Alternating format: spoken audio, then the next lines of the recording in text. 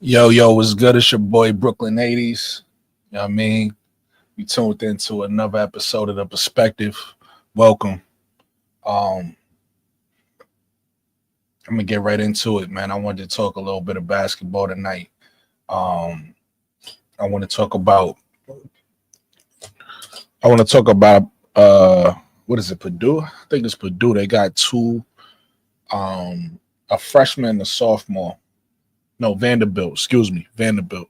They got a freshman and a sophomore killing it. I want to highlight them. I want to highlight this girl from Zoe. What up, Brody? I want to highlight this girl from Stanford. I'm gonna get her name in a second. Um, you nice when I gotta highlight you in a losing effort. You know, LSU had a hell of a game the other day, and everybody talked about what LSU did, but nobody, this girl, I don't hear her name enough, so I want to highlight her. I want to talk a little bit about Notre Dame and UConn and that matchup. I want to talk. I'm hearing a lot about Sarah Strong and Paige Bueckers. People debating on who's the best player. So I'm gonna actually look into that today. And right now, a game is on. I wanted to go live earlier so I could actually preview this game, but I guess I'll recap it. Iowa State versus Iowa. They should be playing right now. Let me see. Let's see if I can get a score. It's 56-56 in the fourth quarter, 8 minutes to go. Iowa State is 8-2. Iowa's 8-1. I've been telling people about Iowa. Everybody thinks it's Caitlin Clark left, that they trash. Iowa's a good team, and so is Iowa State. Iowa State is a good team too. So we'll follow along with that game. How's everybody? How was everybody day though? It was Nate, my guy. How's everybody day? I like to check in with people. You know what I'm saying? Shout out to the playback gang. Shout out to y'all. Y'all running my numbers up. I appreciate y'all. Run my subscribers up too. Run the likes up and run the subscribers up. Y'all running my views up, and I appreciate that. But run my subscribers up and run my likes up. Thank you. How's everybody? And also in the comments, if you're watching this on the playback, talk to me. Tell me how you doing. Tell me how's your day. Tell me what you're thinking about women's basketball. But everybody that's live now watching me, how was your day today? Hope everybody had a good day.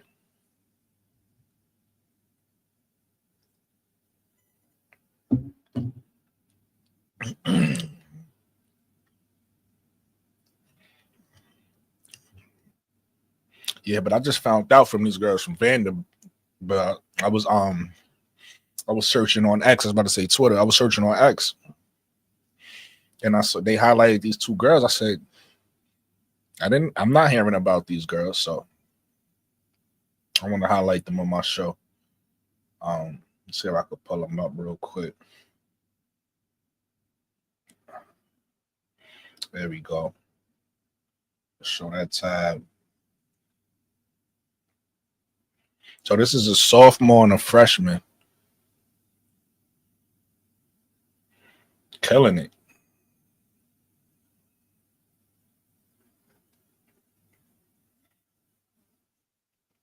So we got Camille Pierre, who's a sophomore, 6'2", right?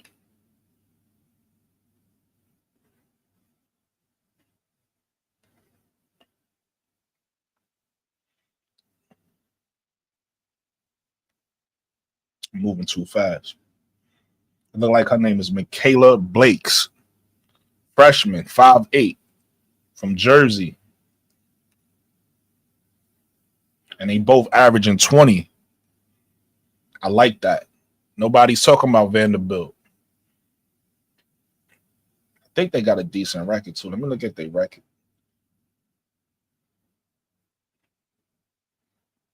They got one loss. Let me see what they played so far. Okay, Arizona. They beat Arizona and Miami. Those are only two teams I really care about out of this list. Lost to Michigan State.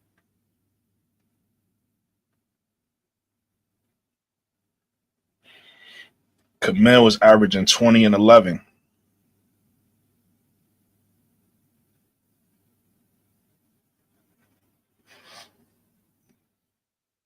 So I wanted to highlight those two players. I'm gonna start watching them. I'm gonna start paying attention to them.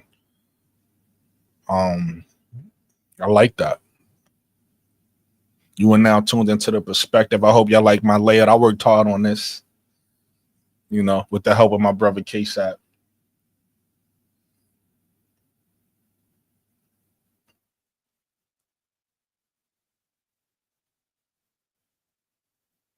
Let's see.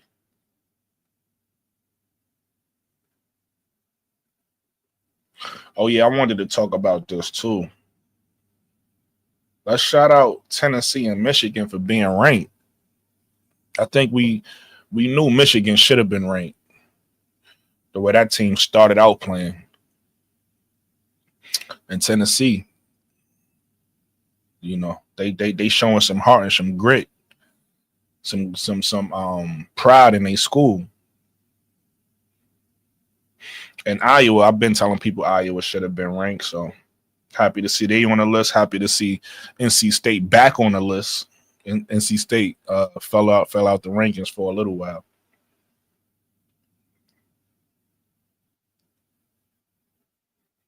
Let's take a look at Michigan.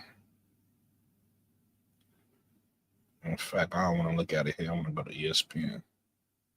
Let's go to ESPN.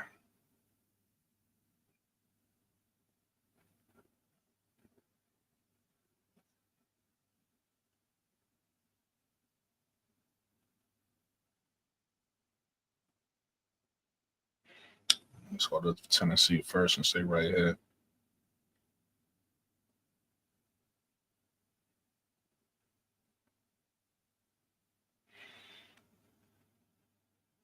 Okay.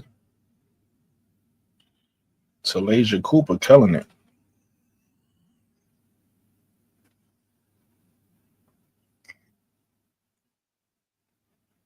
Throw some music on in the background.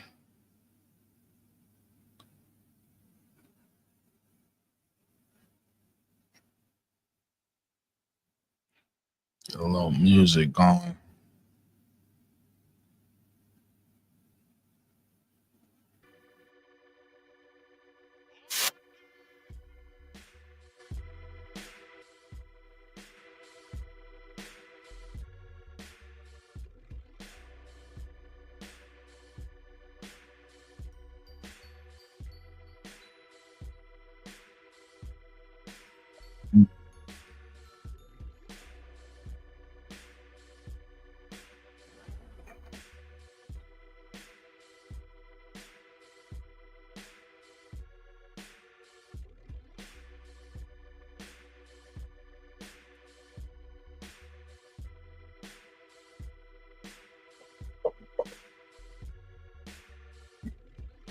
Yeah, but Flaujae Cooper killing it.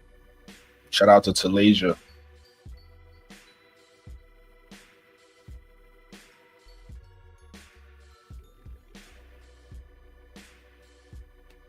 All right, let me get to Michigan. No, that's what I wanted to see.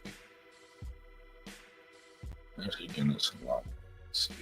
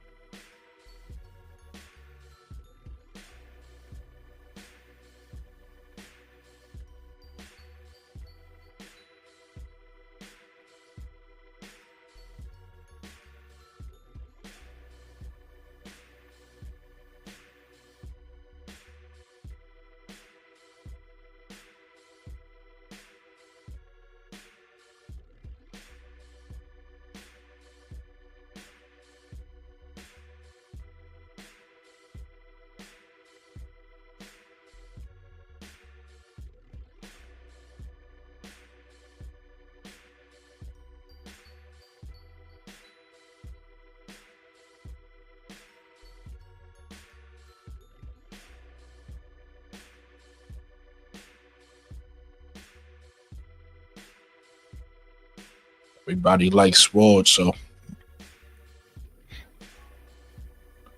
see my bro says.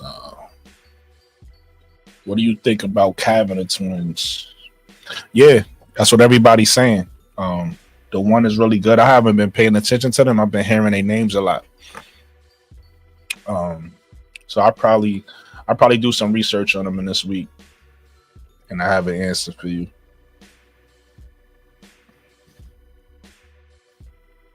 But everybody's saying the one twin is really good.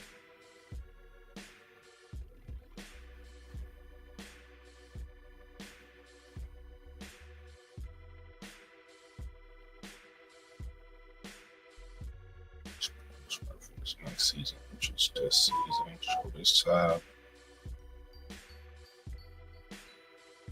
So let's see how good these girls is.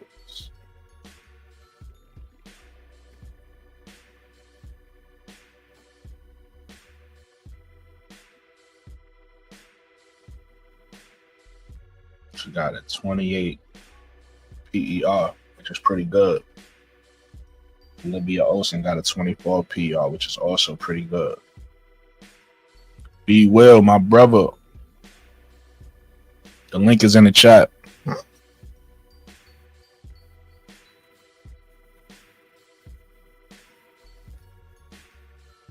Yeah, so solid swords.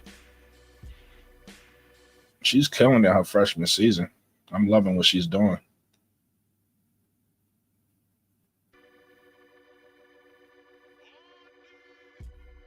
Six-foot guard. Out of New York. Okay.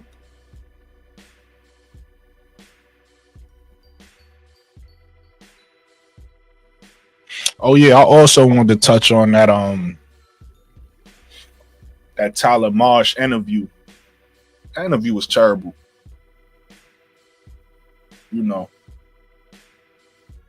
They didn't talk about nothing important. Throwing softball questions, making silly jokes, asking silly stuff like, what's your wrestling starting five? Who gives a fuck about that? But the thing that was most interesting to me was when they asked about Kennedy Carter and not Kennedy Carter. They asked about Camila Cardoso in China. You're gonna ask about Camila Cardoso in China and not ask about the biggest player in China? That tells you everything you need to know. Kennedy is almost like they keep trying to tell us and we don't want to hear it. The writing is on the wall. Kennedy Carter is not coming back. They either ignoring it so that they could avoid a contract, you know, so they could try to lowball her. Maybe they're ignoring it for that, or they just ignoring it because they not bringing her back. It's nothing to talk about. So I thought that was kind of interesting that you bring up Camilla. You bring up Camilla in China, but you don't bring up Kennedy in China.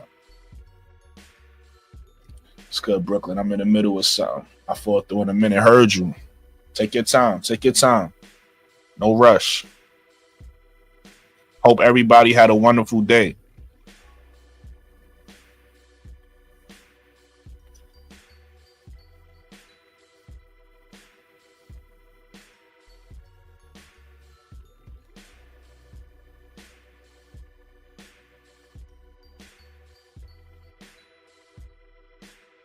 KSAT, my brother.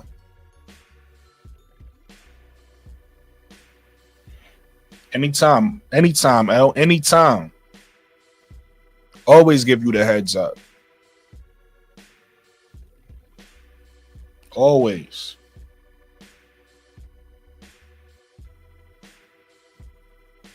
How was your day? I hope you had a good day.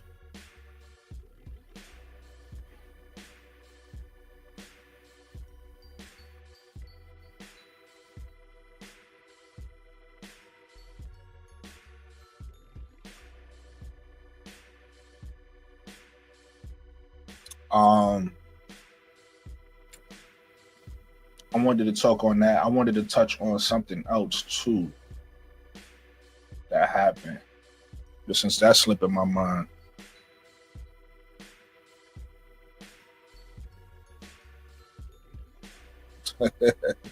you two be hating.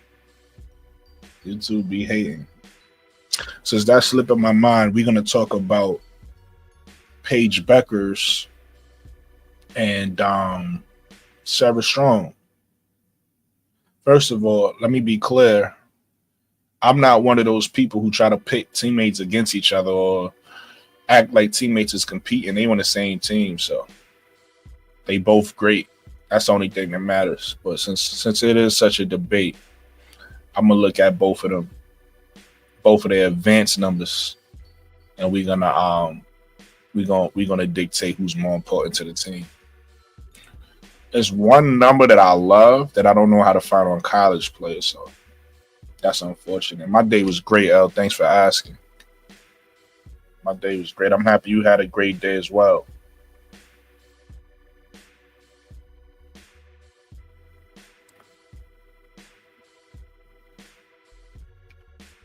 So let me pull up that. Let me pull up.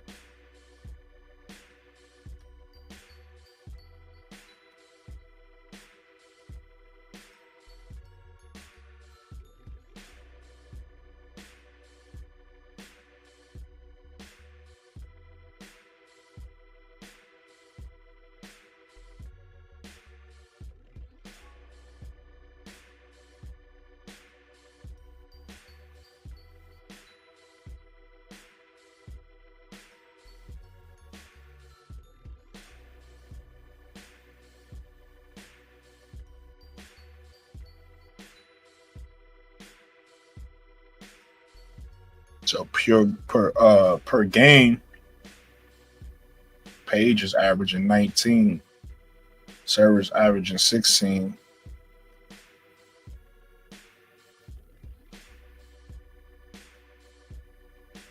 Sarah's grabbing about 8 boards. Paige is grabbing about 6 boards.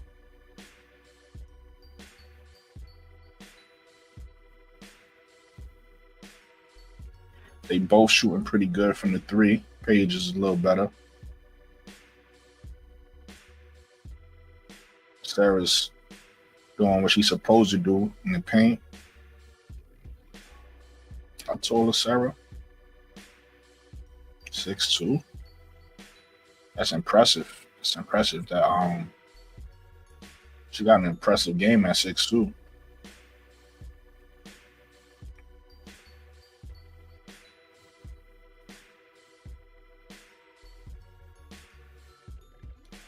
I think KSAT might be eating.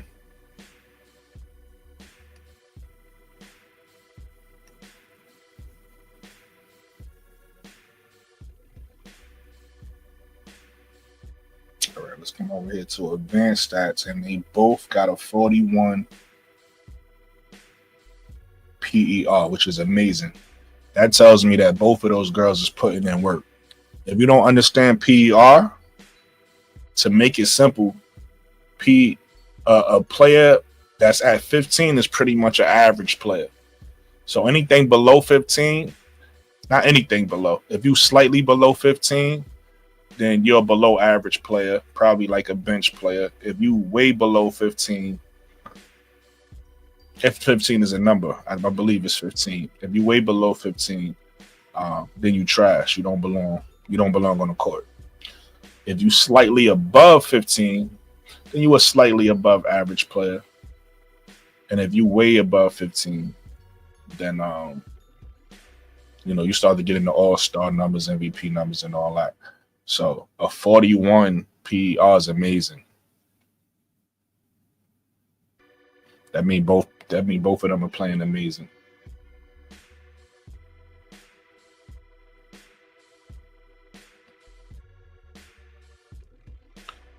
Mike, what up, Brody? Hey, listen, I did it too. I understand. Mike, listen, man. I don't know what you got going on, man. Hey, everybody else is able to get on the podcast.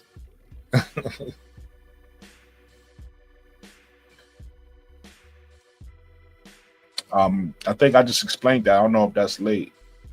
If that's a late question. You talking about PER? Be well.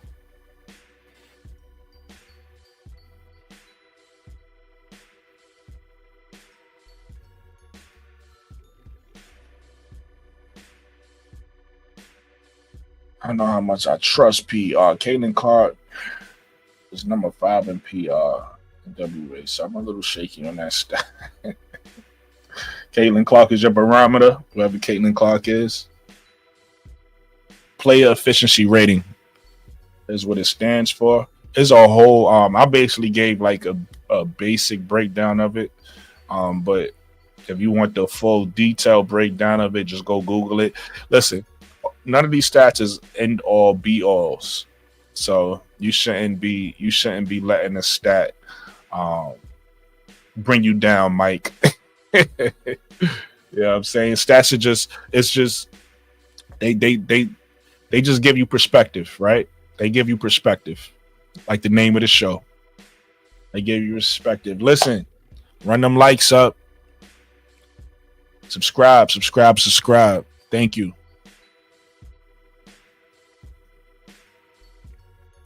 My favorite stat though is Pi, player impact estimate. That's my favorite stat. Advanced stat.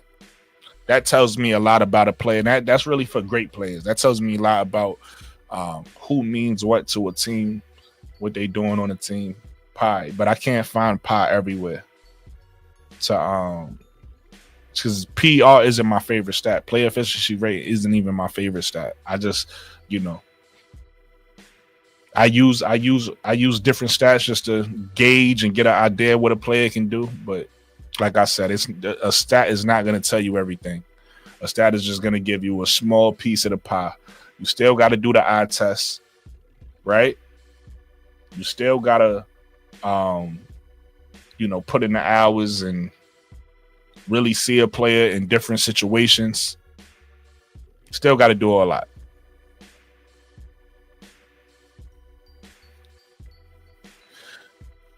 You're going to want to hear my take on Paige. I think she's overrated. I think you're crazy. I think watching Paige game again with the eye test, there's no way you can say she's overrated.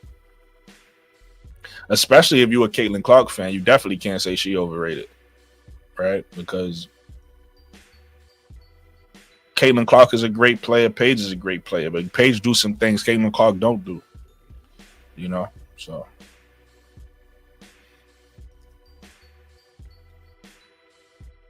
I believe Coach Gino ruined the Paige we knew and thought would become.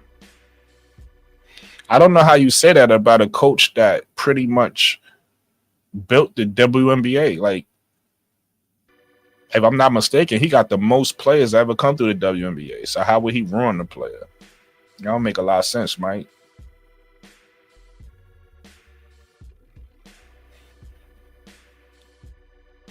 When I watch her, I don't see takeover ability.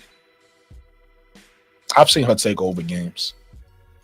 I mean, Juju, my favorite player in college. I ain't gonna say she's my favorite player in college, but I think Juju overall is the best player in college. And she took over that game last year when they went head to head, I gotta give it to her. They was fighting, Juju was fighting, she was fighting, she took over that game.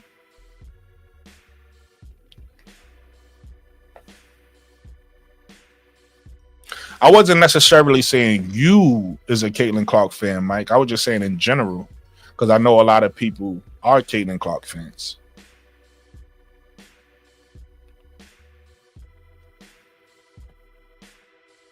I mean, he's gonna get top recruits, but so is other people. But at the end of the day, is what you're gonna do with those top recruits, right? Like, you still gotta, just because you get the top recruits, just because you get the best players, don't automatically guarantee that they're gonna play well on the floor. You still got to coach them.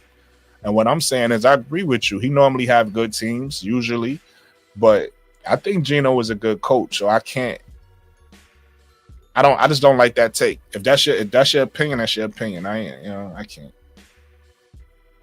But she was supposed to be arguably the best women's player since. I mean, they say that all the time, but just because they say something, are they always right? Right?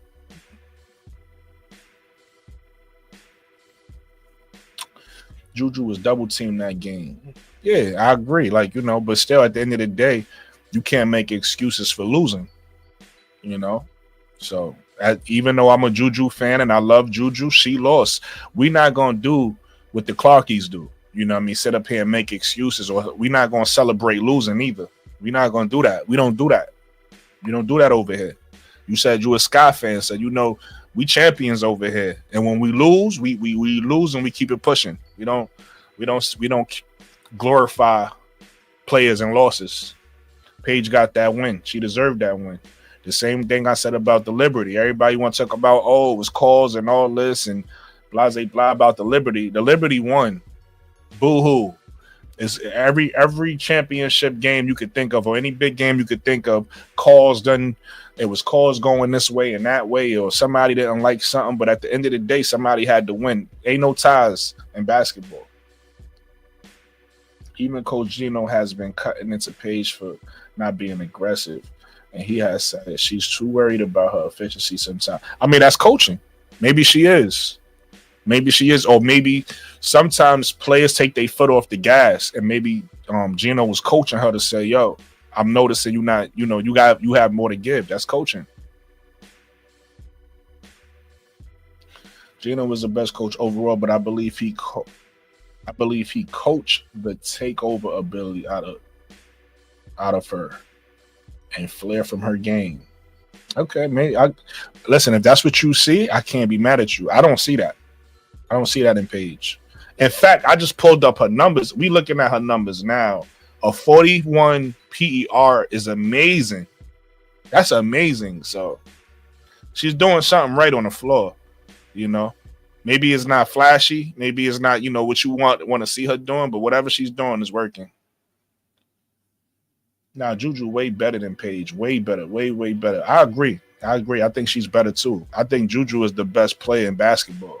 Regardless of if she's struggling, regardless if she's shooting bad, people go overboard when players play bad. And the funny thing is, I don't use this a lot. This is more of a Zoe's take, or my brother Bro Claude take, because I don't, I played ball my whole life, but I don't like bring that up as like a badge of honor. But in this case, in their words, I think people who write people off after having bad games had to never play the game before.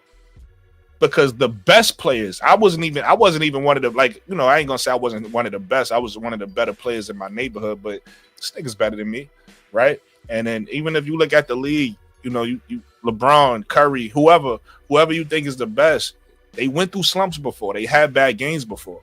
So to see a player go through a slump and have a bad game, and you act like they not good no more, I don't know how much basketball IQ you have.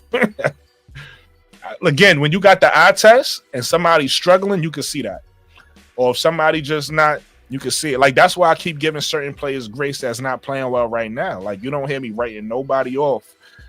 There's some players disappointing me, but I'm not writing them off yet because they have time to turn it around. And some people is late bloomers. You never know. So I'm going to watch the game tomorrow. I hope she takes over. We'll see. I hope I see a good game because I want to see good games from everybody. I like both teams. I like players on both sides. So I'm looking forward to a good game. Iowa got the win. In the end, 69-75. Let's see. Oh, Adi Crooks went crazy, 31-10.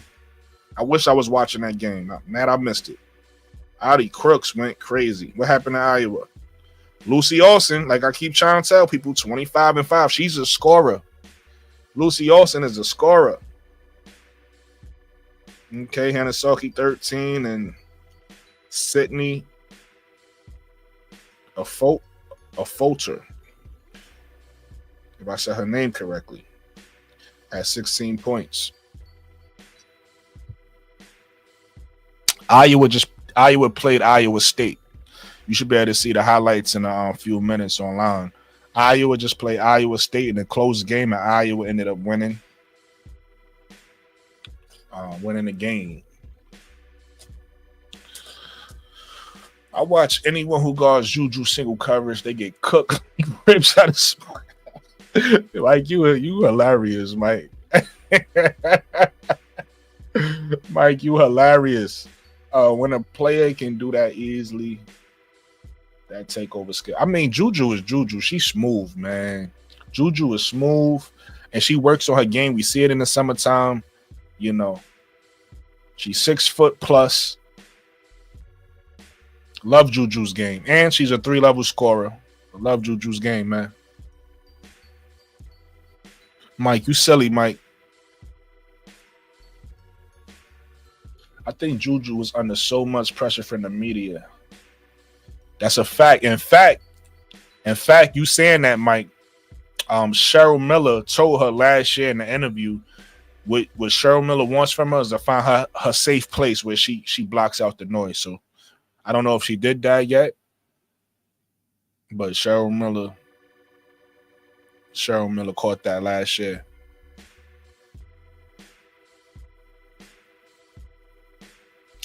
I think Lucy Wilson gonna be a steal in the second round. That's a fact. Appreciate you, Be Well.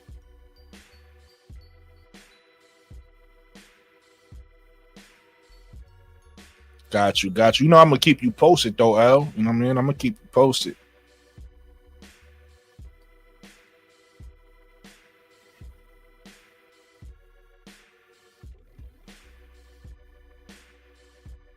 Okay, you adding post ups and all that too? I got you.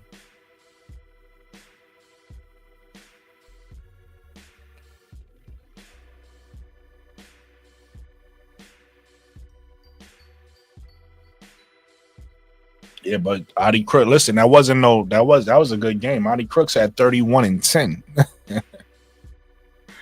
31 and 10.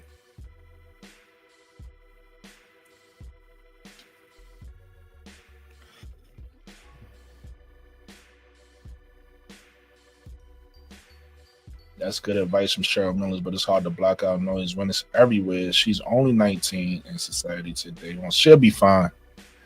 Juju has a good team around her. Juju will be fine. Juju will be fine. Yo, so listen, let me ask y'all a question. Y'all seen the thumbnail? If y'all had the number one pick today, y'all going with Paige Bueckers or Flaujae Johnson? Paige Bueckers PR is 41.7. So, Paige Bueckers or Flaujae Johnson? Who y'all going with? Number one. Y'all had the number one pick.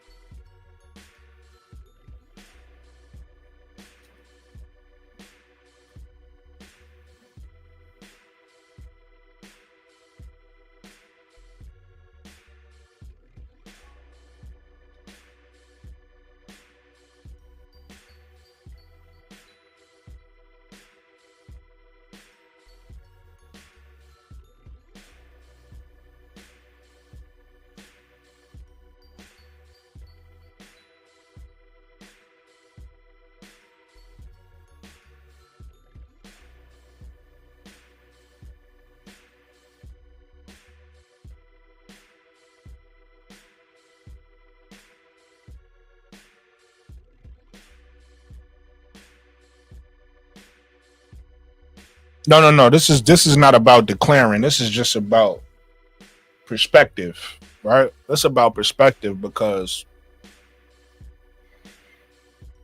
we're not gonna let the media tell us what we need to do. We're gonna make our own decision. And I'm not saying that they wrong about Paige. I like Paige. If Paige go number one, she deserves it. But my question to you, people that watch this on the playback, and everybody in the chat, if you had the number one pick, are you going Paige Bueckers for your future? You going Flaujae Johnson for your future? Who you going with? They the same height, Mike. Don't let they the same height. Don't let the internet fool you. I done seen Paige Bueckers listed at 5'11". I done seen her listed at 6 feet. I done seen Flaujae listed at 5'11", but I done seen them stand next to each other and they the same height. So don't let the internet fool you. Okay, we got Paige right now by a landslide. Paige, but I think Flaujae got the highest ceiling. Her game is so smooth and she gets better everywhere. If she got the highest ceiling and you silly were going with Paige, you always go with the highest ceiling, Mike. Gamble got Paige. And Paige still a little taller with long arms. I'm going with Paige all day. Brian says it's a toss-up. Peace, Brass. Peace, Brass. I posted again. I already put the link in the chat. I'll post it again. You got to authenticate to be on my panel, though. Just authenticate. It ain't that difficult to authenticate. I don't know. Mike's struggling, but everybody else, you know what I'm saying? Everybody else, you making it to the. I lean towards Paige skill-wise, but Big Four is looking more durable. I'm going to be honest with you. For me personally, it's more difficult than y'all making it sound. Like I said, I like Paige and what she brings to the table. I like Big Four, what she brings to the table. It's not clear cut for me, though. Which one? Like, if I was a GM and I had to pick between Paige Bueckers and Big Four, I would really be weighing my options. Because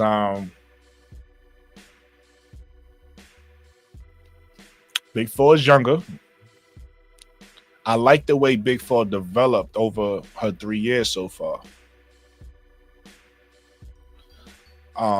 Paige is a 3-level scorer. Get everybody involved. Solid defensively. Big Four, solid defensively. I love what Big Four gives me competitively.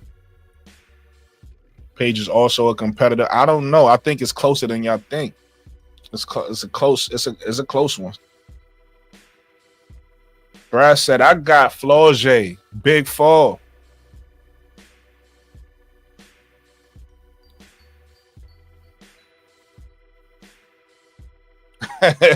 Mike said, I changed my mind, man.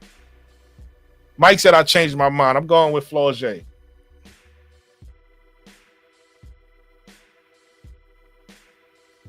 Passive Paige, change your mind? Yeah, it's hella difficult because they do a lot of the same things. And like I said, even if you think one is taller than the other, they damn near the same height. So you're not really. I think the only thing that sets them apart, and if this is important to you, I think Flaujae is more of a wing play. I think Paige could play the one if you wanted to. I think Paige shows that she could play off the ball and on the ball. She's comfortable with both. I think Flaujae is more of an off the ball player. She's not really a lead guard. She's not gonna bring the ball up. So that's a difference if you care about that.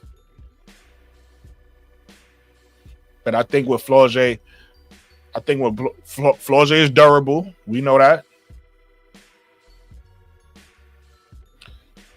It's something about Flaujae though that I just feel like somebody said. I forgot who said it in the chat. I feel like Flaujae got a high sell. I think Mike said it. Yeah, for mid game right now. Yeah, for mid game. Got you. Flaujae longevity in the league. Then there's a toss up. YouTube Brooklyn.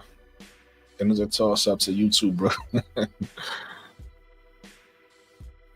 Nah, but I make decisions. I'm not gonna ask y'all a question and not answer it. I'm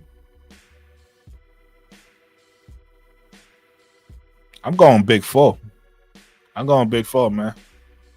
You want to know why? Because I'm the type of person that I got heart.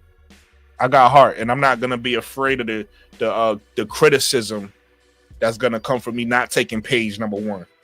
I'm from New York, and in New York, when we make a decision and people can't handle it, and they start doing too much, all this and all that, and we already made our decision. If you don't accept the decision, and after that, it's just SMD.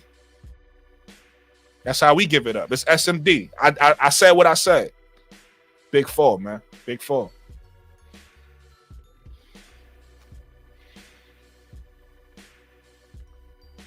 Respectfully. But that's not taking nothing away from Paige. I was just making a decision, right? I love Paige Bueckers. I would love to have her on my team any day. Let's be clear. This is not a, one is trash. They both great. I'm gonna just make a decision at the end of the day. I'm gonna make a decision and live with it. And there's no wrong answer here. Honestly, it's a win-win. That's a win-win for you.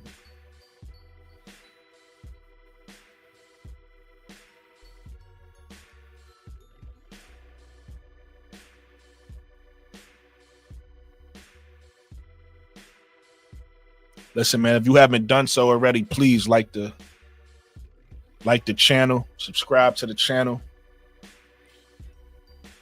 Everybody that's live in the chat, but most importantly, you in the playback. Because I know a lot of y'all going to watch this on the playback. So please, hit those like buttons. I don't know. I guess, people been liking my energy. I've been getting a little bit of views lately. You know what I mean? But if you're going to view me, hit the like button. Don't just view me. Hit the like button. It's free. It's free. And please subscribe.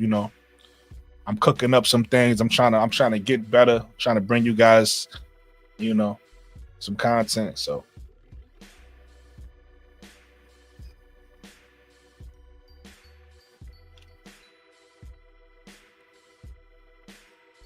So let me get into this, right? We looked at Paige. Let's see. After saying all that, big fault. It's not bad. She not playing up to Paige Bueckers' level, but 34 PER is not bad. I'm gonna need some more. 34, like I said, 15 is average. I mean, you an average player. That means there's nothing special. So above 15, when you start getting around that 20 range, that's when you start to become a good player, right? So 30 just means you playing amazing.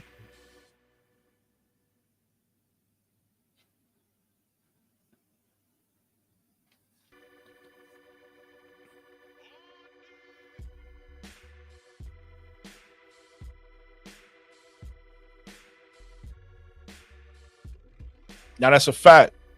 I don't let the media make my decisions, though. I've been watching both players, and I love what both players bring to the table. So I would love to have a Paige Bueckers on my team any day. Like I said, I would love to have a Big Four on my team. I feel like the future of the NBA is bright. You got Olivia Miles coming up. You got Hannah Hidalgo coming up. Madison Booker, Malaysia Fuwali, Tessa Johnson. Oh man. Like I said, let me go back to the people that just joined. We're gonna show some love to these young ladies again because I like to learn new things, and I feel like you guys do too. I like to learn new things. Where is it? There we go. Vanderbilt. Let's go to the Vanderbilt Commodores. Have you guys heard of chat? Have you guys heard of Camille Pierre and Michaela Blake? A freshman and a sophomore, both averaging 20. Respectable. I like that. Camille is averaging 20 and 11. I like that.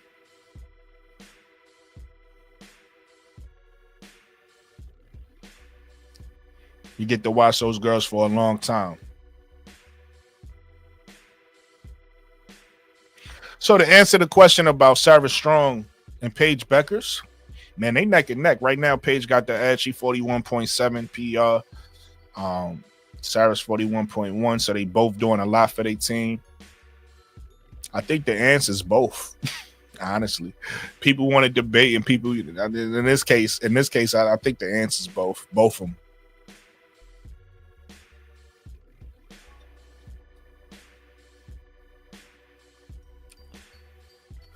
Notre Dame versus UConn tomorrow gonna be lit. That's a fact. That's pretty much one of the reasons why I'm here tonight, so we can talk about them. I know it's early, but I'll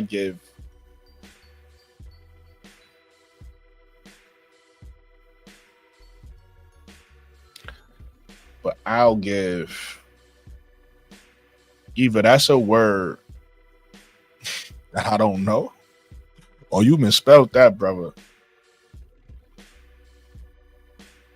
Indications? Okay.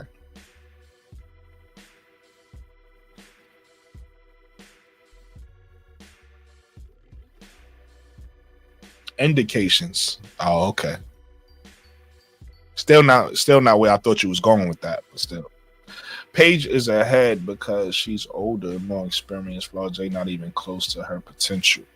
Heard you. I haven't heard of neither, but I checked them out. I just found out about them today, and I like what I saw. I like what I heard. I like what I saw.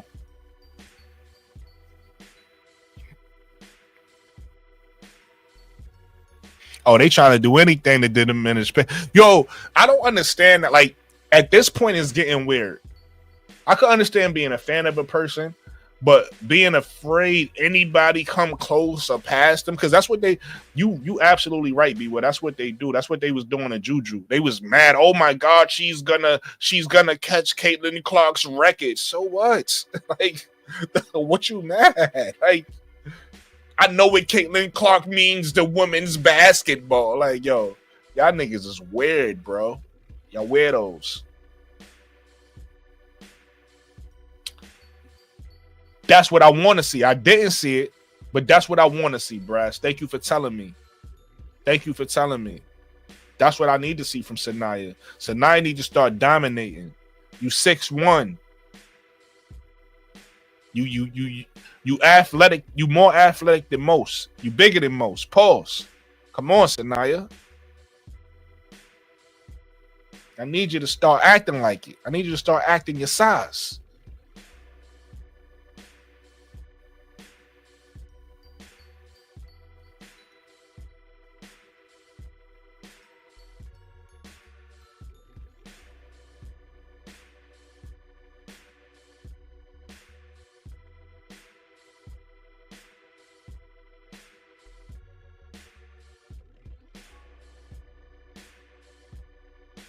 Hey, I want to say I appreciate everybody pulling up to rocking with me. I appreciate the conversations. I appreciate the support. I appreciate everybody who's gonna watch this on the playback. Hit me in the comments. Talk to me. I talk back. That's a fact. Isaiah James had 21. Yes. Listen, since I'm starting to believe now Kennedy not coming back, I wouldn't mind to see Isaiah on that Sky team. I wouldn't mind seeing Isaiah on the Sky team. The ACC gonna be in trouble when NC State get it together. One thing about NC State, they fell out of the rankings. They just got back. Shout out to NC State. Stay there, NC State. Stay there, NC State. Let's go.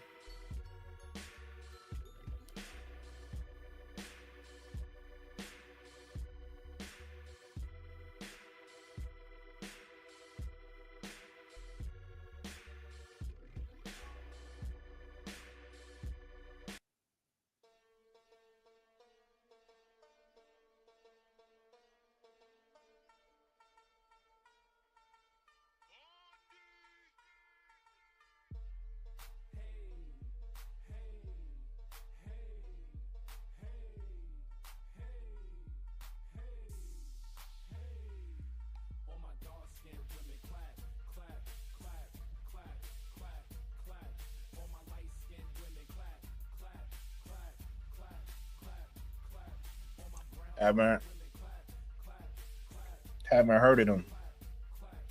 Do all you know of 23, Avery Howell on USC getting a few minutes off the bench. I bet she NIL transfer to Iowa next year. She too good to be on the bench. Now I gotta check her out. Got to. I like to learn new things. I like to see new players. NC State not very good. They have no bigs. They can't score in the paint. I feel you, Brass, and even though that's probably true, that's no excuse for me because Isaiah James and Sinai Rivers in a senior season. So I feel like they should be. I feel like on the wing, to me, that's a WNBA wing. I feel like Isaiah James is a WNBA guard, and I feel like Sinai Rivers is a WNBA guard. So regardless if they don't have the bigs or not, they should be able to overcome that with just them two being better than everybody on the wings.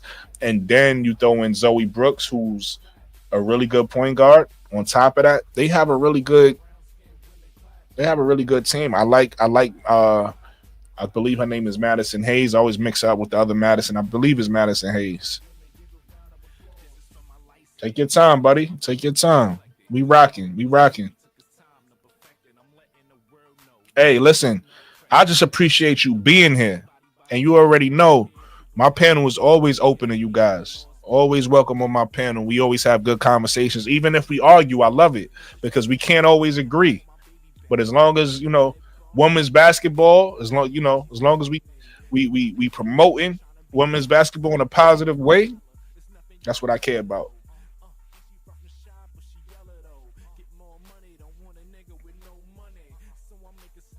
It's a fact. That's a fact, be well.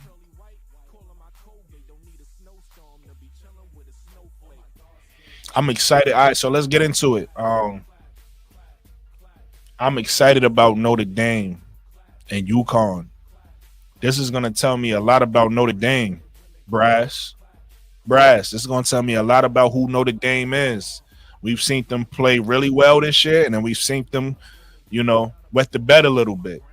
And then also with UConn, same thing. This is gonna show us who Paige Bueckers is, what she can do against a team that's that good defensively and that plays that play. And we're gonna see Hannah Hidalgo on Page too. We're gonna see Hannah Hidalgo do not play 5'6", bro. She do not play 5'6", but we're gonna see Hannah Hidalgo on Page. And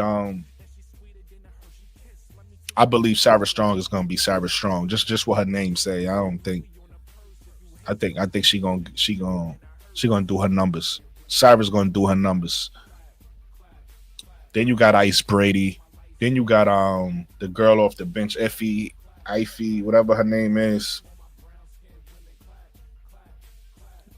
You got KKD, not KKD. You got KK Arnold, and you got the girl. I believe her name was it Katie Smith. I see her make somebody fall earlier this season. I don't know if y'all caught that.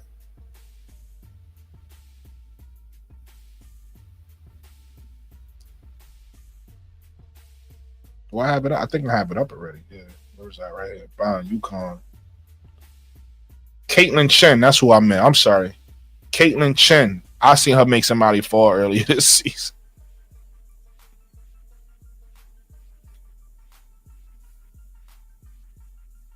Oh, that's a fact. I don't see them winning in the tournament.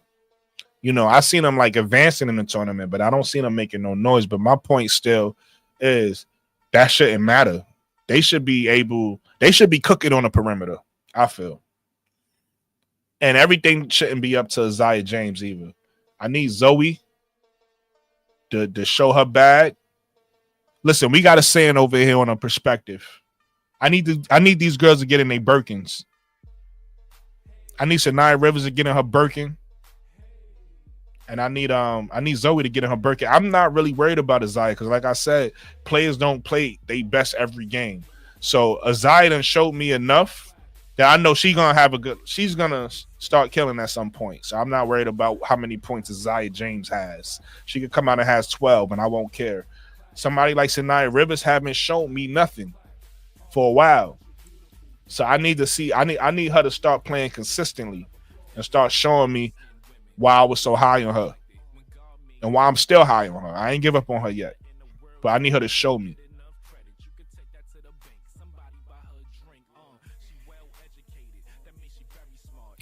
Yeah, I was looking forward to seeing AZ Fudd play this game, but at the same time, her health is more important than anything. Don't rush her back. Don't rush her back. She's been playing well. You know, I think she got dinged up. It might have bothered her mentally. It might have bothered her a little bit physically. Let her let her take her time and come back, and should be all right. Let her sit. Let her sit a little bit.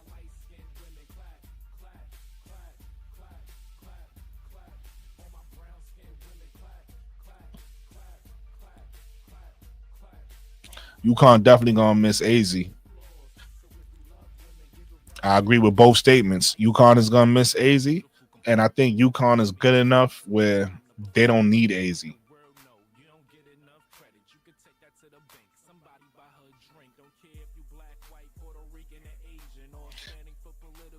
Yeah, I mean that could be the difference, but I think hopefully, I ain't gonna say I think. I'm gonna say hopefully Hannah Hidalgo, Olivia Miles, and Sonya got too much pride to let that be a problem for them.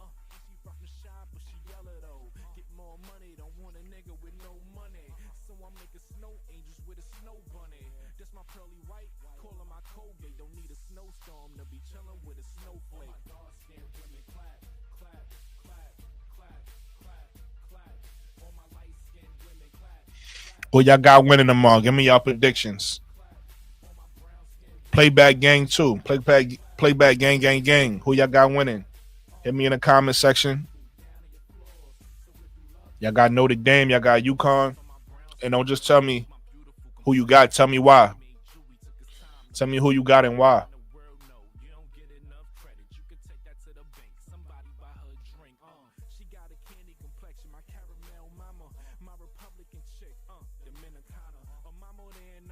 I got Notre Dame. I didn't think about it. I got Notre Dame winning. I think Nnaaw Wbb is gonna have them prepared. I think those two games that they dropped really lit a fire under them. I got Notre Dame.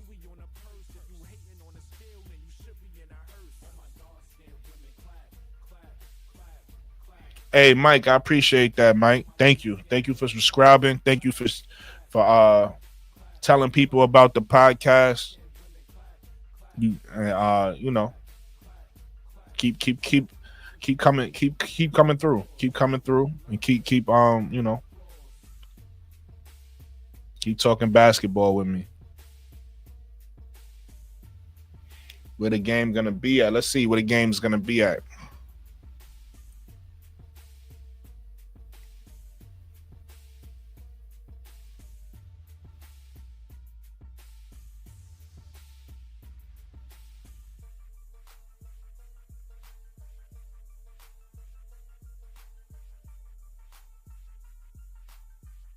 Look like the game gonna be in Indiana. Notre Dame's at home. AZ Fudd is out. That's all I know. AZ Fudd is out.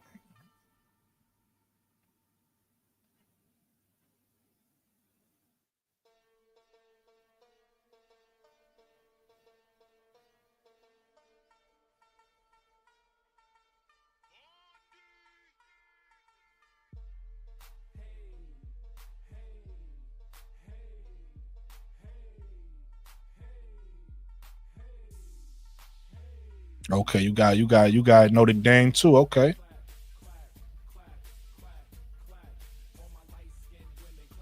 Again, I love these matchups, man. I'm not used to I always was a pro guy. I never cared about college, and I still really don't on the men's side. But on the women's side, this is interesting.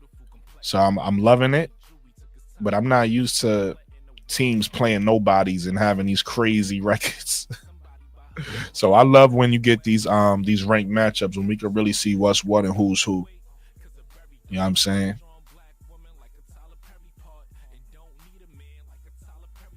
Yo, why is this idiot on my screen?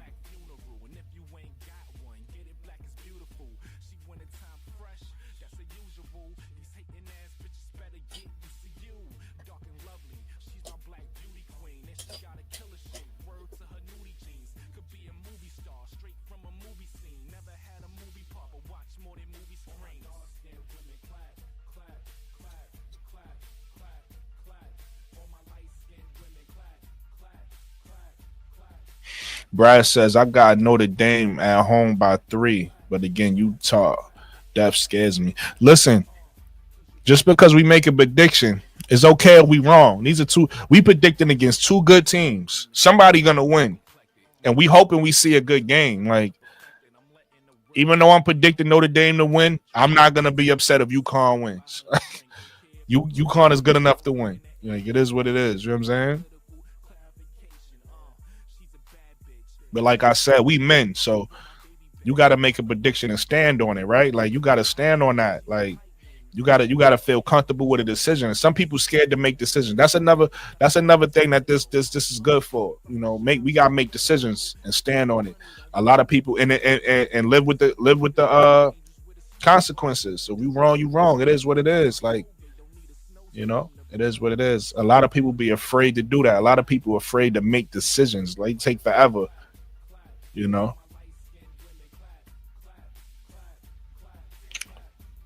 The one and done messed up the college men's game. I agree, it did. But at the end of I honestly, it's weird because I like the one. I wish they didn't have to go to college. I wish they could go straight to high school. But you're right, it kills college. And the funny thing is, I like the format for the women. Like I wouldn't change with it the format for the men. I wouldn't change the format for the women because the women's game. That's why the NIL deals are so amazing, and that's why we start to love the game and all that with the women. The guys, to be honest with you, we really don't even care about college. It's like go. It's next year. Carmelo Anthony's son going to college, right? He's gonna go to Syracuse. He's gonna play his 1 year. If they win a championship, great. But if not, we just like get to the league because we want to see you on an NBA team. We don't really care about you at Syracuse for real. We want to see you on an NBA team. The women game is different. You could build a legacy in college and then build a legacy in the WNBA. And that's why a lot of people who don't understand Angel Reese's greatness is because they never paid attention to what she did in college.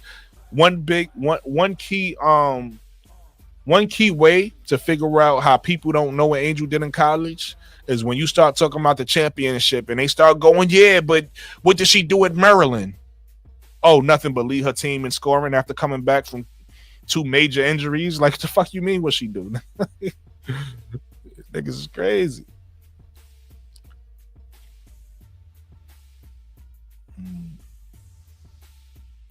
I'm pretty sure she don't play like her brothers because, again, men are bigger, stronger, faster. So her brothers could dunk. Like her brothers could do certain things she can't do. So I doubt she play like her brothers. Ice Brady is going to be the X factor. Okay, we're gonna see, Brass. Notre Dame, got you. Mike says Notre Dame. Paige gonna wallflower again. I don't know what that means. Give me an explanation on that, Mike. What's a wallflower? She's gonna wallflower again. Okay. NBA in the big panic. Adam Silver is trying to start a league in Europe. Okay, I don't know nothing about that. You got the inside information, huh, Mike? They should go back to the 90s rules. I disagree with that. Even though I love the 90s game, I feel like you gotta understand. I tell people all the time, I appreciate both leagues for what they are. But the NBA is not going downhill. The contracts tell you that. Every time somebody get a max deal, they break a new record. They changed the NBA to bring in more casual fans because fans only care about, well, that's what they think anyway. That's not necessarily true. They think fans only care about points and scoring. Fans do want to see higher scoring games. Like fans don't want to go see two games in the 80s. right? Y'all slugging it out in the 80s. Fans don't really want to see that. So that's why the NBA changed their system. So I don't think going backwards is a smart idea. Even though I understand what you're saying, the 90s basketball was amazing, but we got to let that go. That was the 90s. You know what I mean? Sometimes you got to appreciate something and move on. Like you can't hold on to the same thing forever. Um, what I don't like that they do in the NBA, I don't like that they take certain people games away from them. So for instance, if I'm a small forward, and I got a mean post game, then I don't fit in the game today, right? Because everything is about running, gunning, and shooting threes. I don't like that. I think you should. I think it's more than one way to win, and you should allow players to play their game. But as far as changing the play style, I don't think they should do that. I think it should be an up and down run and gun game. Now, what they should change is the All Star game. That shit is trash. I've been saying it. I just heard it on Carmelo Anthony's podcast, and I think we're not the only ones. I heard a lot of people saying this. They need to go to world versus US. If they go to world versus US, it's gonna be competitive because nobody wanna. It's gonna be like the Olympics. Nobody want to lose that. So they need to change that. They need to change that up. But as far as the actual games, the games is fine. It's competitive. When you get to playoff time, when you get to winning time, when you start to get down a stretch, you start to see defense pick up. You start to see it get more physical, all that type of stuff. The game, I think the NBA game is fine. NBA rating has tanked this season. Mike, I hate when people say that too. People don't realize that. Okay, maybe the ratings is down more from this season than last season, maybe. But people don't even start watching the NBA till after Christmas, bro. It's football season right now. People don't care about. So the fact that people was looking at that ratings right now shows they don't really watch basketball or know basketball like that. Because nobody pays attention to basketball to really after Christmas time, and then it don't really start picking up to after All-Star break. That's when you really gotta look at the ratings, right? Like now, it's football. Most people, if you go talk to most people, they still care about what their football team is doing. It's football season still. It was online. He wants a rival league in Europe. Heard you. NBA ratings down like 25%. I just touched on that. Sports T, what's up? Sports T. Shout out to Sports T. I'm gonna drop the link if anybody want to come up. Listen, you got to authenticate on my panel. If you're not a criminal or breaking no laws, it should be easy. Man, World versus America All Star Game would be fire. That's a fact. That's what we need because I'm too used to 2001 All Star Game when the East was down and Marbury and AI and Vince Carter. They brought us back. Tracy McGrady. Was Tracy McGrady in 2001? I think he was. Yeah, he was. Yeah. I think it was. Was it 03 was Jordan's. It was I think 06 was Dwayne Wade's, if I'm not mistaken. 05 was AI Knight, if I'm not mistaken. I'm too used to good All-Star games to really give a fuck. The dunk contest is now, 3-point contest is still fire. All-Star weekend is kind of blah. What I do think, speaking about All-Star weekend, I think the WNBA need to be incorporated in All-Star weekend of the NBA. They need to start doing that more.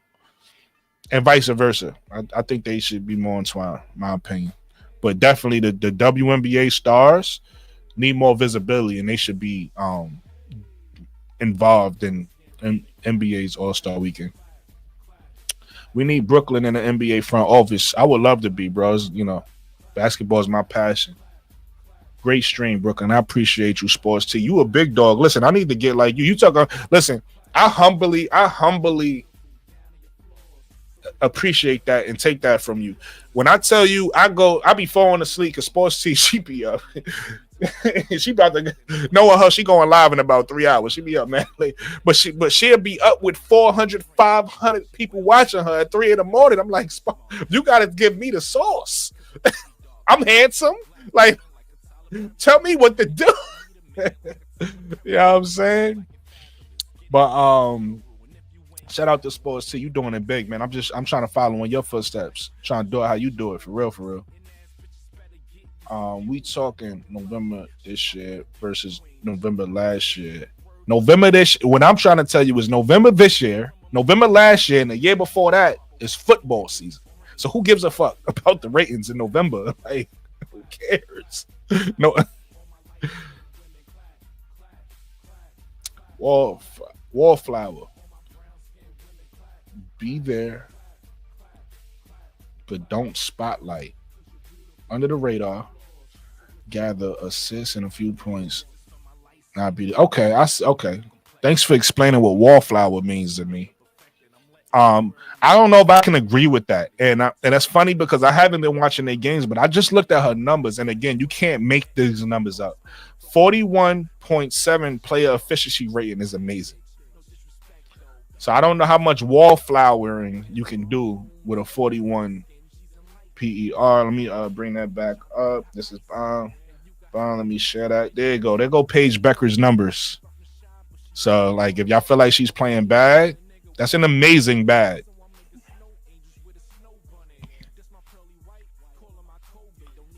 That's an amazing bad, but I ain't gonna knock your opinion. You know, if you might see something I don't. Then both teams in the last NBA All-Star game scored 200 points. But that's my point. That wasn't fun. Like, they think that's why I said scoring is important, but I think they mistake scoring with points. Like, scoring is fun. Scoring the right way, getting to your, a pick and roll, coming off a pick and roll, da-da-da. But just shooting a bunch of threes and just getting as many points as you could get. Nobody, that shit boring, bro. Nobody, that shit whack, bro.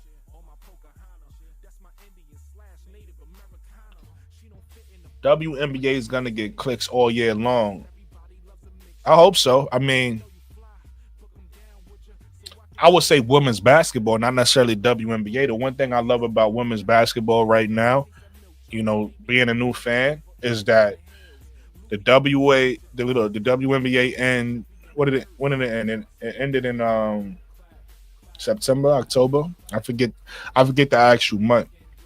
But right after the WNBA ended, the NCAA tournament, not the NCAA tournament, but women's college basketball started, and then we're gonna have Unrivaled start, and then you're gonna wait before Unrivaled. We're gonna have we just had the expansion draft, right? We're gonna have free agency. Actually, Unrivaled and free agency starts around the same time, January. I think free agency is January 21st, and Unrivaled starts around. Do I still have it up? I might not. No, I think I left it. I did leave it.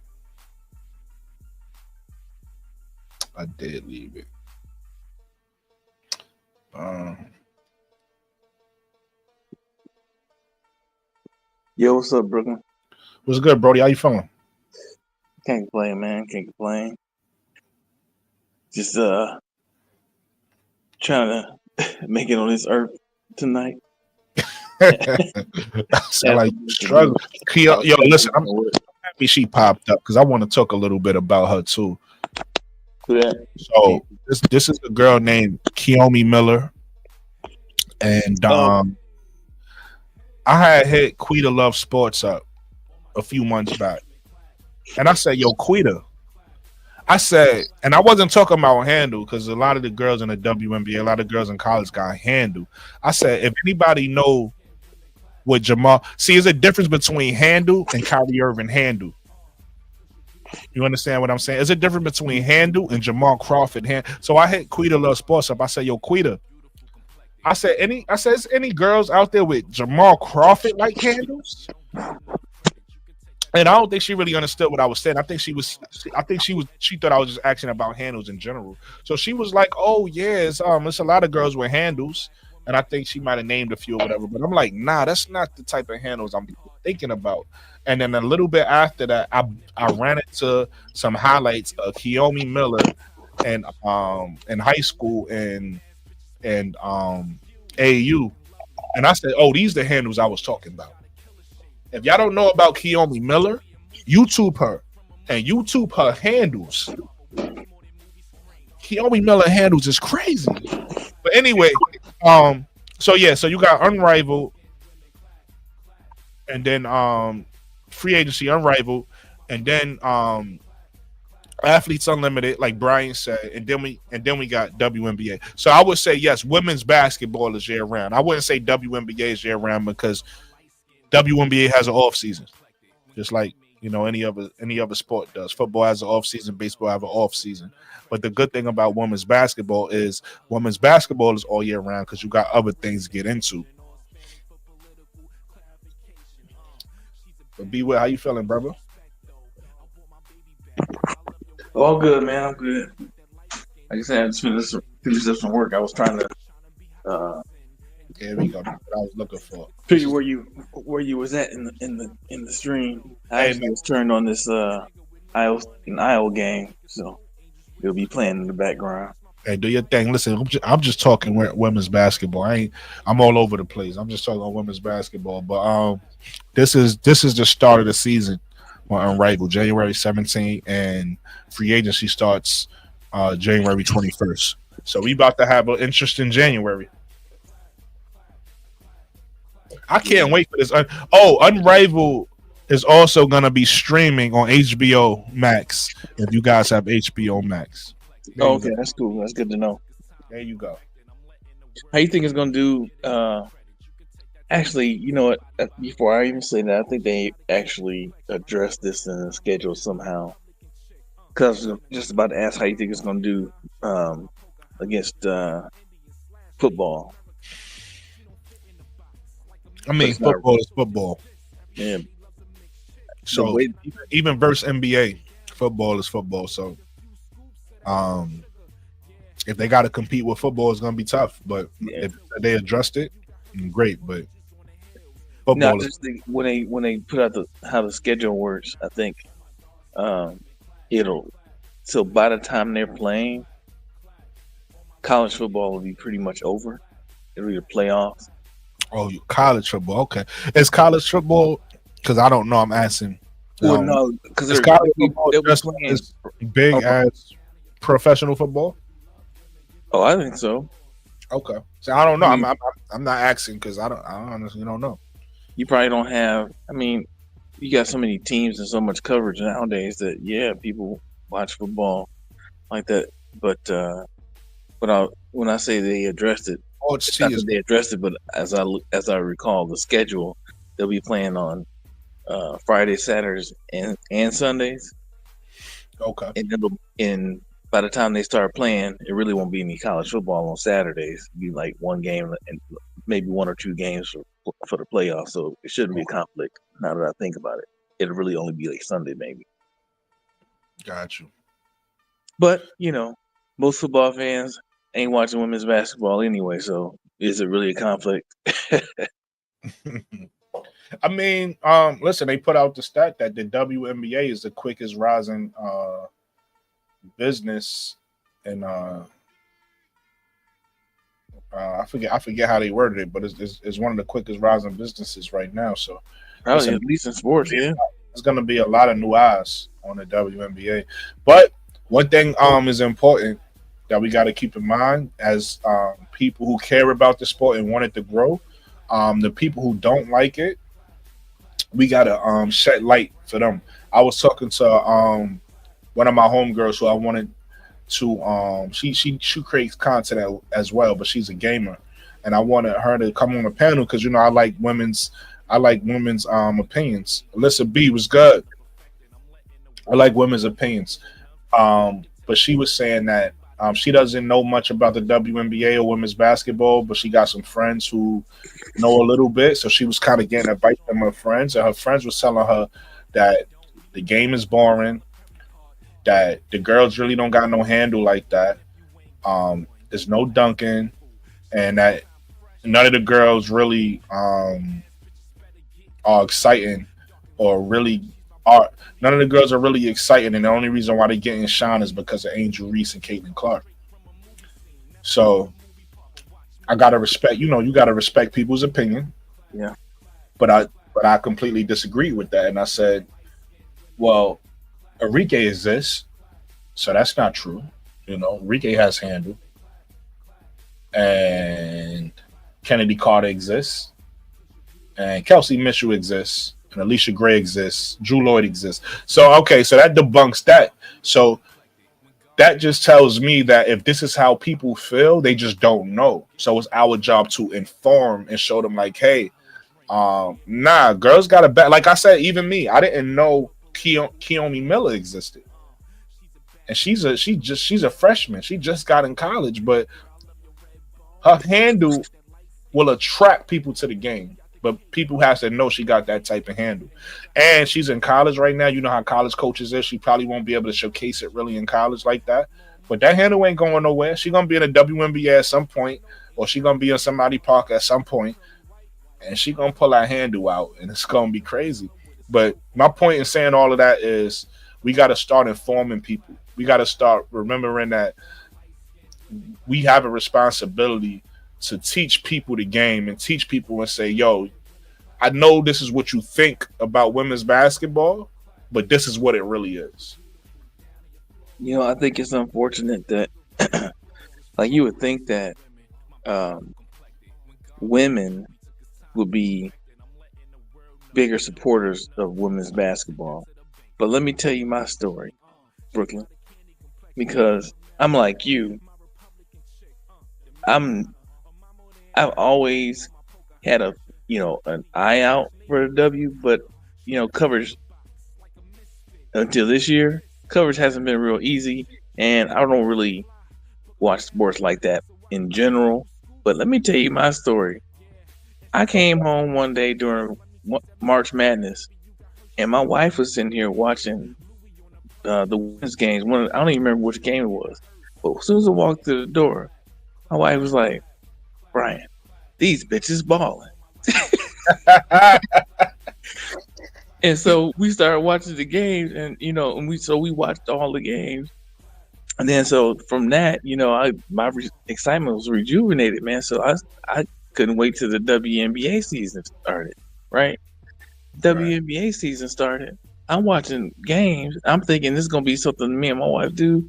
She said, "Brian, well, you still watching women's basketball? That's not real basketball." I'm like, "Wait a minute." You the one put me on to this shit. Right. We was just vibing off of this for, 2-3 weeks. And all of a sudden, this ain't real basketball. So, you know, I say all that to say, unfortunately, it doesn't match a lot of sports fans' aesthetic, right? If you got somebody who really enjoys the game and loves the game, like women's basketball should be kind of right up your alley because it's more technical than what you see in the NBA, right? The NBA is a circus. It's all highlights. Right. Everybody doing the same thing, shooting long threes, and everybody can jump out the gym these days. So it's nothing, different. But the women's game is, it's for me, it's more enjoyable because it's more technical. Right. But the goal for what you're saying, yes, I agree with you about the technicality and everything. But the reason why, and again, I'm playing devil's advocate, right? Again, Yeah.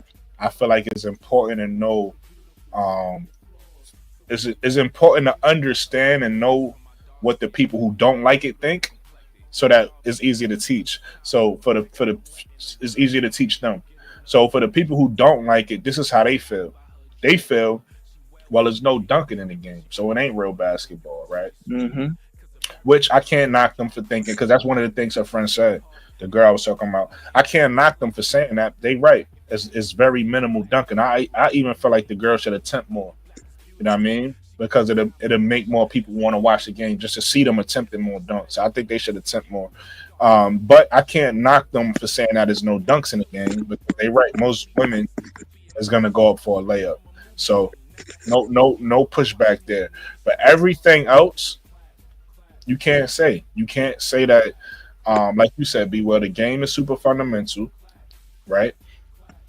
You can't say that they don't have a handle. You can't say that they don't shoot. They do everything better than the men because they're taught the game from a fundamental standpoint. They don't have athleticism to rely on, Yeah. right?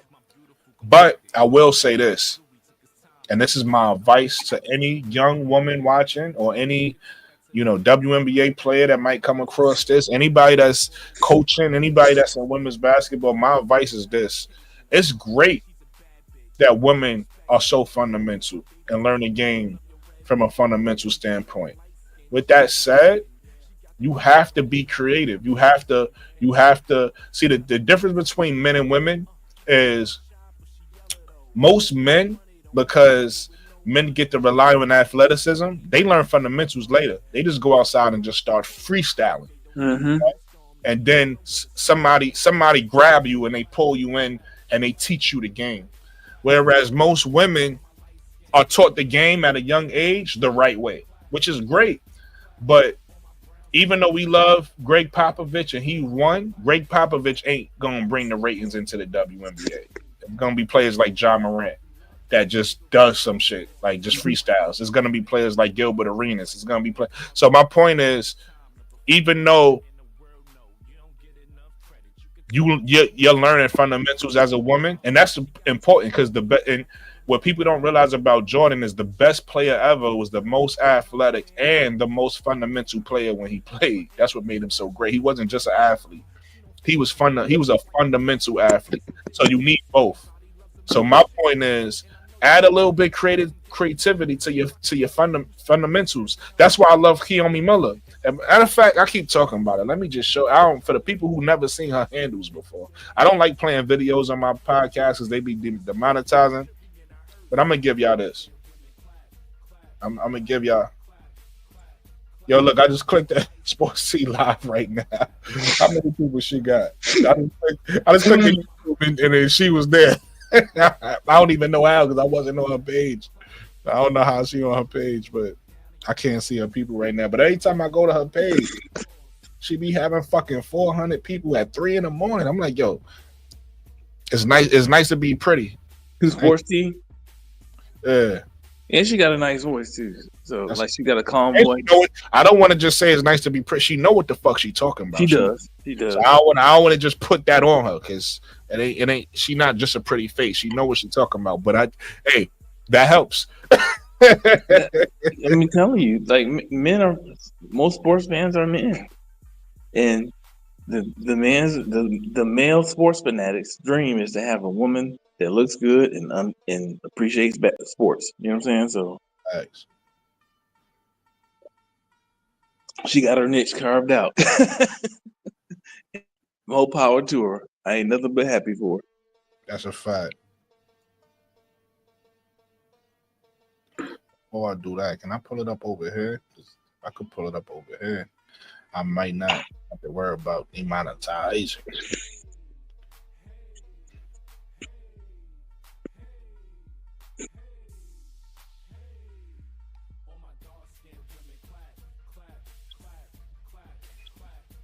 Let's see if she did something in the game. Okay. Just walked into that one. Oh, okay. Okay. I want to see all the Caitlin Clark fans who said, "Oh, I'm a fan of Caitlin Clark because I ain't see nobody shooting from that far." I want to see. Oh, look at that. See the little in and out. So a little in and out. Be well. It was too smooth, real quick. Whoa. That's Jamal handles. Whoa. That's Jamal Crawford handles. Whoa. They'll need to connect there. Hey, Henny, you got to connect your mic and camera, Brody. I can't. It won't let me let you up. That's what I was talking about. People don't dribble. Men don't dribble the ball like that. That's Jamal Crawford handles. Look, I feel like Broclaw up here, like she would hit him with the But you see what I mean? If you don't know a player like Keone Miller exists, you don't know girls is doing this. You don't know girls is doing this. It's men. I could never dribble like that. I never had a handle like that. Keone Miller is a problem. You know what? Wait, I just noticed something. She went with the in and out and then did the floater with the left. That That was crazy. I think she was on Queen of the Court. Yeah, she was one of them. That's where I Yeah, first she was seen on her. Queen of the Court. Yeah, she was one of them. Yeah, she was one of. Yeah, I remember that. I remember her now. Yeah, she was dogged in. Yeah, she been a dog. So yeah, Keomi Miller, people. If you ain't heard of her, put her on your radar. Yeah, I had to see her face up close to recognize her. Yep. I'd rather play it here. If I play it on YouTube, let me stop playing this video. That's on Twitter. Nah, this IG. That's IG. Okay. Defense, coast to coast.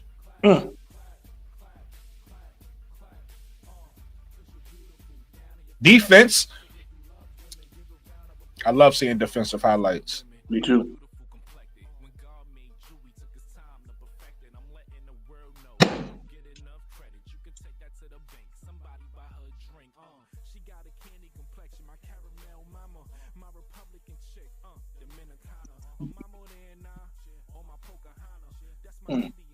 Splash. Oh.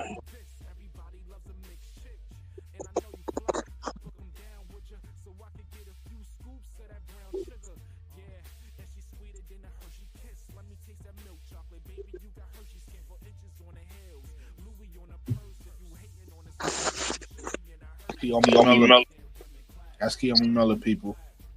30 piece. Oh, she went for 30. What year is she? She should be a sophomore. I didn't understand what you were saying. Alyssa B, you said even when you play it on mute, you saying it's fire even when it's on mute. I don't get what you're saying. Oh, she talking about the video you were showing.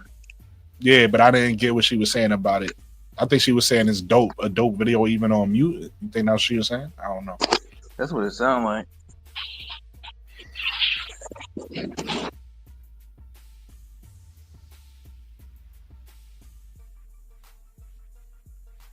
Y'all really like y'all some sports tea, huh? Go tell her. She live right now. But when you go tell her, come right back here. Yeah, I mean.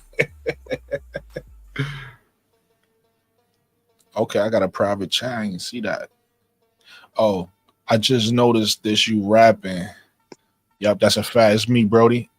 Snow Angels with the snow business.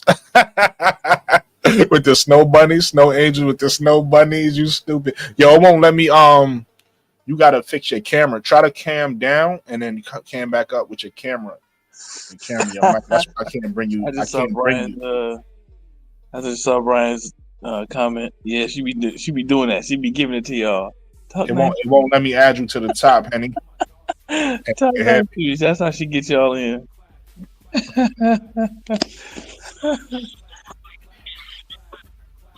Lakeisha, you causing confusion tonight?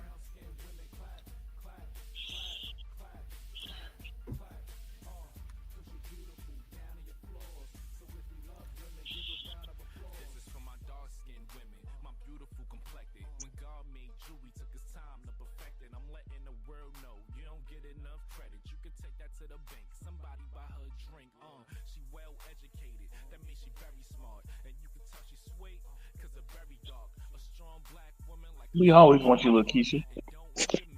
You the homie.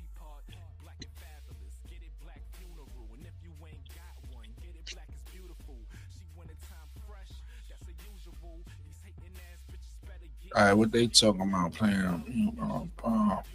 We'll see. Oh, you will still get the amount. That's a fact, even if it's on mute.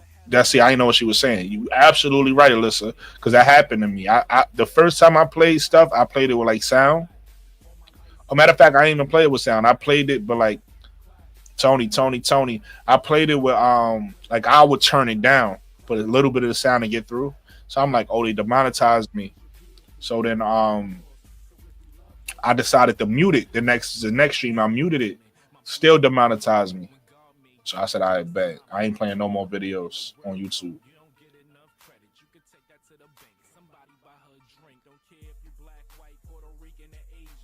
I forgot what I was going to do. Before I stopped on Kiyomi. What y'all talking about tonight? We was talking about yo, we gotta get rid of that. I don't know what's going on there. We was talking about Notre Dame and UConn tomorrow. Ah, who y'all think winning that one? I got Notre Dame. It's gonna be a close one. I'm going Notre Dame. Which Even I got. without old Azifud, y'all don't think she gonna matter? And what is he for on UConn? Oh, you got Notre Dame. Okay. Yeah, Yeah. I think UConn has enough to beat them. yeah, Yeah, I UConn was about still to say. UConn still got enough without Easy. That's a Yeah, fact. I think they got a squad over there, and they get contributions from a lot of their players. Unfortunately, Notre Dame. But Keisha, why you at? You know I always want you on the panel. You ain't never gotta ask that. You know you always welcome. You Tony, you ain't never gotta ask to get on my panel. What's wrong with y'all? About do I want you up here? Of course I want you up here. We I just ain't keep know. chopping up. Look, we the usual suspects. That's a fact. Yeah. I'm Usual glad suspects. because I'm Probably. glad you talking about something different. And that stuff earlier today get you hot after a while. You like, It do. okay, It does. yeah, you like, let's get back to Let's basketball get back to now. basketball. Sometimes, yeah, you just be like, let's just get What I back to what I basketball. what I miss? Oh, earlier today, Showtime had us up there, and it was just, I don't know, I don't even know how to explain it, Brooklyn. But you would But have that, been a good voice, though. You'd have been a good voice up there. Oh, but okay. but but Lakeisha, that dude Jay, Yes. he was something more than he was not even glazing. He was, I don't even know what to say about that dude because all He was his perspectives, even when I could understand where he was trying to go, right. he was just so left with it, man. And the fact that like he started out just saying stuff that just wasn't true, and then you would actually give him the truth, and he had no rebuttal. You know what I mean? He could Yeah. like, and it's just like, so you just said something, and you had no idea. You said something as if it was the truth, and you actually had no idea about it. And Like, come on, man. the biggest question was why. I understand glazing when you like a certain player, you like a certain player, but I don't understand it straight up just lying.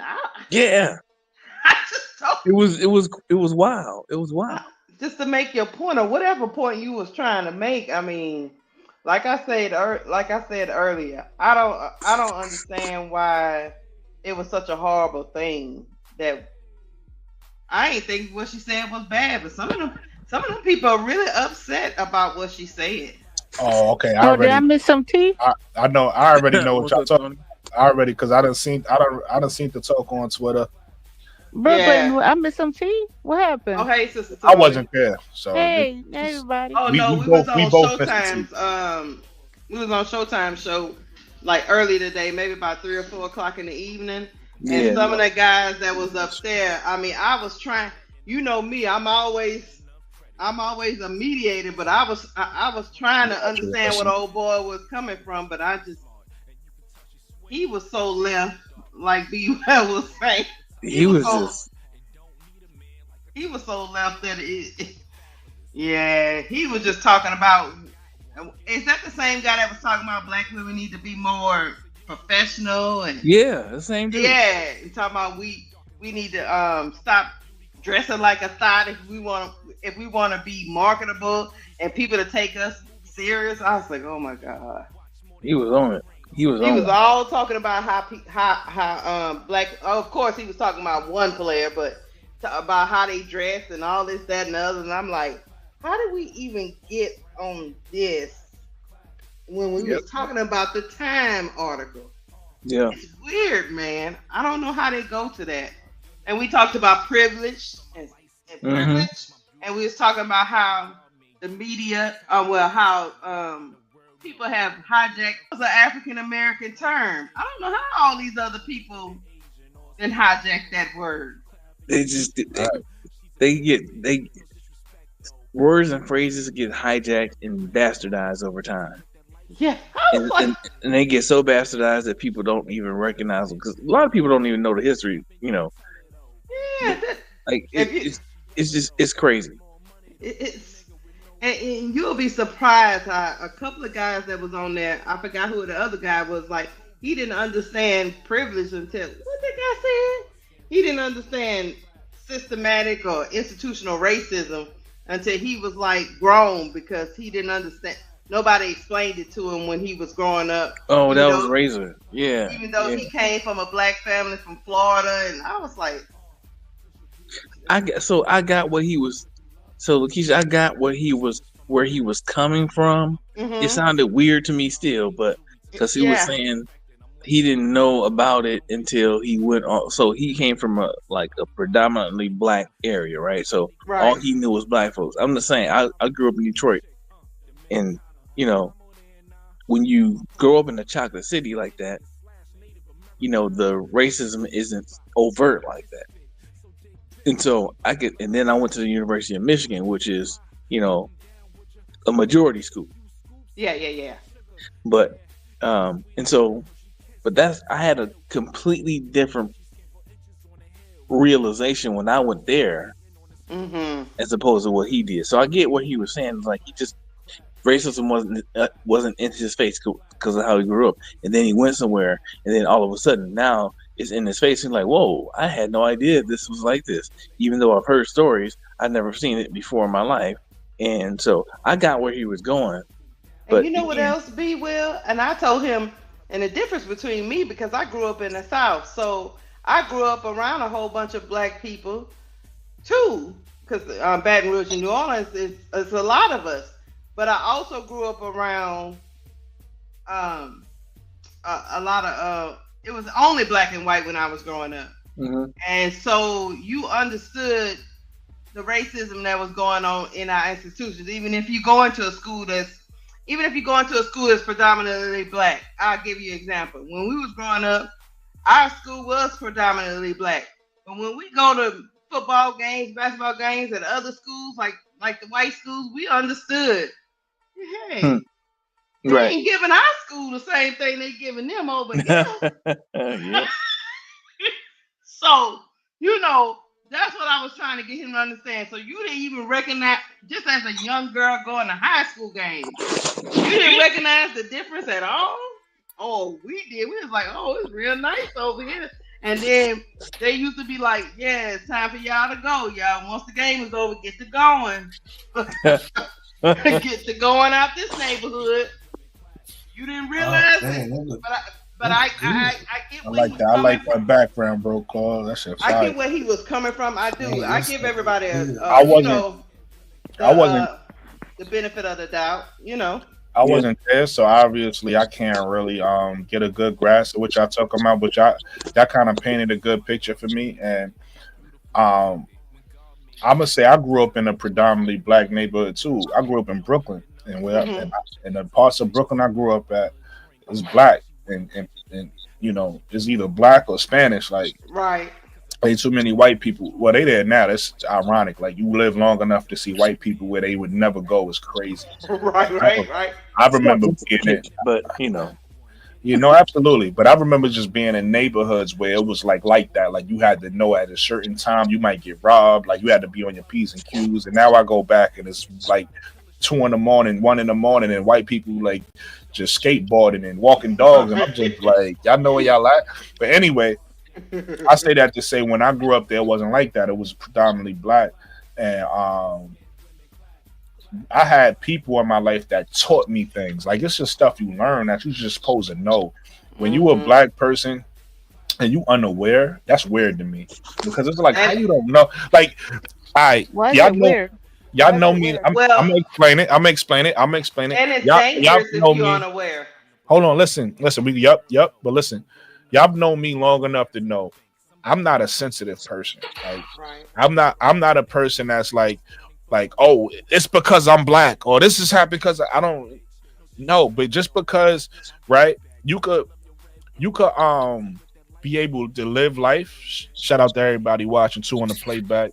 Shout out to everybody in the playback. Yo, run the likes up, subscribe. But listen, You could be somebody that live life and not really blame everything on race, right? But at the same time, you could notice when something wrong, or you could notice when some shit happens. I hate when people act like, nah, it's nothing happens. It's like, yo, bro, just a few months ago, a lady got killed in her house. That was wrong, and the the guy's clearly racist. Like it's clear, like Mm-hmm. you're not you. It's nothing wrong with noticing that and saying that's wrong. Any race should be able to look at that and say that's wrong, right? But for whatever reason, you got a bunch of black people that's so afraid to point out injustice. They so afraid to point out injustice that they act like they don't see it nowhere. Like I don't, I don't see no difference now. Everybody's no, bro. It's injustice in the world. Well, He shouldn't it's have not been in that. her own kitchen. Some people were brought up a different way. Like my culture, right? We have different cultures When you in say our my in, culture, in what culture you speaking of? I'm talking Yeah. Jamaican, Oh, Yeah, okay. I'm with Okay. God. right?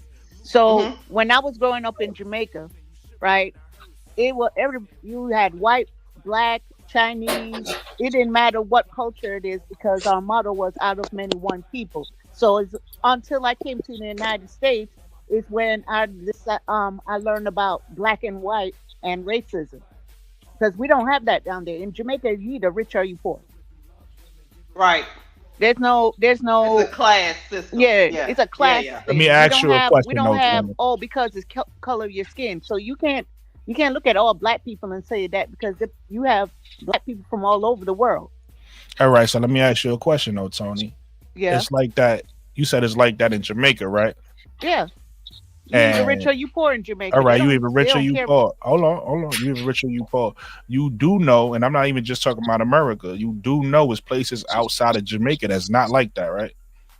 Which part of Jamaica that's not like that? I said that's No. not what I I ain't said. talking about Jamaica Queens now. What I said was it's places outside of Jamaica that's not like that.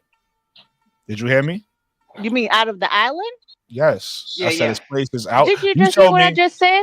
I said you're not listening. We're not gonna have this conversation if you want to argue. I'm asking you a I'm not question. arguing. I'm just asking if you All right, didn't hear so what I answer said. my question. We passed what you said. We talking about what I'm saying now, right? Well, I don't know what You you said said, because you confusing me right now. all right, so I'm gonna say it again. You just said in Jamaica, this is what it's like, right? It's rich, you rich or you poor. That's what it's like, right? Yeah.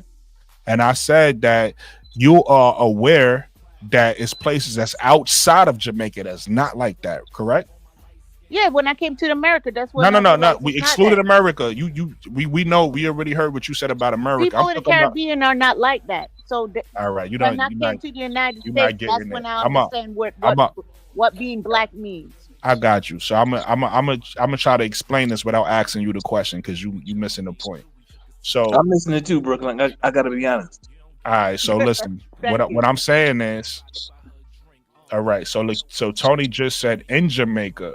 I'm trying to prove a point or get not necessarily prove a point, but get y'all to see a point. Get y'all to see something. I She get just where said. you're coming from. You get what I'm saying, right, Lakeisha? Because it's very Mhm. simple. If you listen, if I you get start it. talking, you're gonna miss it. That's why I keep trying to get people to pay attention, right? She just said in Jamaica, is one way. So where she grew up is not like that, and I understand that completely. There's nothing wrong with that. My point is, as a human being with intelligence, you got to understand that every place in the world ain't like where you from. Like just like I'm from Brooklyn. I can't expect all y'all to understand what Brooklyn is like. No. Where I came from is a whole certain thing. I can't expect y'all to understand that. I got to understand when I leave Brooklyn, I'm gonna meet other people. It's almost like being a New Yorker to get to kind of make my point in a different way. It's like being a New Yorker. Here, we don't talk to each other, and I don't want you to talk to me. That's being polite. And But that's when I true go about with, y'all. but if I leave and I go to Texas, where you at? How you doing, Lakeisha? It's different. Right. I got to It's understand. I'm not in Brooklyn no more. So I can't leave Brooklyn and act like yo Brooklyn is all I know because there's a whole world outside of Brooklyn. Is my point. And as an adult, you got to be aware of that. So now to get back to the original point again, as a black person, I don't care how you grew up. You got to be able to look and see. Oh, okay, It's different over there. It's different here. It's different. And you got to be able to understand things. And that's why I said, just as a black person who understands history, right? If you learned a little bit about history, like I said, you got certain people that's overly sensitive. That's cool. And regardless of we talking about race or we talking about anything, some people, I done had people, you know how you could joke around and be like, yo, you stupid. Some people don't like to be called stupid, right? Because maybe they really felt, maybe they felt dumb growing up. I don't know. Don't play with that word around them. If you all crazy, it's certain things you can't say to certain people because they really have trauma with that. So what? So I'm not even. Exactly, and I'm not even talking. So I'm not only talking about race because you got certain people that's overly sensitive when it comes to race, right? I'm not like that, and people that I know and grew up around, we not like that. We super confident. Anybody know me? I'm super confident. I love being black. I'm super confident, right? So I'm not somebody that's like sensitive about my race. But even with that said, I could still see racism. You know how much racism I done been through, and I don't even like. I'm not one of those people that always point it out. Sometimes I laugh when I see this. Case in point, I just did I just did my job. I ain't gonna say what I do. I just did my job the other day, and I walked in a place, very polite, respectful, and I was speaking to people, and certain people was looking at me like, "What you doing in here?" I ain't care. I got a job to do. I ain't get sensitive.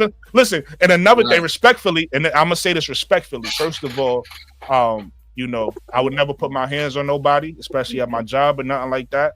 But my mindset and my confidence is this: when stuff like that happens, I'll be like, "All right, you ain't gonna do nothing though." That's my energy. Mm-hmm.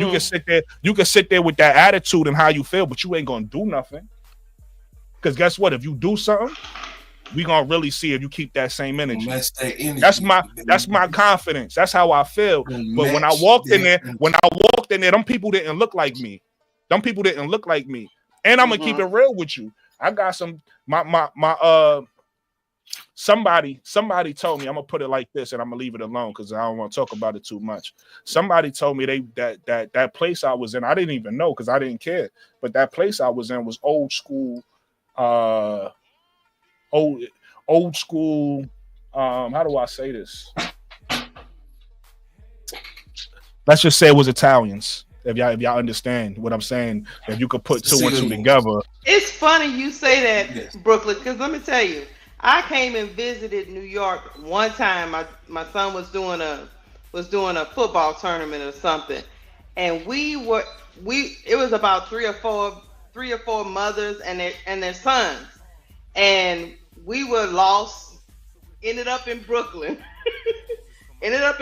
somewhere. So we stopped to get directions to get back to the highway or whatever we was going on. And the look, we walked into like a I don't know what you call it. It was like a little restaurant or something. And a whole bunch of people sitting around. And we walked in, and the look on their faces was like, what are y'all doing here? But we still pressed forward because we didn't know. So we go up to the bar and say we trying to get back to whatever street it was on, whatever we was trying to get back, because we was trying to get back to Times Square. And he told us, and then he walked us out of the restaurant. This was somewhere in Brooklyn, and he was rushing. And he said he walked us out. You was in Bensonhurst probably. Yeah, he walked us out and he said, I just want to let y'all know I helped you, but ma'am, get on out of here because some people are not going to be as nice as me.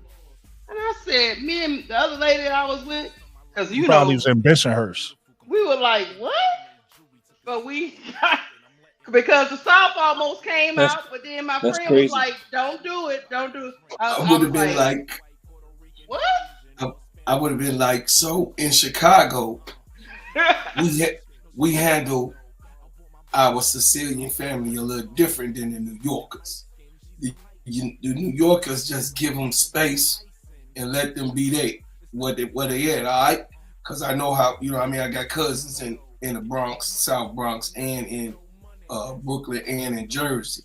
You know what I'm saying? I got first cousins that's out there on that end. So dealing with the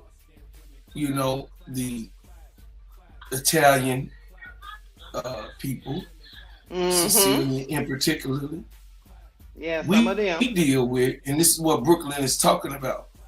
I have to be aware that I'm in New York when I come to New York, when I deal with that in particular race, because it's the same race, but a different type of species of that race. If you understand what I'm saying, because here in Hmm. Chicago, we roll together. You got what I'm saying? Right. Like we roll together, because most Sicilians in Chicago, they know they got an African background, African heritage, in Sicily. That's why they on the lower part. They the darker of that nationality in Italy. You understand? Most Sicilians ain't even accepted by the wide, broad Italian family. You got what I'm saying? They looked at outcasts as should I say, that's broken down. So by me going to the Catholic school from kindergarten all the way to college, I I grew up with Italians, you know what I mean, in Hmm. school. Mexicans, Polish people, uh, Asians. You got what I'm saying? So I See? got to see a diverse thing in school, but I still had to come back to the ghetto. So I couldn't bring what I learned. I'm just being honest with y'all. I couldn't bring back what I learned in school back to the crib. It was a whole nother type of thing going on because I lived in the middle of the ghetto. My parents was redlined here in Chicago. Y'all heard about the redlining. It was real Hmm. severe here in Chicago. In particular, it was one of the cities, just like Detroit was. Detroit, Michigan was.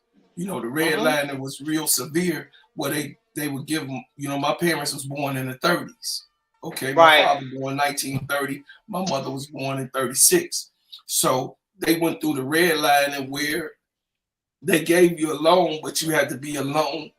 Your loan was in this type of zone in 1969 when they bought their house. You got what I'm saying? Oh, I So got you. it's a different animal when you go amongst different people, and you got to understand that you got to be aware of your surroundings. My grandmother always said, you could go to college, you could get an education, and you could go read that book. She had an eighth grade education. My grandmama said to my first cousin, she said, you could go to college and you can learn all the education you want. But that damn common sense, you got to be born with that. You Hmm. can't Fact. get common sense in no damn book. So you can talk all what you talking, but if you don't have enough common sense not to look down on your grandmother, then they taught you nothing at all. Because you can't find that in the book. You only gonna find that in the law of God. You got what I'm saying? So I'm gonna Hmm. get up off of that. But you gotta be aware of your surroundings and whatever it is, wherever you go. Cause this thing is real. You know what I mean? I Yeah, don't know and how we got I here. would do. I would be doing a disservice, bro. Cause I'd be doing a disservice to my children to not explain to them how this country in which they live works. You're doing yourself a disservice. It, Oh, it doesn't. absolutely. It doesn't And mean it's you not have to. just this country. Let me be clear. First of It, all, I want to not to cut you you off, don't. Lakeisha. You don't have to be a victim though to it either. Now that's a fact. Listen, I want to also end the story that I was telling earlier. With that was only one guy that had that attitude. Let me be clear. Most people in Yeah, that establishment was very, very friendly and very kind. So let me Hmm. sure. say that just to to give the whole side of the story. But it was one guy when I walked in, I said hello, and my man was just like stone faced, like don't talk to me. And what probably he would probably follow that right in his mind. Um, but everybody else was friendly, regardless of how they felt. Maybe they ain't like me neither, but they was friendly. Who knows? But it's not just America. No. It's the whole. America is. It's the Um, whole world. America has a stain on it where because of how America was built, we overly America's overly racist. But outside of America, maybe not in every place, but outside of America, you have something called colorism, Hmm. whereas the lighter people think they better than the darker people, right? And that's Mhm. something that happens all over. Whether you talk about South America, whether you talk about in Spanish communities, whether you talk about African communities, all over the world, you have that, right? Like, so Yeah. it's a thing. It's just that America, because of how America was founded, and just really, I'm gonna be honest with you, it's simply just because people don't want to have the conversation and be honest. Because if people have the conversation and be honest, you realize most people feel the same way. Well, the same things that make you happy make me happy. The same things that make you sad make me sad. We want the same things for our family. So we have the conversations and really stop like trying to avoid these conversations. We'll realize like we have more in Mhm. common than we don't.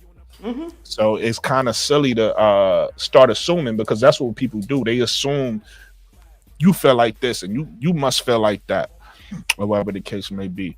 But I don't want to get too heavy and too political on this podcast. So Oh no, not let's get back. just like Sister Tony was saying about Jamaica, Brooklyn. I have a friend. She's Indian.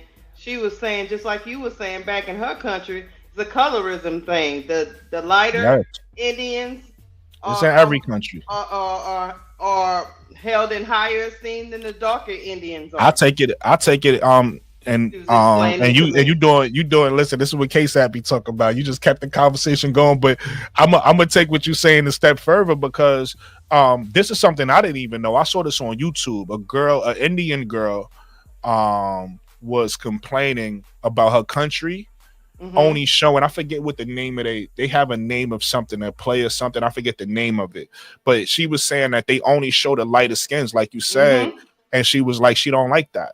Yeah. She don't like that because it's dark, it's light shades, it's all types of shades, but they only promote the light shades, like that's all there is. Yeah. And she Yeah. said she don't My like that. neighbor So was telling me that one day. I didn't know that. Me neither until she broke it down. So I was like, oh, really? Okay, so it's all over the world. Okay. Yeah, so Well, it's not just I've American thing. traveled around the world and I have not experienced racism until I've been in the United States as much.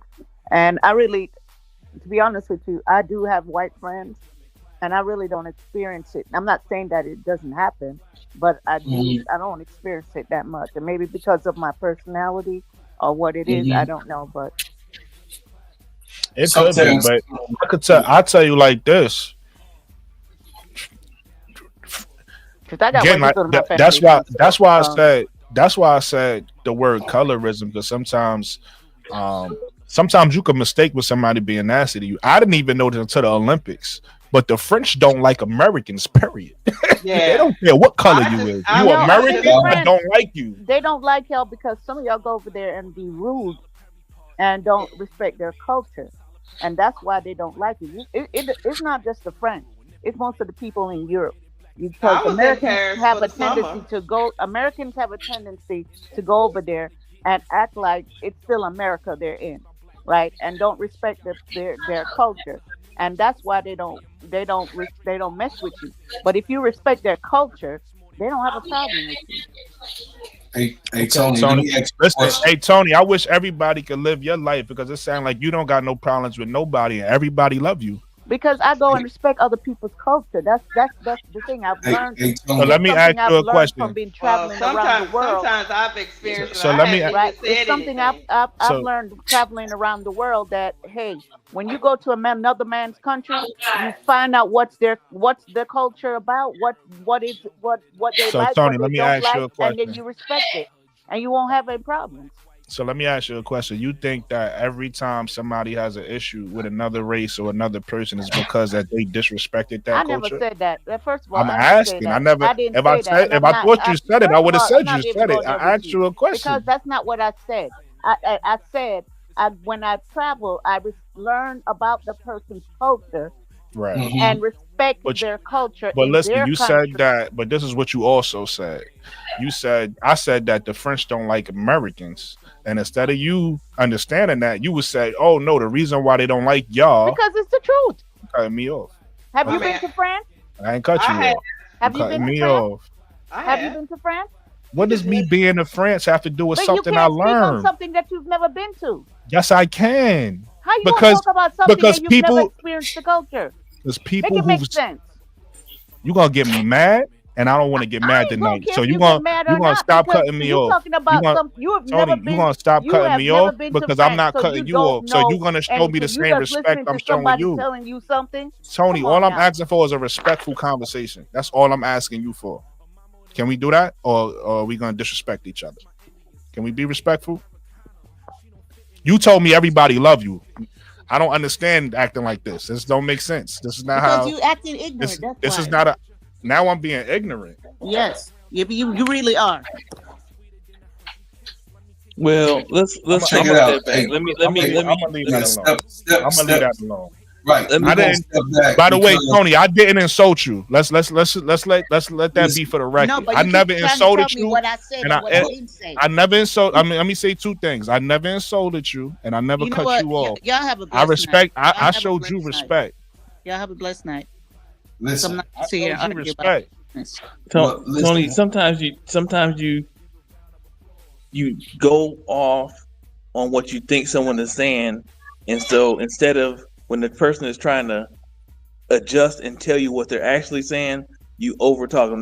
That's kind of happened with tonight. Tony just just now. contradicted herself crazy. She just said, "Oh, I respect everybody, and it's how you carry yourself, and blah blah blah." She was just But you totally don't. disrespectful. You sit here and Ain't no Sometimes but. people think Ain't no something. but. That's what- You that's either what's respectful or pissing you me off, not. because you're You telling either me respect. what I You said, think so? and You I think know when what you I get said. pissed off, you could be disrespectful? Is that what you think? All right, cool. Because you We gonna acting have- like those you have a Americans. blessed night. You acting like Everybody those on here have a Americans you blessed was night. just talking about. Have a You acting like those Americans you was just talking about. Yeah. So we're gonna Wrong dial one. it back. I don't think people realize I said I'm from Brooklyn. You got the wrong one. Like, what are we doing? Okay, look, check it out. Look, we're gonna take it down a notch. Right, we're Yeah. gonna take it What are we down doing, man? because Brooklyn, this your show, and you and I'm your big brother, so I got to let you know your showmanship cannot be driven off of what you're trying to do, no matter what the tension or the intention that you feel that is there. You have to Listen. I'm gonna stop you there. I was disrespected multiple times. I get what you're doing, but not right now. It's not happening right now. absolutely. I was disrespected multiple times. Absolutely. I was trying to ask, repeat. I'm happy she left because I didn't want to have to remove her. You get what I'm saying? We all having a conversation up here, and we all being respectful to each other. That's it. That's how you do it. You don't get to get pissed off and then start being disrespectful. You don't get to do that because guess what?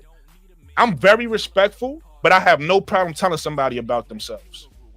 So I have no Brooklyn, problem. Hey, you know what, Brooklyn? Here's the problem with America.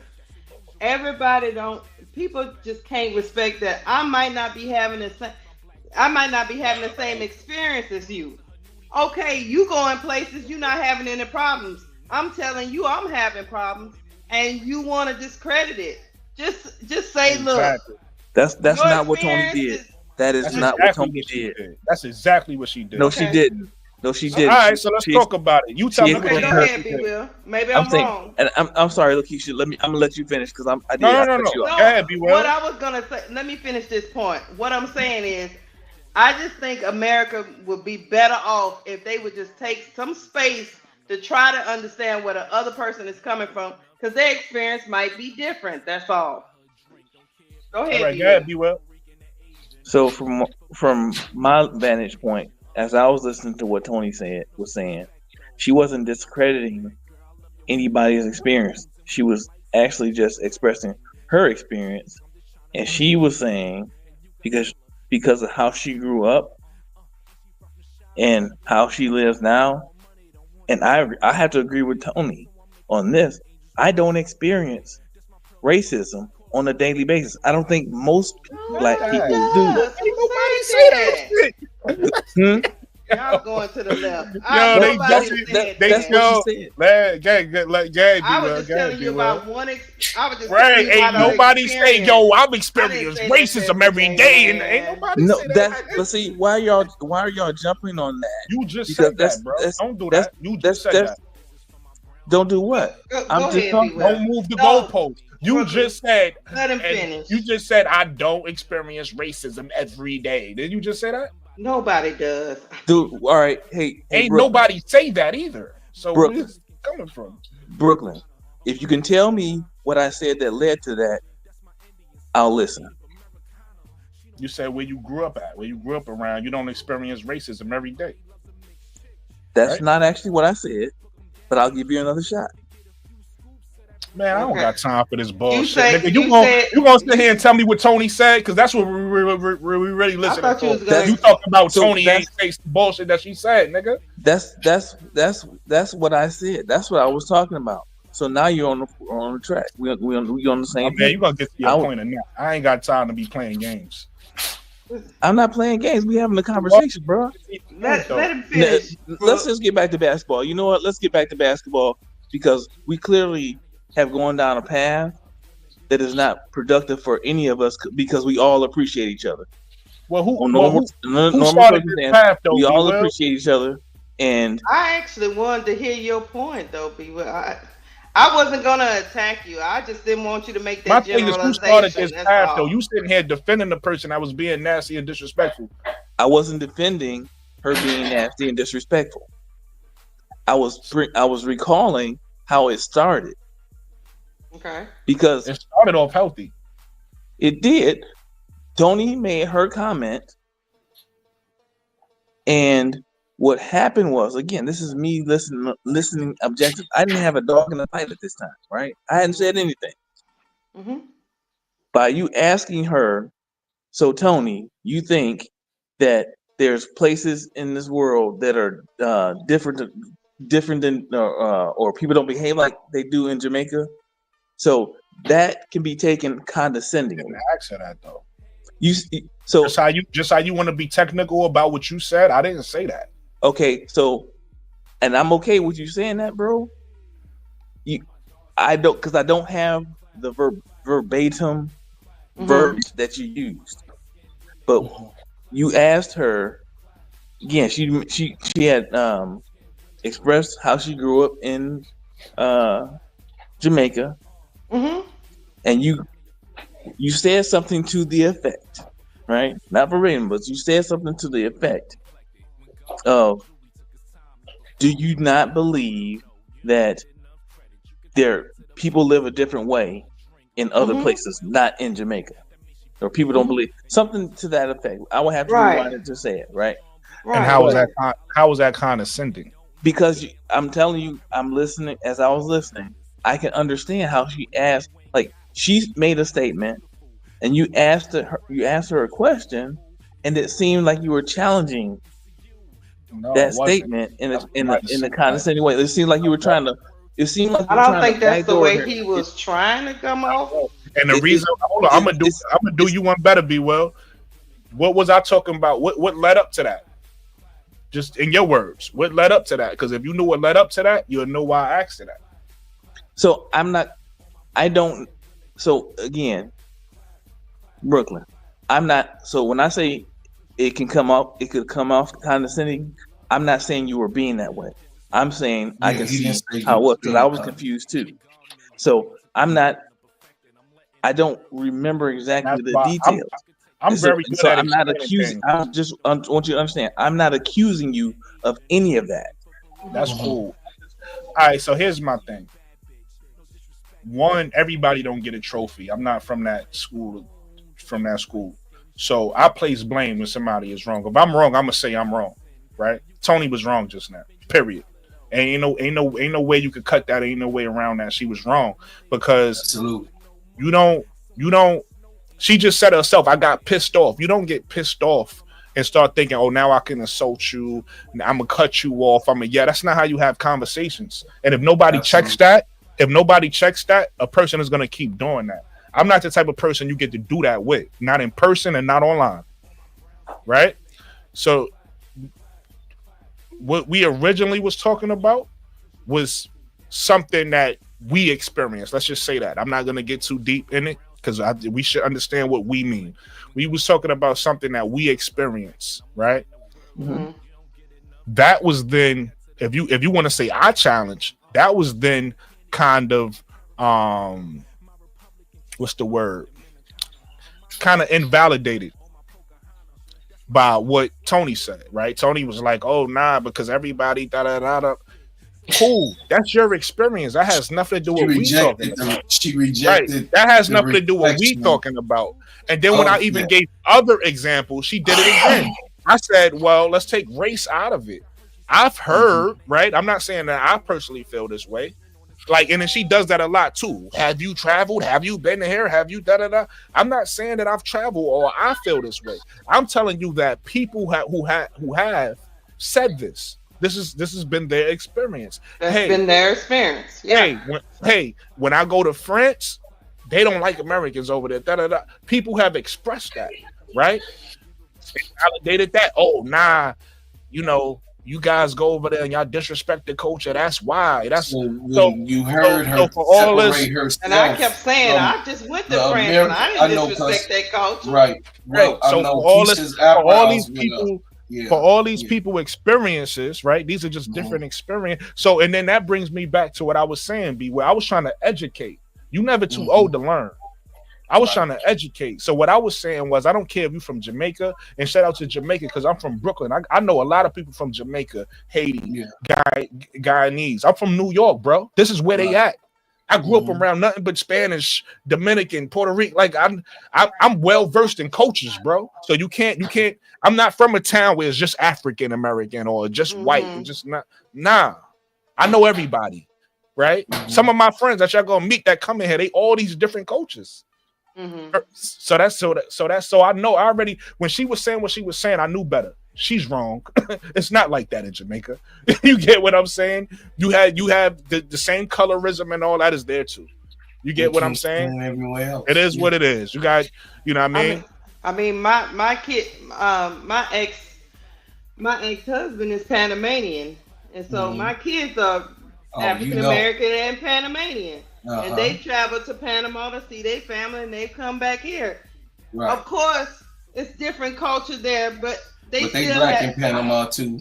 You know, they black in Panama too. Yeah, but it's a different culture. Different culture there. Yeah. So my point in saying what I was saying though was just to educate, to say, hey, you could grow up in an area where you are unaware, right? And this area is like this. That's why I use my area. My area is certain things I'm used to, and certain things where it's like. But when I leave my area, or I start to think about, or I start to look outside of my area, I have to understand that things is different, and people have different experiences, and I have to carry myself differently depending on where I'm at.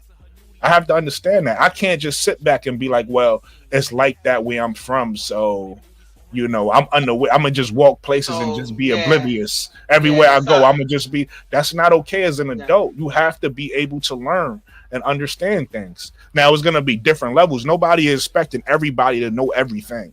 Nobody's expecting that. That's not what I'm saying. But what I'm saying is be aware. You still have to be aware. And if you don't know as an adult, first of all, if you don't know as a man, if you don't know as an adult, if you don't know as a black person. Even though if you don't know as a woman, right, that you have to be aware when you go places. That's kind of, I don't know, bro. No, I was in New York. We can take that as being condescending. No, what I'm saying is we can. What Brooklyn just broke down when you saying you're not aware of it. We could take that as black people here in America as condescending. You know what I'm saying, Big Will? Because who that's here have not experienced that in a microscopic situation, just a small, minute feeling. I'm gonna take it a step further to something y'all didn't notice, but I did. But it's very small and minute, right? The word y'all, I ain't like it. Yeah, she said y'all. I ain't like it. But I pointed it out. It's recorded. I pointed it out. It's cool. But I noticed that certain people put it to you like this. Not off her. I'm just this education. This goes back to education and awareness. Now you can learn, right? Certain people that look like you don't think they like you, and you could tell when certain conversations happen because they're gonna use certain words to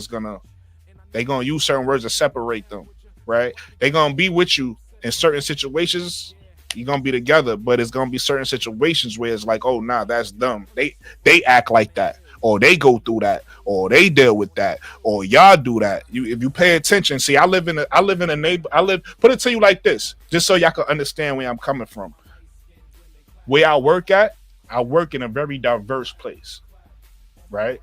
It's whites, it's blacks, there's all types of blacks. It's African blacks, it's Caribbean blacks, and it's American blacks. The reason why I point that out is because black people got a tendency to be like, we black, we're together because we're black. But all black people don't feel like that about black people. A lot of black people, listen, I don't work with people that hit me with this, and I'm African American. I don't work with people that hit me with this a lot, yo, because I'm cool. Everybody love me, right? Most people who meet me, they like me.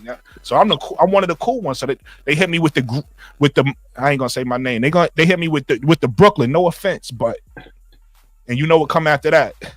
Brooklyn. No offense, but, and then they start to kill people. They start to kill people that's like me. Hey, yo, Brooklyn. No offense, and these are people that look like me. These are people who look just like me. But Brooklyn. No offense, but. And we're gonna leave it at that. If you could understand that, if you could understand that, some people gonna understand that. Some people is gonna go over their head. ASAP say drop the link, bro. And at the end of the day, I'm just telling you some of the experiences I had, be well, and I'm pretty much respectful wherever I go. But even my children who are younger, because I'm a '70s baby, even though Brooklyn's an '80s baby. I'm a '70s. Hey, listen, baby. man, I wouldn't be here without the '60s and the '70s, baby. So I appreciate y'all. I wouldn't be here. I'm a '60s baby. And I will say, and I'm not gonna say because we went to France and the French people were nice, but when we first got there, my 24-year-old daughter was like, "Mama," because I had to ring, because I'm an optimist. My daughter was like, "You see how they talking to us?" And I was like, hey, don't start no mess up in here. We in another country. Hey, look, and I'm gonna tell you like this. I respect everybody. I don't every culture, but at the same time, that don't mean I can't notice something. Like I noticed, whether it be, put it to you like this, just about what we just said, whether it be people who look like me, because those people who hit me with the no offense was people who look like me. And they start to let their true colors come out. So whether it be people who look like me or people who don't look like me, I'm able to tell and able to see. But I'm able to tell and I'm able to see, But I do where feel you stand. bad. I do feel bad because I always want people to be able to get through a disagreement so we can learn something. I don't want us to be up here telling each other off. We don't learn nothing from that. No, well, can I say something real quick? Brooklyn, Go ahead, I really want to be the big brother. Okay. So I was born in the 60s, right, y'all? My parents experienced not drinking out of a water fountain that says whites only. My parents experienced not being able to go into those type of restaurants. My parents experienced the bus. Every experience that the black experience had, all the way up until Johnson signed, and then that didn't even go through until 1973. They started doing research on who was not following those policies. I'm just saying, when I hear the unconscious notion of someone don't understand our culture, the black culture, I'm gonna just say that right now. And I'm gonna be very passionate, and I'm gonna be respectful as much as I can. You can't tell me anything about the culture. I got parents that's from deep south. My father's from Eudora, Arkansas, wherever the hell that is. in Demopolis, Alabama, wherever the hell that is. You understand? So you're not going to tell me anything about suffering. You can't.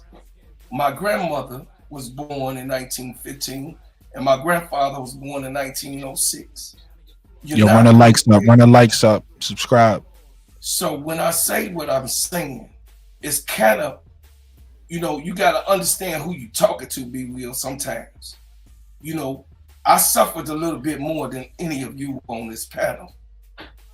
I went through a little bit, probably racism, a little bit more, because I also had to go back down south with my mother to save some of the ones that was being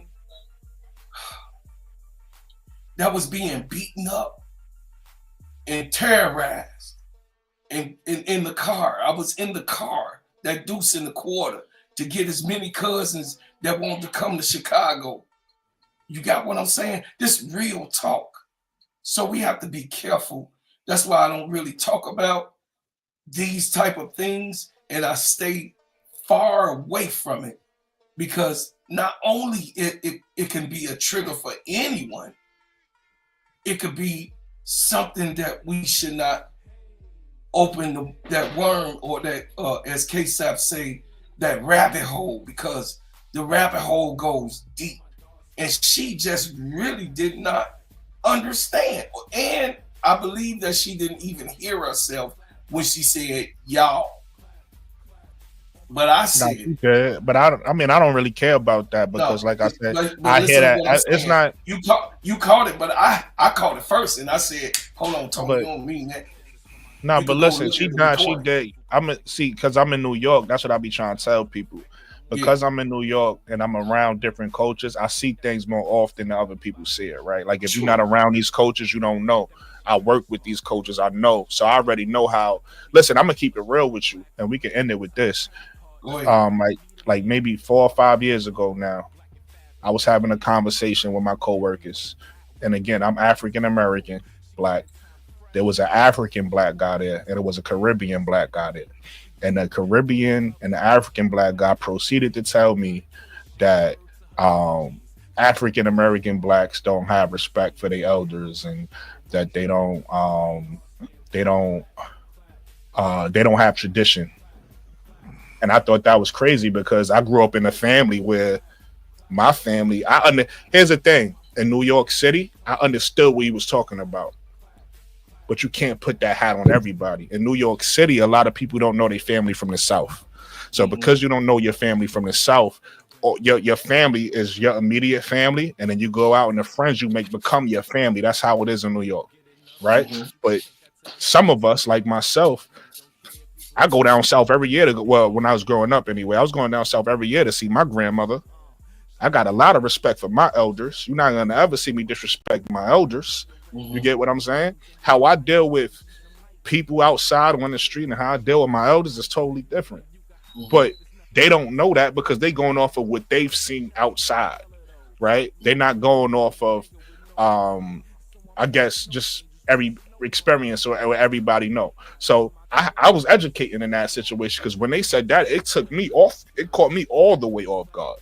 But again, me living in New York, where I'm around a bunch of American blacks, I'm around a bunch of African blacks, I'm around a bunch of Caribbean blacks, I do know it's a thing that some, not all, because I'm cool. Where I grew up at, I'm cool with a bunch of Caribbean people, a bunch of well, not really Africans. There's not too many Africans in my neighborhood, but it was a lot of, like I said, people from Haitians and I'm thinking the country next to the Dominican Republic. Haitian. I said it. Haitians. Guyanese. I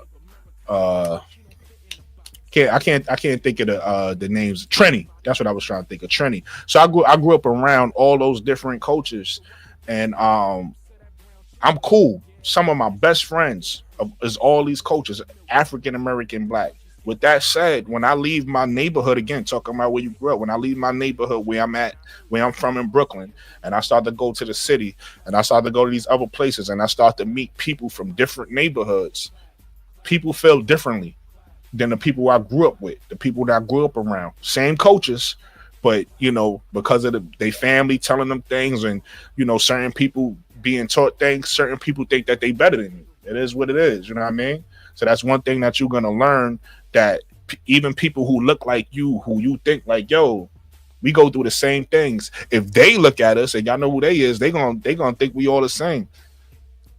But those same people look at you and think they different or better than you. It is what it is, and they use those words like they and y'all. It's like y'all got to pay attention, so you start to see where people stand in those conversations. Again, I don't take it personal because I really don't care, right? I really don't care because I done been around and I done seen it my whole life.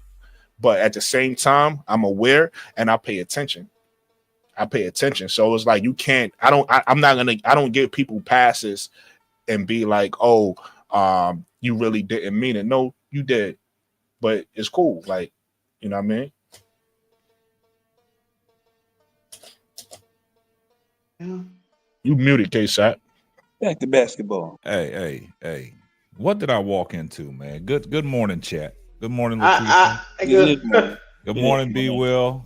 What's up, bro? I thought it was a healthy conversation, and then it went left, K-Sap. Nah, I apologize to Brooklyn, man. I went down to 8, man, and I dozed off on you. And I just happened when my wife nudged me. I got up. I saw that you was live, and y'all started. I missed it. I don't want to open up a. Yeah, I ain't going back down that road anyway. I just want to know just a little synopsis on what happened to where y'all got where y'all at. I think it happened because Lakeisha brought up Showtime chat. And they was talking about a conversation. They can blame it on me. No, it's not even blaming, but it started from a conversation they was having earlier, and then it sparked something in me. Something she said sparked something that I wanted to make a point about. Something. I'm keeping B Will on my side. He was with me too. And then once I made that point, I was with you. The conversation just took. Everybody had their own opinions, or whatever the case may be. But it was about a conversation about some dude. I don't know, but I don't even remember what it was. Lakeisha, you remember what the dude was saying earlier? Matter of fact, I know what my point was. My point was about y'all don't even have to get off. No, we not. But listen, my point. I know what it was. Go ahead, Brooke. My point was about being aware. I was saying some people was just not aware because some people like to use because I grew up like this, I don't notice things. And I was saying like I don't like you could have grew up where you grew up at, but you just got to understand the world. Like if you go out in the world, you got to start to be aware of different things that's happening in the world that might not be your experience from how you grew up, but you still got to be aware. So that was the point I was making, and then that just went. And Tony didn't understand that. She was like, "I don't understand," and it went. Yeah, we were talking about Showtime because we were talking about there was a particular guy on the panel, K-Sap, and he was saying that Caitlin Clark, growing up where she grew up, she didn't know nothing about racism. She didn't know nothing about all these different political issues in the world, and there's no way she would have known because of where she came from. And we was making the argument that just because you ain't come from or in that experience, it's hard for me to believe you don't know anything about racism or about how Black people are viewed. Or not. It's very hard to believe that you haven't heard any of these things in this current climate with social media and all the George Floyd things that were going on for years. You mean to tell me nobody knew about none of this and race never was brought up in your household? I'm gonna keep it real. She blamed people. She was like, "Oh, if y'all went," because I said, because I took race out of it. I said, "Yo, I've heard, right? They said in the Olympics when we was watching Olympics that, and again." Shout out to UK, shout out to France, whatever. But they said in the Olympics that French people don't like American people because of, I guess, how Americans are cocky, whatever it is. I don't know what it is. Statement. But you can't go. That's a true statement. Yeah, a lot of I said that. I said that, and I was what was responded to me was that the reason why that happened is because when Americans go over there, Americans act a fool and they act the ass and they think that they're in America, whatever that is. And I was saying that it's not my point. Again, when I try to rebuttal that point, all I was saying was it's not just because somebody don't like you, whoever they are, whether it's race or whatever it is, it's not always because you did something. I was trying to make that point, and that is what it is. Some people gonna get it, some people not gonna get it. But look, I totally agree with that France statement, man. Because when I was in the military, man, and when we pulled into Toulon, France, we had a whole debriefing. They sat us down and talked to us before we went out into the town, because that was one of the ports that we stopped at. And they debriefed us, and they said, these people in France, they're not going to accept you. And it was hard for a lot of colored folks. That's how they used the word terminology back in the day, colored folks. We couldn't go out in that town because it was a fear that something was going to happen. It was certain areas that we could go to, and there were certain areas that we couldn't go to. So absolutely, that French statement is that's a valid statement. So, but it may be valid, but the fact that I said it and I didn't travel, I guess I was wrong for stating something that I've heard. Brooklyn, it was the same in Germany.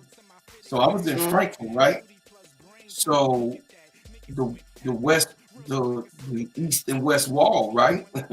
Right. Y'all know about the wall, right? The wall. Yeah, I know. Yo, listen, shout out to the Playback Gang.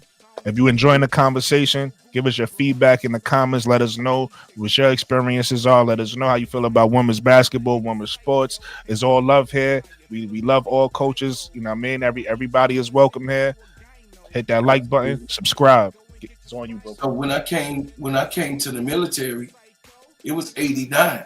So the wall had just got torn down. Maybe what? Case out 4 or 5 years? 4 or 5, yeah. About 4 or 5 years. Listen, Brooklyn, they literally was still shooting across the wall that was torn down, but they kept the rubble there just so that it could be a reminder. It's probably gone now. It's 2024, and I haven't been in Frankfurt in 20-some years. Yeah. So my whole thing is that we could not, because they had hostels, right? The hotels, right? But under those, they had places where they literally be cutting people up. Seriously. Yeah, that's true. Yeah, true statement, man. What I'm saying is that you had, in what you were saying, you had to be aware.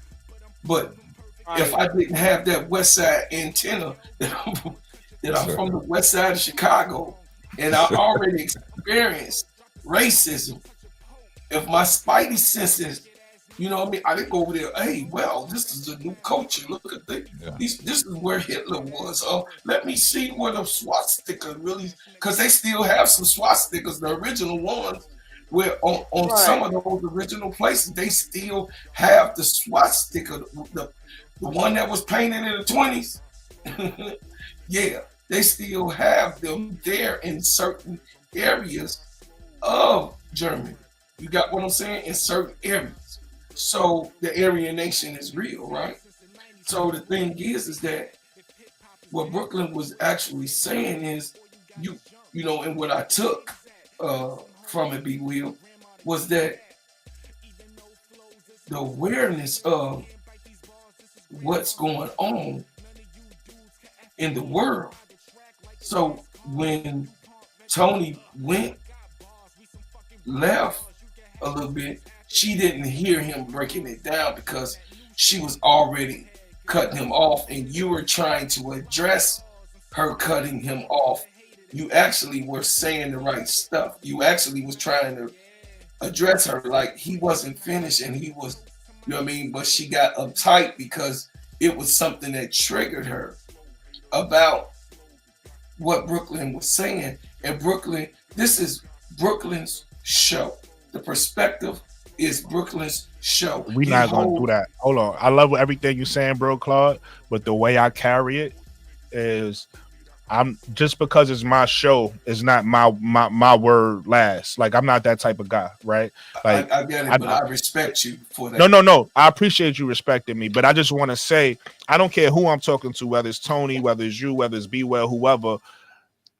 I'm not one. To me, that's corny. Like, I'm never gonna move like that. I'm never gonna move like, yo, this is my show, so my voice is the loudest. Like, I don't give it up like that. Like, we having a conversation. Right. My whole thing about the conversation was let it be respectful, kind of how it is now. I didn't like when the conversation started going left, and that's what I was checking. It's starting to get disrespectful, and that's not okay. I'm not gonna allow that. I'm not gonna stand for that because that's just not who I am, right? But I'm cool with having any conversation. I don't care if it's a heavy one like this one or if it's a basketball one, as long as it's respectful. You get what I'm saying? But just because this is a perspective and we on my show, but that doesn't mean that I'm gonna be like my word is is law. Like, nah, we can have a conversation and everybody get their point off, right? And listen, even if I'm wrong, I'm wrong. Like, you know what I mean? But like, let's have a respectful conversation. That's my whole thing. I just ain't like the fact that it got disrespectful. That was my whole thing. My word don't have to be the loudest. It don't have to, you know what I mean? I'm not like that. I don't. It's just out of respect, man. You don't go into nobody's house and put your shoes. You know what I mean? Oh, no, I get what you're saying, but I just don't give it up like that. To me, everybody on equal playing field, regardless of whoever name on the top. Everybody on equal playing field. Everybody got an equal standing. That's how I give it up. I appreciate that. So we gonna talk about my house. That's how I give it up in my house. Yeah. Everybody got an equal voice in my house.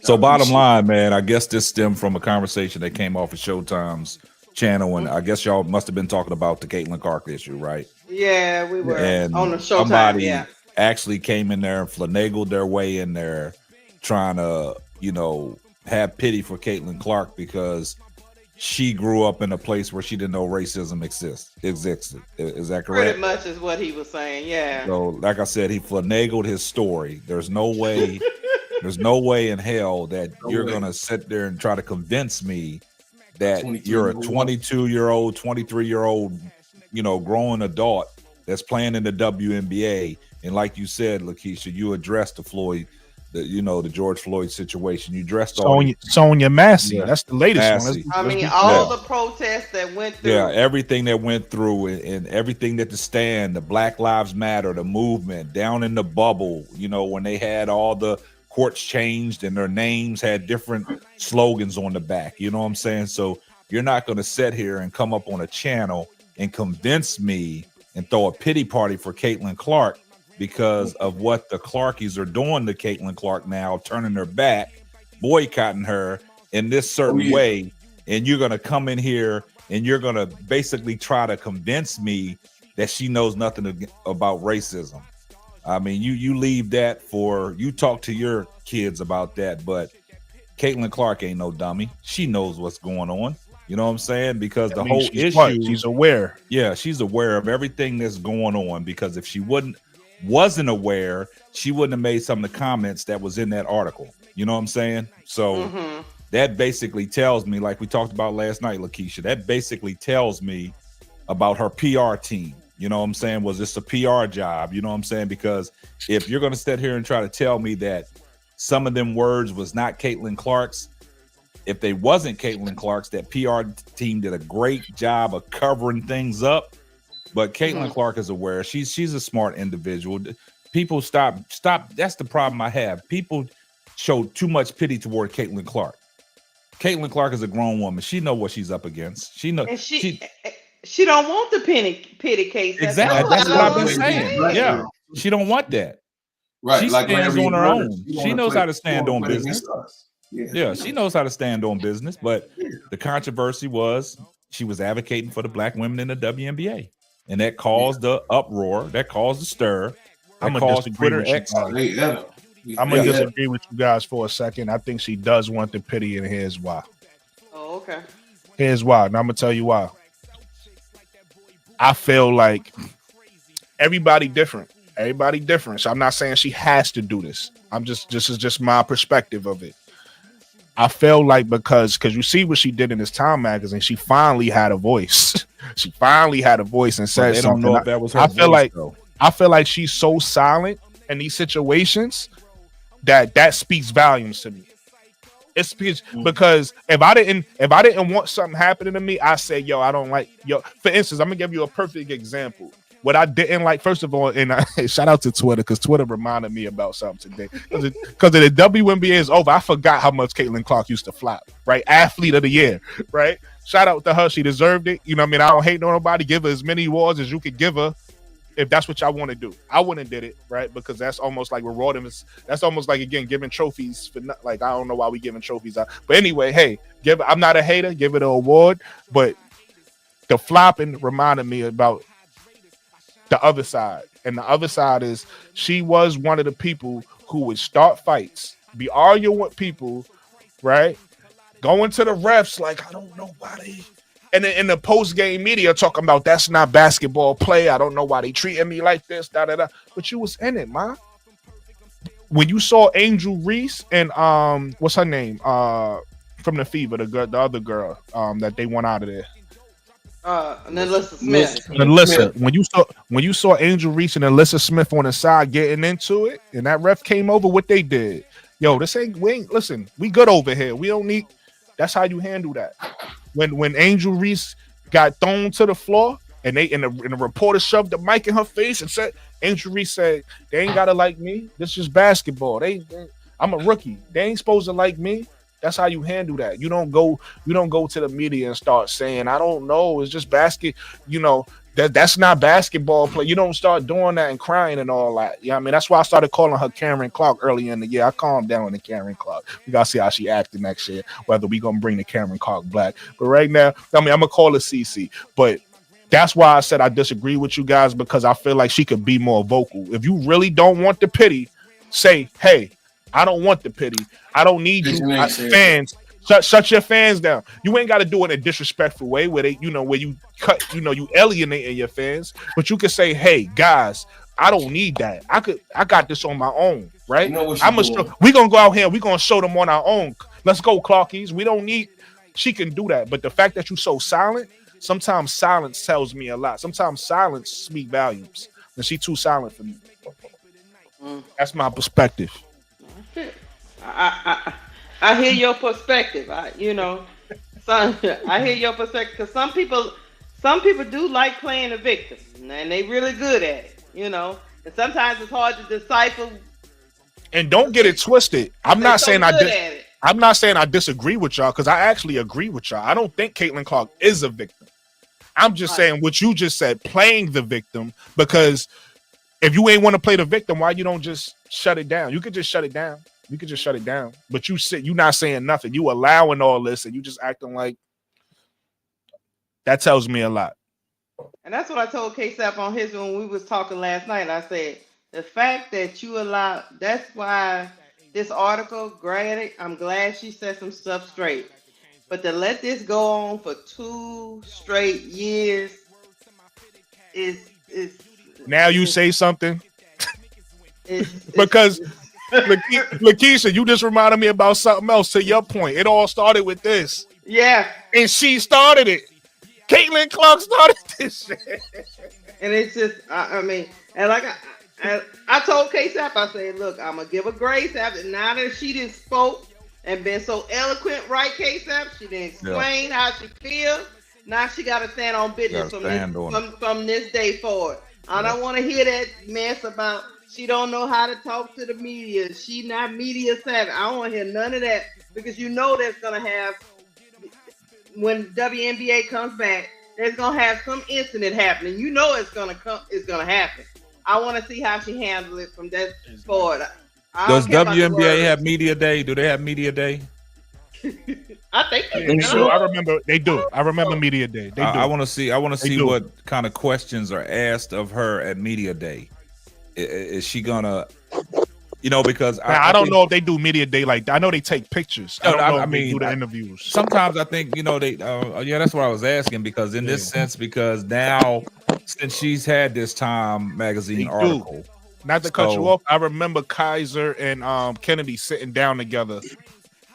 They do. I remember. And you know what? The reason why these podcasts and these channels are flourishing, guys, is because the media has become so compromised. I mean, just even me listening to the interview with Tyler Marsh the other day, even people was all in the comments going, Okay, why ain't nobody asking him about Kennedy Carter? See that? Yeah, that's It's we like, talked about that it's last like, night, Lakeisha. did Yeah. the subject, did the man come into the building with y'all and tell y'all certain things he not gonna answer? What kind of media is that? Because I'm gonna tell you what happened in this situation. I think this is just me personally. I think what happened was they probably had a pre-production meeting on what was going to be asked when he came on, things that he agreed to answer and things that he wanted to stay away with. Because I was looking at it, I was like, man, this wasn't one of them like, okay, now we got Tyler Marshall on the show. It's open sesame. I think this was something that was strategically planned, and they talked about it before he came on the show. This is what I'm open to, and this is what you guys can ask me, but I don't want no Kennedy Carter questions. That probably went down like this, but I'm gonna go back to the point that I was making about the media. Now that people have seen the article in Time Magazine, right? So now I think these reporters and these people are going to start asking these direct questions to Caitlin Clark now, because now they got to dive deep into it. Because if that's your firm belief on the article that was coming out, if I'm a reporter, I'm asking you face to face. Yeah, but to your point though, KSAP, that's it. We got real reporters. What I've noticed about the WNBA, or not the WNBA, but like certain locker rooms, they're gonna softball like until she run into a person that really wants to. Like Annie Constable is a real reporter. Annie Constable, she not playing with Jeff. She not playing with nobody. She gonna ask the questions we want to know, right? But with Caitlin, it seemed like a lot of those feet. Remember, I told you when she hit the chair. This told me a lot. When she hit the chair in that game, and the reporters was like, "Oh, Caitlin, you were so fiery." When they responded to her like that, I was like, "That's not huh? You condoning that?" Because I know if Kennedy Carter did that, it'd have been a problem. I know if somebody else did that, it'd have been but she do it, and it's like you praising her. So it's like, I don't know, at least in Indiana, maybe outside of Indiana, but in Indiana, I don't know how many real reporters is gonna want to dive deep and really figure it out. They probably gonna softball her in Indiana. I could see it now. I give you guys another example. Why no media person asks what happened, what was going on in the locker room in Chicago with all that banging going on? Why nobody never asked? That's too much confusion. Too much confusion. They let YouTube. They shut it down. They let YouTube spin their whole own narrative. Yeah. But they didn't address it, and nobody asked them about addressing it.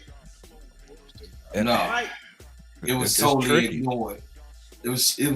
Listen, it was totally ignored because appreciate you from watching from UK, Aisha. From Spoon's perspective, a coach ain't supposed to acknowledge anything going on in a locker room from a coach's perspective. And the players, it's all, this is our club. This is, if this is our game. If somebody get 50 to the head, you better shut up. The only thing they need to see is some lumps, and they go ask you how them lumps get there. Oh, I fell. You understand what I'm saying? Oh, I fell on the bench and bumped my head on the locker. You got what I'm saying? That's what it's supposed to be. It's all in-house. So I could respect them not telling us what happened in the locker room. But what I don't respect is acting like it did. The sounds did not happen. Yeah. That I don't respect. Okay, what y'all heard was fire, or the players getting it right in there, or some chairs fell. You know what I mean? You can give me that BS. You give me that bullshit. It'd be fine. Anything. The chairs fell from the top of the locker. Everybody had put their chairs there in the chair. The water cooler fell. Yeah. So, long story short, if you're going to set a bar of saying you're going to be transparent, but your ass is not being transparent, because we don't even know who the assistant coach is right now. Right. You got what I'm saying? we're the last. We was the first to get a coach, and we're the last to hear about the assistant or his help. We hearing about everybody else's help. Nah, we were second to get a coach. Stephanie White. Then we got one. Right. Oh yeah, second. And now Yeah, I think it's going to be a trend because Indiana just hired another. They hired an assistant coach. He's a player development person himself. So I think the next step is I think we might get some news out of Chicago about their staff. So hopefully. Hey, I think this one for you, Bro Claude and the case. I don't watch football. Okay, what happened? Oh yeah, I was on Postman Sports talking about that, man. I just think that something happened between them two, yeah, right? The thing about it is, man, AJ Brown, you know what I'm saying? He just started some confusion. AJ Brown is one of them players, if you watched him over his career, even when he played at Tennessee, I mean, he's an outstanding player, outstanding wide receiver. I love him on my team, but some of these wide receivers are prima donnas, right? When they think it's all about them, when they not getting the ball, they get in their moves, they get pouty, right? So I look at the situation because I look at our situation in Minnesota, and then we'll get back on topic. I look at our situation in Minnesota with Justin Jefferson. We know how bad Justin Jefferson is, but we got a receiver in Jordan Addison that has been eating these last couple of weeks, and that's all because of Justin Jefferson, because the attention Justin Jefferson gets. Now you got, Sam Darnold. Now, you got single coverage with Jordan Addison. Why not feed him? Why not feed TJ Hawkinson, the tight end? Justin Jefferson ain't out there getting mad. He's opening everything else up for the players, right? So now I'm looking at this Eagles situation where you got Smith just came back. You got AJ Brown. AJ Brown's problem is he got upset because there was a play. I think it was third and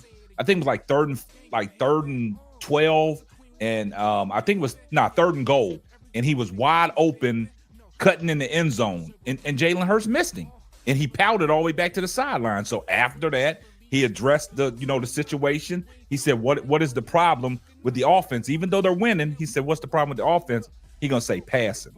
And that was the play that he alleviated to. So, yeah. So it's crazy. He shouldn't have did that. It should have kept in the locker room. But Brandon Graham tried to shut the whole thing down. But Brandon Graham, he opened up a little bit of Pandora's box. You know what I'm saying? Because he came out and he told him cut and dry. But like he did address what goes on in the locker room stays in that locker room. And I think that's where, AJ Brown was kind of salty about, because he said some things that should have just stayed in-house. He should have just went to his quarterback. He should have never addressed it in the media, and it just blew up. So always keep stuff like that in-house. Thanks for giving us that perspective, K-Sat. Yes, sir.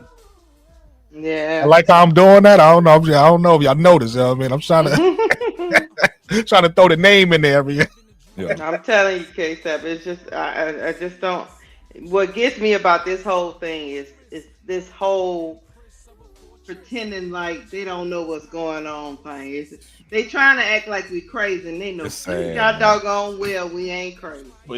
But that's where you get again the word that we keep saying, awareness and common sense, right? Because somebody could tell you anything, but it's up to you to believe it. True. Right? And I'm not sitting here trying to put everything or expecting for a person to know everything. Nah, right? But it's certain things that's like, come on, dog. Like you gotta, like you get what I'm saying? Like you're not pulling that wool over my eyes. Come on, dog. See, hold on, like to this Brooklyn, guy put Orlando Hills comment on there, Nobody man. said that all of Caitlin Clark fans were trolls and racist people. Stop these generalizations. But the thing about it, Orlando Hill, the thing about it is, it's sad that y'all got to get categorized with the Caitlin Clarkies, man. You know what I'm saying? And it makes it bad for people that actually do support Caitlin Clark and do love the WNBA, but it pulls y'all in that, what they say, crabs in a barrel or something. It pulls y'all in there. And it's hard to differentiate what's really going on. I know you might not be one of them fans that are racist and stuff because you probably, support, Caitlin Clark and, what she stands for and how she plays the game.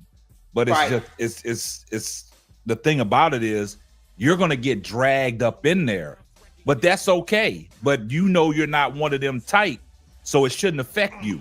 I mean, like this comment, we appreciate the comment, but in your situation, like I understand where you're coming from because you put the comment out there, but I don't even think you needed to address it. You know what I'm saying? It's like, because we talk about it all the time. It's just unfortunate that that's what it is. We're not labeling you as one of them, but when stuff happens like this, you see what happens. You see the real people come out. And I know that we're trying to separate the fake fans, the people that just follow Caitlyn but don't follow the game, that are Hey, racist and Sam, stuff. how can we do all that? We can't do it. That's what I'm Separate saying. this You person can't. that way, that You way. can't. It's unfortunate. That's what not true. That's not true because we do it all the time. Y'all do it all. When we talk about Caitlin Clark fans, the delusional, hateful, racist fans, we always talk about those types of fans. We never put it on all Caitlin Clark fans. You know what I'm saying? So Yeah, I think I know where you're coming from, KSAP. I know where you're coming from, but I think your channel, all the channels I frequent, always make a point of differentiating and saying it's not all of them. we agree with We're that. specifically talking about the ones that aren't fans. You know what I mean? I know. I gotta. Oh, go ahead. Yeah, Kate. Not Okay. say it. Nah, what I'm saying is I agree with you, B. Will. I agree with you because we talk about it all the time.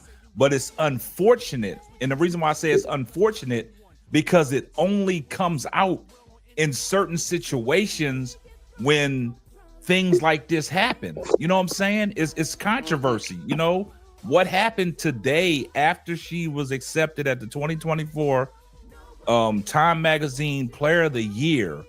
And then she addressed some things in her, like Lakeisha say, her soliloquy.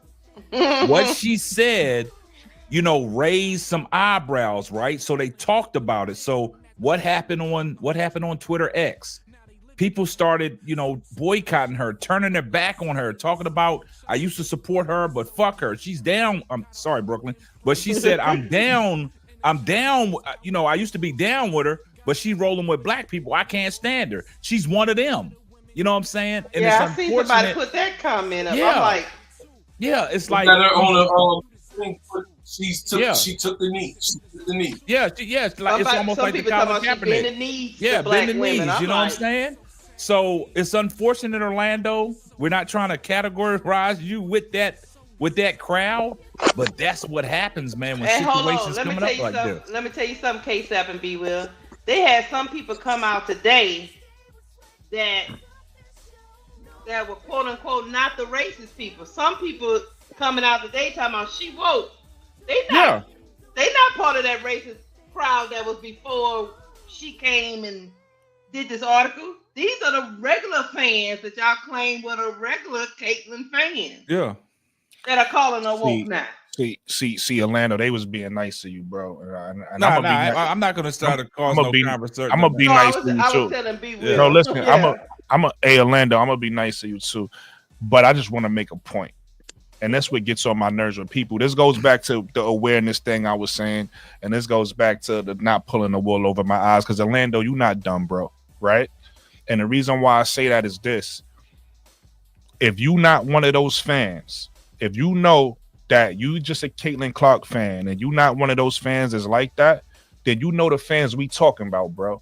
So the fact that you can't sit here and point them out, I don't care. I don't care what your color is. I know white people that could look at other white people and say they're racist or they're bugging or whatever the case may be. I don't know what your background is. I don't know if you black or white, but the fact that you sitting there acting like that, you're a part of all the Caitlyn Clark fans and you're the ones we talking about, and you want to sit in here and have this pity party. Stop it, bro. Stop it. That's one. Two, this is where I'm gonna be nice to you. Listen, hey, I appreciate your comment because your feelings is valid, right? Your feelings are valid, but it's two sides of that. It's two sides of that, bro. You know what fans we talking about. So if you're not one of them, the best way to show us you're not one of them is to be like, yeah, they do be bugging. Yeah. You can acknowledge, yo, they do be bugging. Right. I don't rock with how they rock, but I'm a Caitlyn Clark fan. Yeah. Because we don't hate Caitlyn Clark over here. Yeah. Caitlyn, we we appreciate what Caitlin Clark brings to the game. But here's a difference between a Clarkie and those fans I'm talking about and a guy like me. I don't worship Caitlin Clark, right? And because I don't worship Caitlin Clark, I could point out her flaws, and she got a lot of them. Yeah. The people who worship Caitlin Clark think she's perfect, think she's the best. She the best player to ever come in the game, and nah, dog. She's a great player. I appreciate what she done, but she's made some missteps and she's done some things wrong. I'm not mad at the Time magazine article that she did. I actually think it's a step in the right direction, but also being aware, going back to what I was saying, being aware, even though it's a step in the right direction, she understands that she's going to get backlash for it, right? Because here's the thing, you can't play with people, right? If you're going to be on this side, if I'm going to tell, let's use women for example, right? We got a woman on the panel. This is women's sports, right? I can't play with Lakeisha and tell her that I'm for her and for her getting paid how she needs to get paid and treated how she needs to be treated. But I'm jumping on both sides of the fence. When somebody come around and disrespect her, I'm quiet. Yeah. No, when somebody come around and want to disrespect Lakeisha, I'm not saying nothing. I'm just That's a good point. But then I come out every once in a while and be like, yo, I support Lakeisha. Yeah. Come on, dog. Like this is something that you got to stand for every day. And that's why I said earlier, I don't know if you was watching Orlando. That's why I said early in the podcast, I do think that Caitlin want the pity party, because if you don't, you'll stand on something. You'll be like, yo, nah, I'm here to ball. I'm a baller. Just how she said in the Time magazine, I earned this. I'm here because I earned this and I belong here. And I don't need y'all doing all this online, right? Like, I don't need y'all doing that. I don't need that. I'm good. I respect that if she did. Now, again, everybody different. I'm not asking her to do that because maybe that's not in her. I'm just telling you my perspective. And I do agree with what Brooklyn said, and I'm gonna get to you real quick, B. Will, after this. But Lakeisha, is that a terminology? This is the terminology y'all use in Louisiana, right? Don't play with my top, right? Don't play on my top. That's what it is. That's what it is. So but now, where you been here lately? but this. Hey, and all respect to Orlando. I'm just coming from the heart. All respect, Brody. Nah, hey, Orlando, I want to address you, and that's what I was saying to what Brooklyn said about your comment. We appreciate the comment, but I think, me personally, this is just my opinion, you didn't have to comment the way you commented. You could have commented a little different, like Brooklyn said about, nah, I'm a Caitlin Clark fan. I'm not down with the shenanigans. So, B. Will, this is what I was saying, because you alluded to it, right? And I agree with what you said, B. Will, but as far as Orlando's comment, like Brooklyn said, he just, nipped it all in a nutshell, is that what I do, Nate? Government. I appreciate everything. He's trying to get on the panel. Yeah, he's trying to get on the panel. But I appreciate government links. Okay. Everything that Orlando said. We appreciate the comment. We appreciate the interaction. That means a lot. But at the same time I know you probably just a Caitlin Clark fan and you don't get down with the shenanigans. But the way you said it, that's the reason why I addressed it the way I addressed it, if you get what I'm saying. So this goes to my point about what happened today after the article blew up and got a lot of steam. So now you got people on there saying she cultivated the audience. Now she's part of the problem. Caitlin Clark. Now, why she got to be part of the problem? And then somebody said she's dead to me, bending the knee to the black terrorists. You see, this is the stuff that we're talking about, right? And I have to cut you off. I want you to keep going, KSAT. But Orlando, that's what I'm talking. You could be a Clark fan and acknowledge that fan that's also a Clark fan and say they're bugging. Yeah. But acknowledge that shit, because that shit is crazy. Yeah. And then y'all, I don't know if y'all see Jason Whitlock went live today, and then he put his live private after the fact. After how you got the playback game, he put his private. So what Jason Whitlock?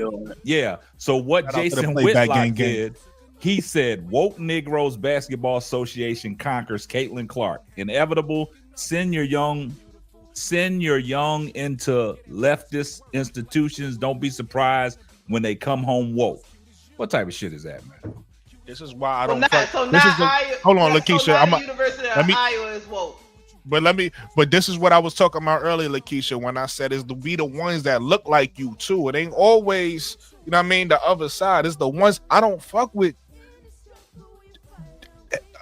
what you call them thing? The neck, not neck bones. I can't think of the word right now. And I shudder to think not, what you trying to. You know what I'm trying to say? I do not fuck with gizzards or something. Yeah, something like a head bone, Negro.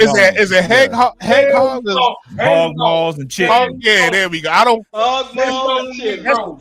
I do but not. See, you see what you just said, Lakeisha, about what Jason Whitlock says. So that goes back to the fact that Caitlin Clark is aware of all this shit, man. She's not dumb, you bro. mean to tell Nobody's me dumb. All of a sudden, the University of Iowa just became woke. Where she was for 4 straight years. Yeah. Come on. Now I need to go to the University of Iowa so I can become woke. Okay, Jason Whitlock. They got a whole. That's Orlando, and I can respect that statement, Brody. Come stand your ground. Say I'm a Clark fan, but just separate yourself. Because guess what? We cool with Clark. I love Clark fans. That's cool. We got something. We got them on my panel. We got them on Brooklyn panel. Clark fans over here. Got them on Serving. I'm gonna call a spade a spade. I'm gonna call you out if you want. You know what I mean? I call you out. It is what it is. That's why I said I'm not from the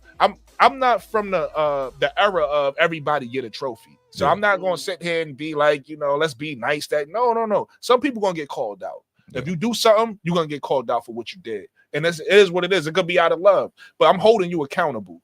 It is what it is. You get what I'm saying? But hey, shout out to you, Orlando. Appreciate you. Listen, if you want to jump on the link. Pull up. If you want to come voice your opinion, pull up. Hey, listen, everybody watching this on a playback, make sure you subscribe. Make sure you hit the link. Like the podcast. Appreciate you. My name is Brooklyn. You rocking with Brooklyn 80s. You got an all-star panel here. You got, my brother B Will that's gonna keep all of us honest. This is why I love B Will. B Will is gonna keep us honest. He don't hear how we feel. He gonna be like, I see the other side. Only thing I see the other side. So we don't go all the way off. The only that's thing. my brother B Will. Hold on. Let me get the you case happen, and then you go with that. And then you got Lakeisha. Listen, this is women's sports, and we got one of the best minds in women's sports right here on the panel. Lakeisha, first of all, if she not creating confusion, she gonna make you laugh. You know what I mean? She either creating confusion, she gonna make you laugh, or she dropping a one-liner that's just like, thank you, Lakeisha. Somebody needed to say it. Somebody had to say it. Hitting guns. You know what I'm saying? I gotta let Brooklyn do that. You know what I'm saying? Hey. And then you got my brother Broclaw right now. You know what I mean? He you know what I mean? He probably getting some tracks on the side together right now. You don't see him. You know what I mean? I ain't gonna say he's asleep. I'm gonna say he getting some tracks together. You know what I mean? Late night. He getting that honey warmed up. Listen, and then you got the all-star. You got the all. My brother K-Sap is running and shit. The way my brother K-Sap put together a team in like a few short months is crazy. K-Sap got the vision. That's the visionary. And he knows what he's doing. Listen, one thing about K-Sap, and you could tell just by looking at his camera, for anybody who's just watching him, presentation. His presentation. That's half the battle, but that's also, you got to respect somebody who shows up. You got to respect somebody who shows up together. Put together. You get what I'm saying? So that's one thing I respect about K-Sap. I'm trying to follow his lead and try to be, a piece of what he's given to the YouTube world. So I appreciate my big brother K-Sap, and again I appreciate my big brother Bro Claude. You know what I mean? There's always gonna give you the history lessons, right? He gonna give you the history, he gonna give you the wisdom. Listen, he got a futuristic plane like this. He got the plane that refuels in the air. Like you get what I'm saying? He don't know how to land it, man. He don't know how to land the plane. But he always gonna drop some jewels. He gonna drop some. Want me to tell you why, B Will? Want me to tell you why? Nate, what's going on, my brother? This is why, B Will. This is why, B Will. He's from the west side of Chicago. You know what I'm saying? I'm in the streets. I know what's going on. I know everything that's happening. You hear what I'm saying? Look, Jeff P, you on the mother clock. You see what I'm saying? Y'all know what I'm talking about. But let me tell you this. Turn to the side and put your hands like this. Yeah. And then if B Will is on camera, B Will's a part of that. He's a part of that. So funny last night, man. Look, B Will's a part of that Illuminati. Don't let B Will fool you. But look, yeah, check this out. But bro Claude, this is what he do. He's from the west side of Chicago. I'm in the streets. You hear what I'm saying? So Sister Tony, just let me tell you this. Look, if you let me finish what I'm saying, Sister Tony, listen, I understand. I protect my sisters on the panel, as such as Sister Lakeisha, Sister Tony, Sister L. I love my black sisters. Hold up, I gotta step away for a while. Hold up, I'll be back. Because I'm from the west side of Chicago. I'm in the streets, if you know what I'm saying. He be like, Oh, I'm dead, bro. by now, he's like, if you ain't get it by now, I don't know if you gonna get it. I don't know no other way to give it to you. But I try to tell y'all, I came on this show last week and I told y'all the fix is in. There's nothing you can do. You're so silly, Lord. Oh man, He added a new one. Now he got a new one. He like to as he talk, and he's so confident. He's so confident and smooth with his shit. Now he like to ask you, right? Yeah, right. Yeah, right. You know what I'm saying, right? You know what I'm saying? Because I said, look, hold up now. Hold up, Wody. Hold up, Wody. This is what I'm trying to say, Wody. Listen. Me and K-Sap can attest to this. We from the old school. You understand what I'm saying? Look, when Chicago was playing, when Michael Jordan was in that triangle offense, Phil Jackson used to go Scotty, if you know what I'm saying. You gotta feel me on that. I'm from the west side of Chicago. You need to be stopped, K-Cap. You need to be stopped. You better This the last one to wrap it up. But see, no, bro Gab. Look, bro, I'm not gonna let you look. I'm in the streets. Facts is facts. You know, when I'm walking down the street, I be in the barbershop and they be talking about it. What Jeff P wants to do, he wants to play fast. He wants to get shots up. Well, man, appreciate you for watching K-Sap's channel. K-Sap a fool, man. K-Sap. So how long was you in front of that mirror practicing this? You just gotta watch his mannerisms, man. Bro Claude, Bro Claude, that's my guy right there. Bro Claude, the man. Yeah, Bro Claude. That's the guy right there. That's Professor, like Tim say, Professor Claude. Oh, hold on. Hey, y'all gotta see what I dropped on Cheryl Swoops. They jumping on her again today too. Hey, they in her. Yeah. Hey, y'all go over there and look at what I did on Cheryl Swoops. We're gonna check it out. I got a question. Steady serving ENT. Y'all go on over there and see what I said about Stephen A. and all the rest of the game. I'm a fool. Well, let me ask y'all this question. I've seen a couple of content creators talking about this today. They say if Paige don't lead them to a victory tomorrow, she ain't as good as they. Yeah. Mm-hmm. That everybody is saying. They already screwed that. That's their pregame. What y'all think about that? That's their pregame, man. That's what they do. They acting like Notre Dame is a pushover team. Either one of the teams could win. So what if she loses? Like she can lose to a good team. What? That's how I feel too. Juju did. Yeah. Right.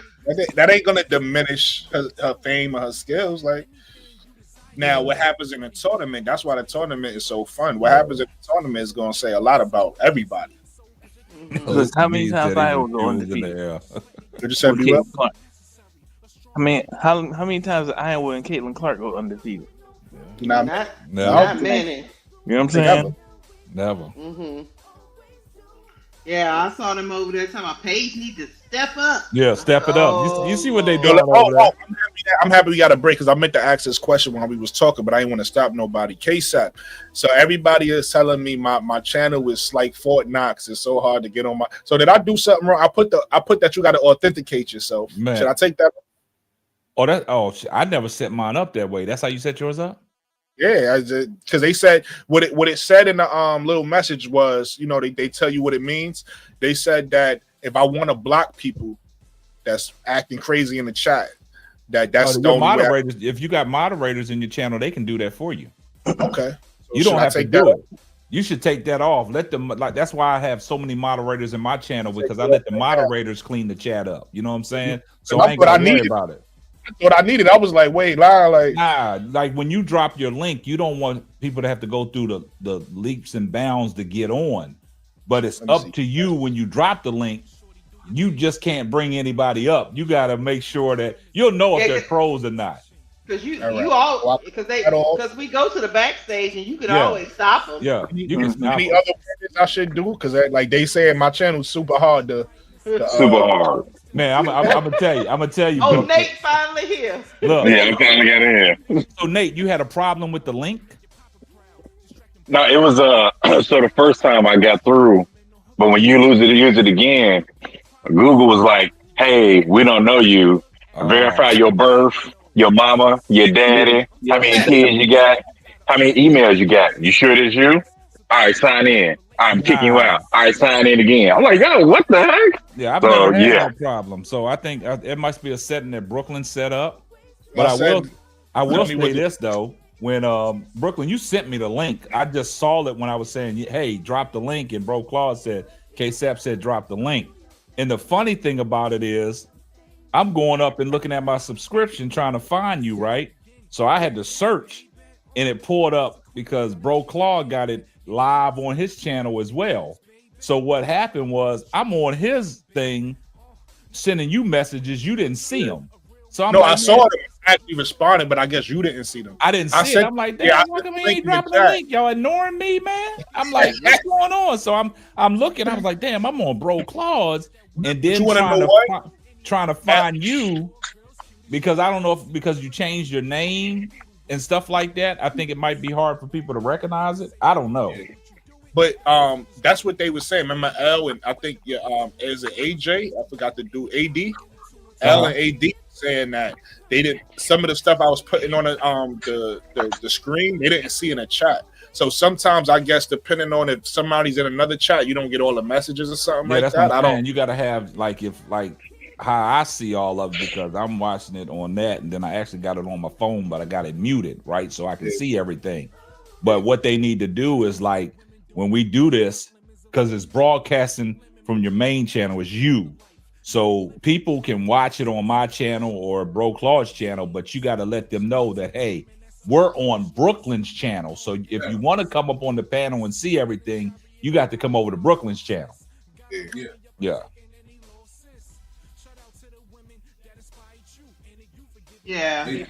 Big sister Lakeisha, you better stop causing confusion around here. I ain't trying to cause no confusion. I'm just telling these people straight up. I mean, I just don't know why they like to move the goalposts for one person, and then they go to the next person and move it all the way down the street. She said all the way down the street. All the way down. I can't even see it no more. And then you got to sit there. That's the only problem with having these debates and these discussions, because people really think they can, just BS you.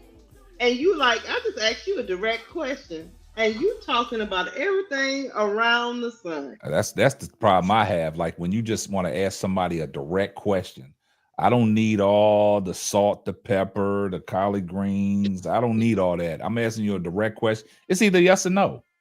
Or if I ask you a question about a certain player, who you got, I don't need you to tell me why you got that person. We just asking you a direct question so we can move on, right? Yeah. And let me tell you another thing, K-Sap, that's hard for a black woman. Just hard for, because they got that stereotype out there that we so combative and all these different things, and we start getting too animated or emotional and stuff. Oh man! Oh, look at him! She can't control herself. Look at him! Black woman can't control herself. Mm-hmm. See, but what I would do, I don't like that. What I would do, Lakeisha, if somebody was saying that, I'd tell them to shut the hell up, right? That's a clean way. I thought of something different, but that's a clean way. I tell them to shut the hell up, and the reason why I'm saying that is because that's gaslighting you, right? Mm-hmm. Because we all human beings with emotion, but because that stereotype. Now think about a person who's thinking about that, right? Think about the anxiety that I push a person through, because now somebody is doing something that they know is gonna agitate you, whatever it is. Like it could be not it could be something as simple as you needing something done that they supposed to do and they not doing it. So now you getting frustrated, and now they using your frustration to gaslight you to say, see, but you the reason why I'm upset because your ass ain't take care of what I told you to take care of. So I hate when people do that because they that's mind games. That's manipulative. You got a lot of men out here that like to do that, and I don't like that. I don't stand for that. That one of the reasons, listen, I'm gonna keep it all the way a fact. I think people like myself, and I'm just, not to be cocky, I think people like myself, K-Sap, all of the men that support Angel Reese should get more respect than they do and more credit, because you got so many men out here that don't protect black women. That when you got men who do, it gets ignored. Don't nobody give a fuck. You get what I'm saying? But it's like, you got all these men out here that don't protect black women, and then as soon as you got somebody, the first thing, and again, I'm not talking about all women, but certain women, the first thing you're gonna do is point out, how you ain't nobody protecting us. But then you got these group that say, nah, I'm gonna stand with Angel. I'm standing with her because I'm gonna keep it real. What made me stand with her was because I ain't like how she was being treated. Yeah, so I said, fuck that. And then on top of me not liking the way she was being treated, I really thought she had skills. So that's why I was like, okay. Because if she was trash, it wouldn't have lasted long. I'd have been like, I got you for a year or something. I'd have been gone. But nah, she actually got skills. So I'm a fan of Angel Reese. I stand by her, respect her. But I don't like how men, and I keep it real, there's a lot of black men that's like how you said earlier. I don't know if that guy was black or what, but that guy on Showtime Shaq talking about the way they dress and the way this, like you say, you know who you talking about. Like, cut it out. She's a 22-year-old girl, bro. Like, what you want her to dress like? She's married. She's dressing like every other girl her age dress, but they not famous. They not famous, so they not being criticized. She gets famous, so you gonna criticize her. That goes back to what I'm saying about the manipulation, right? Because that same person that's criticizing her, whatever age he was 22 at some point, and you was acting like a young 22 dude, right? You wasn't acting like no 40 or 50-year-old man. But you gonna criticize? He was talking about my children don't want to see that, and we was like, yo, children. But see what? She's not. See what I hate? I hate people talk about. I hate people who talk about Beyonce, right? And now Angel Reese, because if I got a daughter, they don't, especially as a black man, if I have a black daughter, my black daughter don't got many role models to look up to that look like them.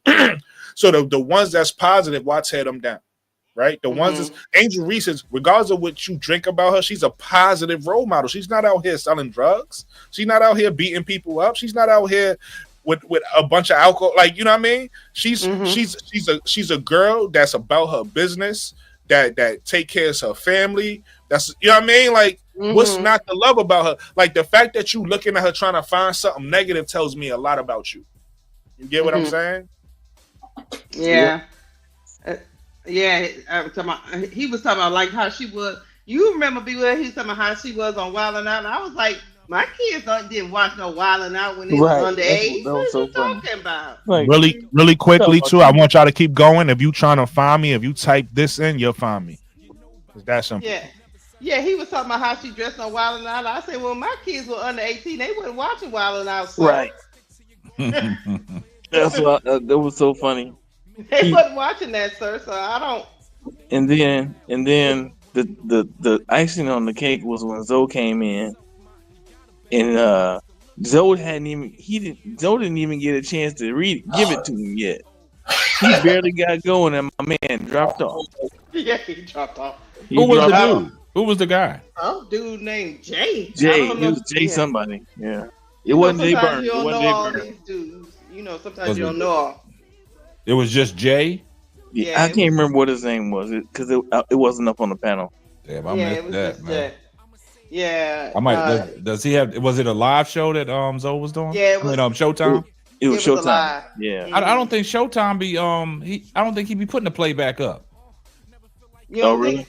Nah, because I looked on his channel, like his live shows. I don't think he keeps his live shows up. He do, because it was a couple times. I mean, I don't know if he changed, but it was a couple times where I went back. Put this one up because it was about 300 of us in the chat. There was a couple times where I went back to see like what I did and see like see what I saw. I know he used to. I don't know if he still, maybe he stopped having them up, but he used to.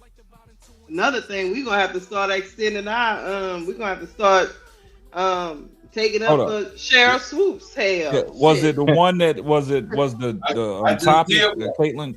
Was it the topic Steph Curry and Warriors versus Houston, or the Caitlin Clark fans boycott? That's Caitlin Clark fans boycott. Okay, I'm gonna go look at that playback. Yeah. I gotta catch that, man. What did Cheryl Swoop say that got all these people acting crazy? She said she didn't deserve the Sportsman of the Year. Now you know what? She didn't really say. She didn't really say it, but she said it.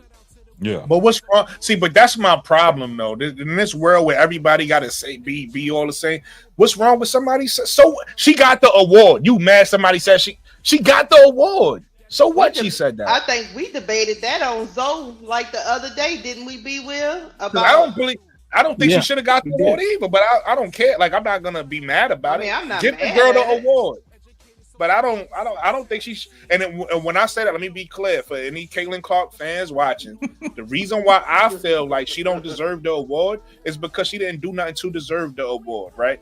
I think, and that's not just her. That's anybody. I think you should give people awards when they accomplish something, because now that motivates them to keep accomplishing stuff. When you give people awards where they didn't accomplish nothing, that lets them know I'm gonna just get an award for just kind of showing up, halfway showing up, not really doing nothing. And I feel like that waters down talent, that waters down the game. Why am I gonna try so hard if y'all just gonna tell me I'm the athlete of the year anyway? Yeah, I ain't really do no athlete of the year shit. Like, don't get it twisted. I think she deserved the rookie of the year. She got that, and she deserved that.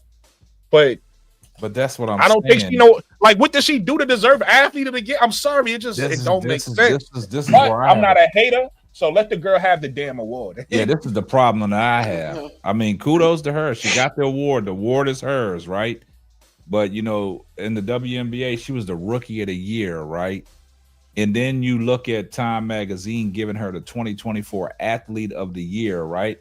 How can you get that when you was only the rookie of the year? You wasn't the MVP or anything like that. So that's what makes it difficult. Yeah, you lost in the playoffs, bad. But you got Athlete of the Year. You got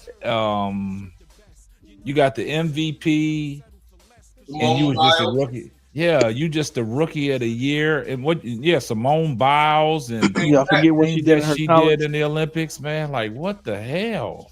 Y'all forgetting what she did in her last year of college. She lost.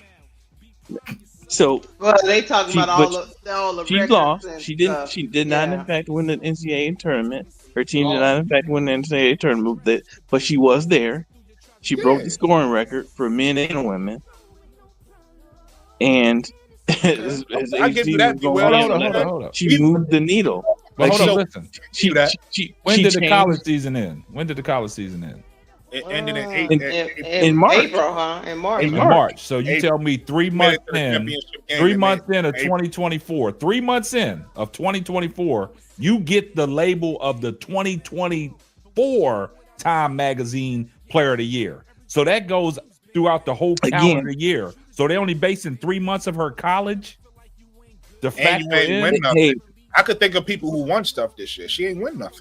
LeBron won it, and he only plays an NBA season, so it's about the same amount of time. So is LeBron the greatest basketball player playing right now? He won it in 2019 or 2020. I can't remember what it was. Hold on, but was he the greatest? Hold on. Hey, this is a perspective. Was he the great in 20 when he won it? Was he the greatest player playing? Probably. He's been the greatest player playing basketball. Is Caitlin the greatest player in women's sports right now? I'm sorry? I said, no. I ain't even saying playing in general. I'm talking about just in women's sports. Is she the greatest player playing right now? No. She's the greatest. No, I'm just saying because you compare to LeBron. I'm just saying because you compare to LeBron as levels. I could understand. I'm not saying I agree, but I could understand why LeBron will win an award being the best player on the planet. Like last year, Caitlin Clark ain't even the best woman athlete on the planet right now. Like last year, Lionel Messi won it. It's people that are like, Needle it mover. sounded like people that was no. What I'm saying is, hear me out, B. Will. I'm It sorry. sounded like people that were like at the top of their game in their prospective sport. And that's what I'm saying. But maybe my criteria is not what their criteria is. Yeah, they always got a different criteria. And G said in the chat, LeBron won the year that he won it. He won the title also. You know what I'm saying? Yeah. So that's putting some stamp on it.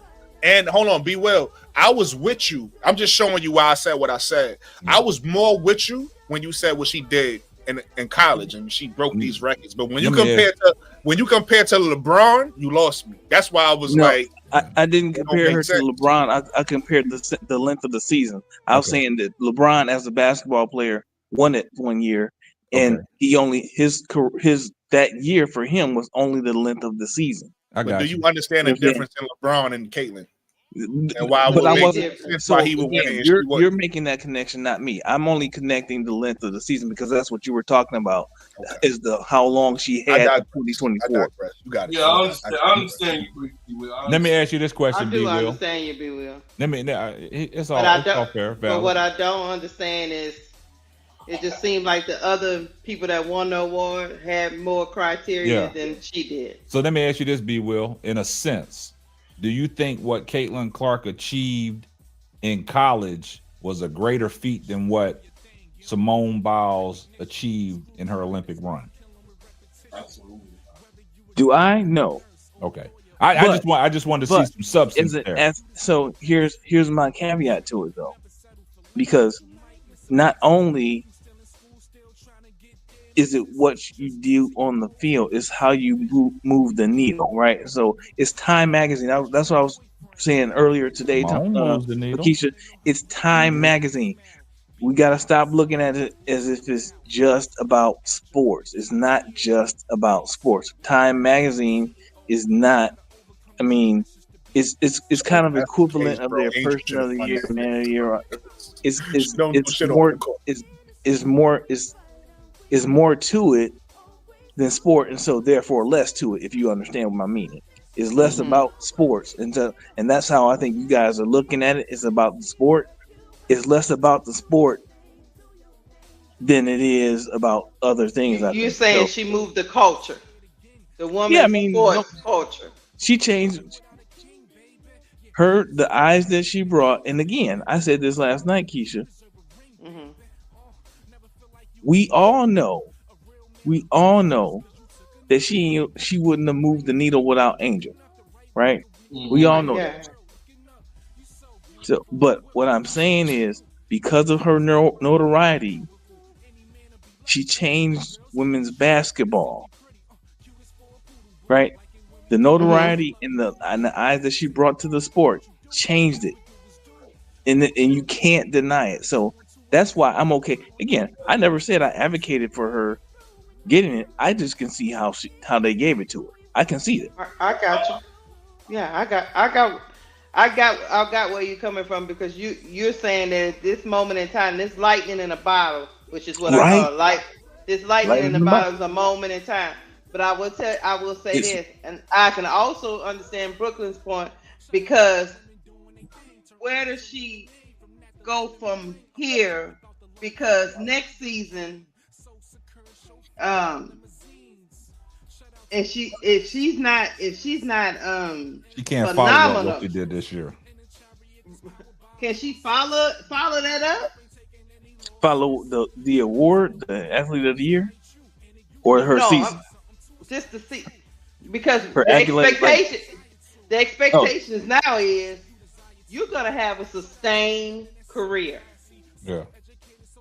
I'm pretty sure that the time is not picking people that they don't think is gonna have a sustained, what I want to say, sustained, successful career. They just they just did it a little premature, but that's just me. But I understand what you're saying about moving the needle. So I don't think they care about the future. Right. She has to sustain her greatness, meaning that she has to have, this is just a contributive year that Caitlyn had. But what next year and the next 5 years look like, right? So say that she's this person that is portrayed. Do I agree with what I read in the time? Yeah, I do. Some of it. It's very eloquently put together, and her people put that together. That's not coming from me. ASAP know the banana in the tailpipe when we see it. Yeah, banana in the tailpipe. Not the banana in the tailpipe. Brooklyn gonna call it out. It's all smoke and mirrors. We'll be like, ooh, ooh, ooh. We like, nah, we see it, dog. But the thing is that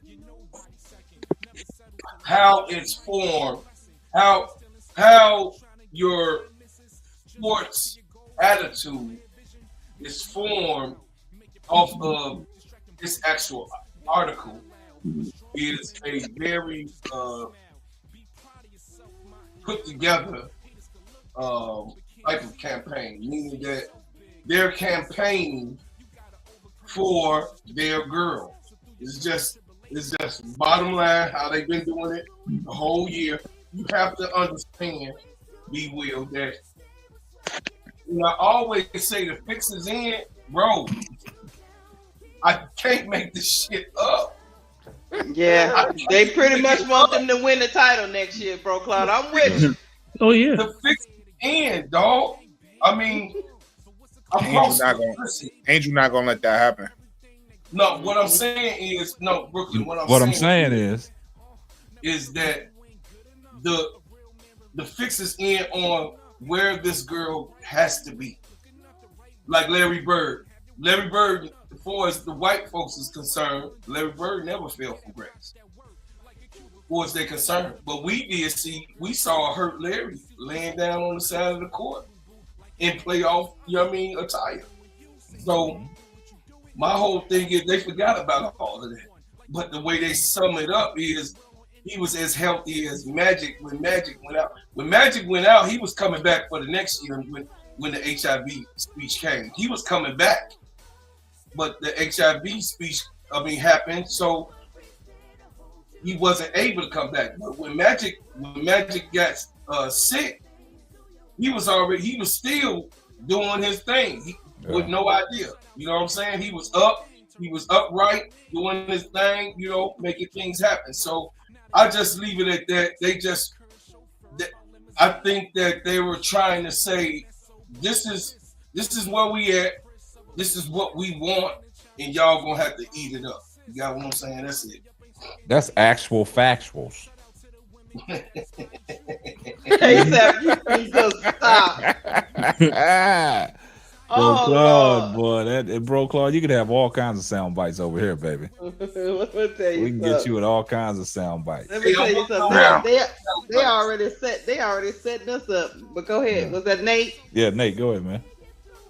Hey, K-Sap, did you see when Bro Claude was talking about the shea butter and the Diddy parties? Oh, yeah.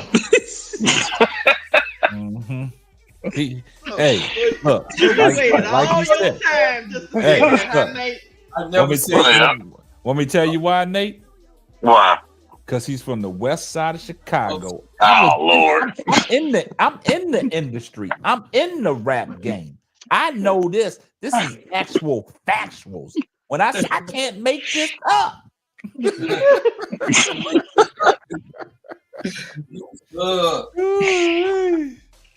Yeah, that's on South Side. I said that's you know saying.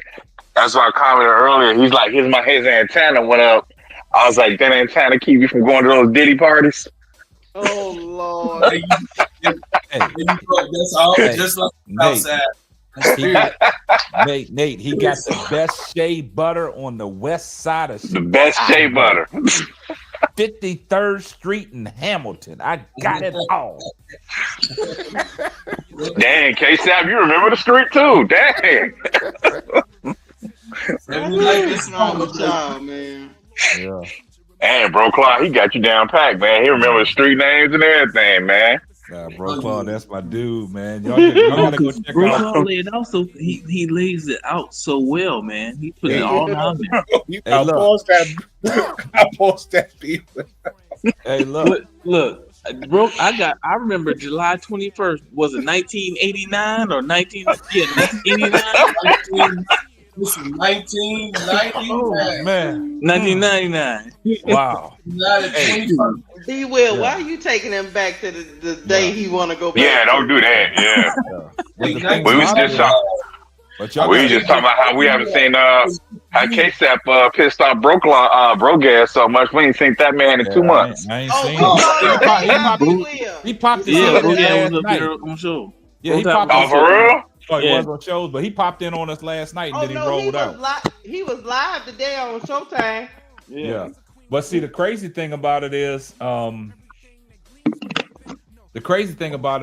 y'all got to go check out Bro Claude on his channel though. But he be over there lit, boy. And when he get in his mood and that music come on, he be like this.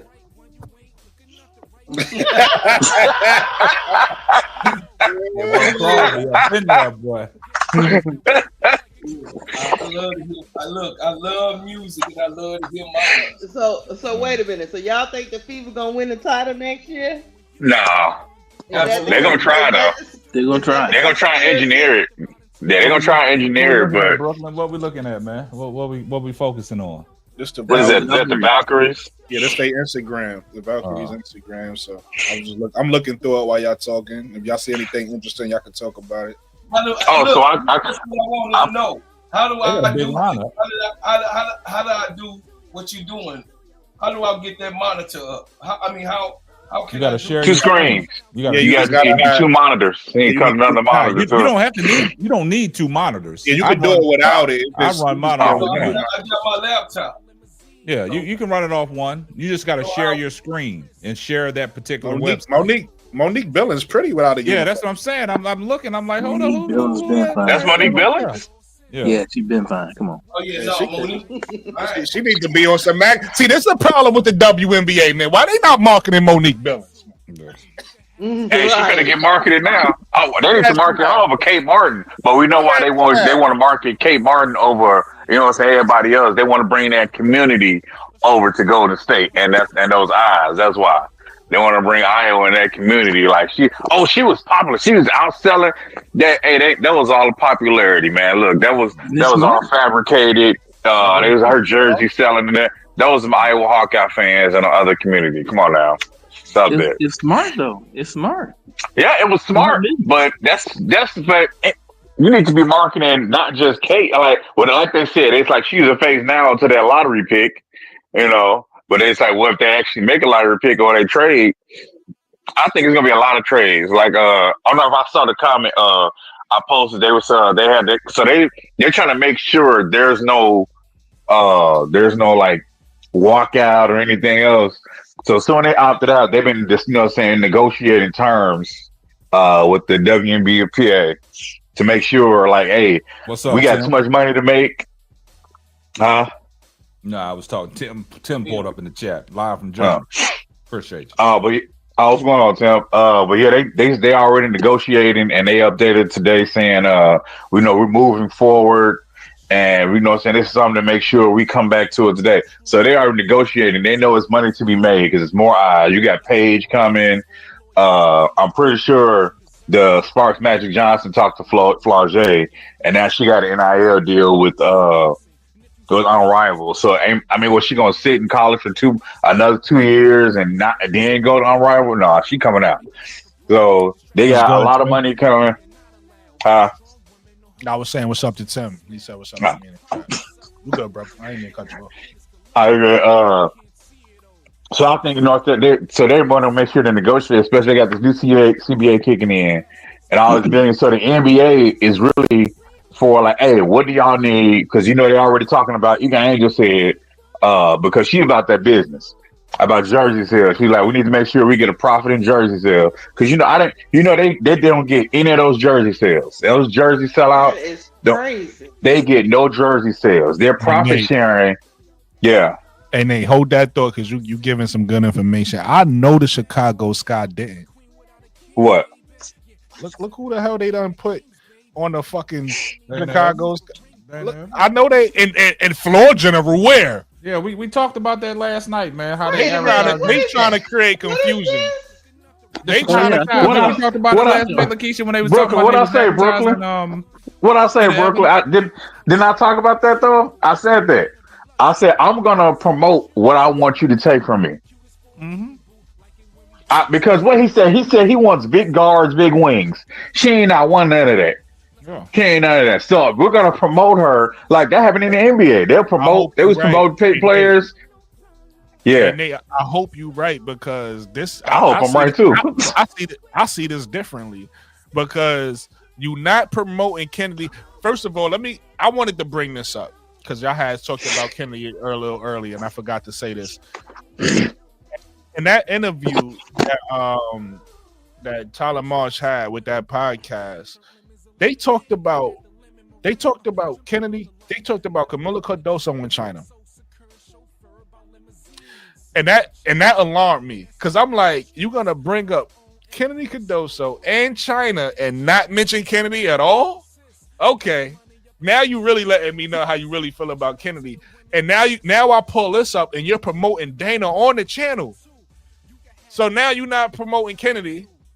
They promote Kennedy too. She right there. They got Kennedy right there though. She got more likes too. Right. You're right. She's right. Man, that's a birthday. Come on, man. Upcoming Kennedy Carter off season, man. But Flaujae General, somebody snuck that on there. That was that's the social media people. Be real. That's the social media people. That's the social media people. They trying to promote her. They put Kennedy's stats up there too. Her 42 points a game. Somebody hijacked that page and slid that in there, man. It's a new social media person. It's a new social media person. I know that. Like I said, I hope you right, Nate. What's up? No, because didn't they fire their social media person? I think I did. Now that I'm not sure. He was 2 weeks before. They let him go. It's not just that bit. It's not just that picture that's promoting Dana. There's a whole video. A whole video of Dana making passes. I mean, they're the most elementary passes in the world. Remember, Brooklyn, I had that show when I was talking about, I didn't mean to cut you off, B. Well, my bad. Oh, you good. Go ahead, finish what you said. I'll get back to it. Go ahead. It just caught me off guard because I didn't look at this page in a while. So but Brooklyn, remember I did that video, I did that podcast talking about what Jeff P said on Dana Evans, even though it was an old clip. Yeah. But I think he really feels that way about her, man. Everybody still felt that way about her. Absolutely. That don't make her a good player, though. He can feel that way all he wants. Jeff P got the honey on the chest for Dana. Hey, guess what? Tyler Marsh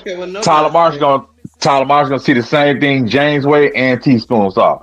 That she is not a point guard and she don't belong on the floor. And she's not a starter.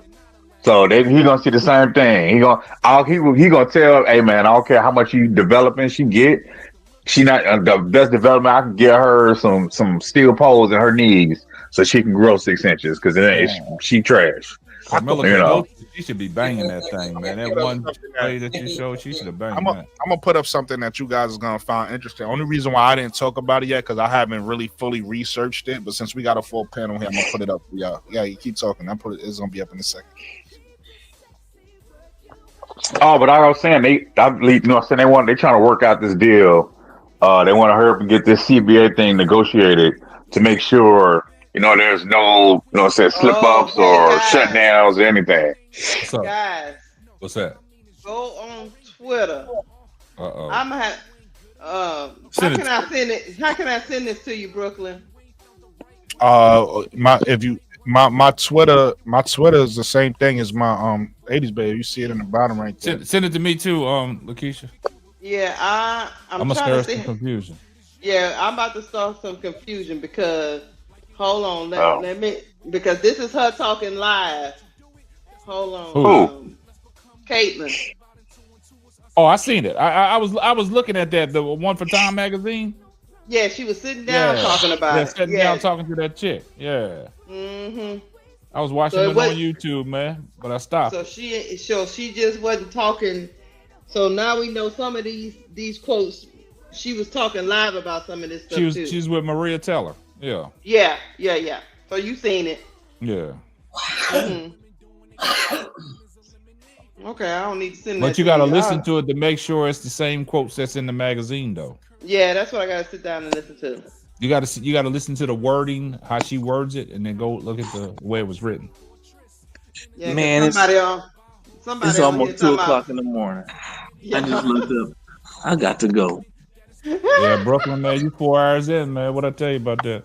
It comes up on you. It comes up on you. Listen, we can wrap it up. This is actually a good topic to save for another show. But I just wanted to show y'all this. This is Euros basketball, and they about to go into their second round.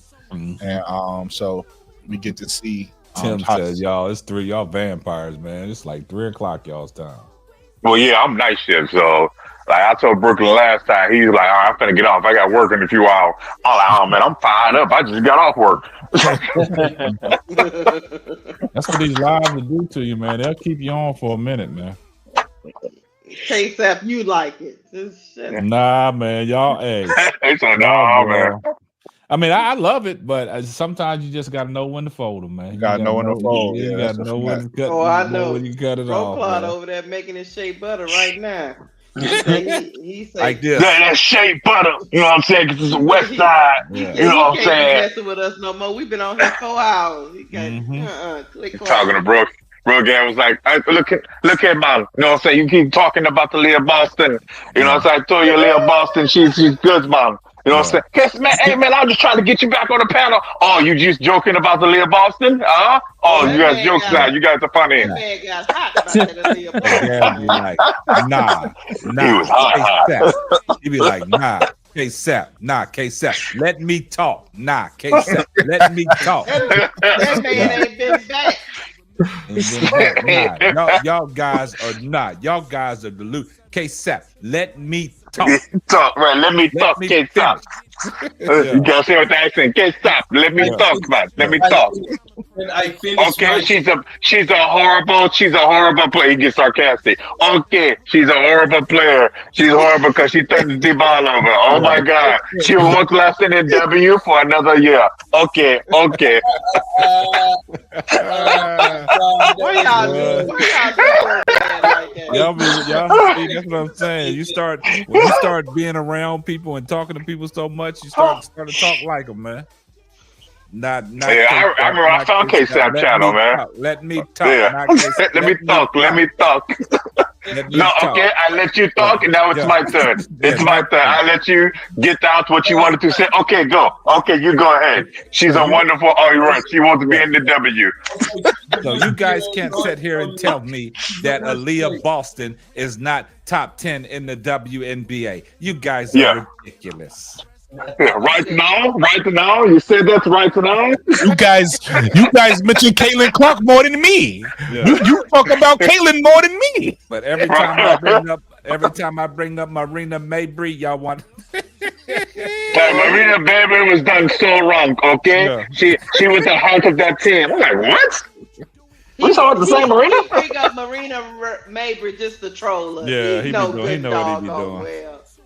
I'm glad Marina requested that trade. I'm so glad for that 10th pick. We needed that pick.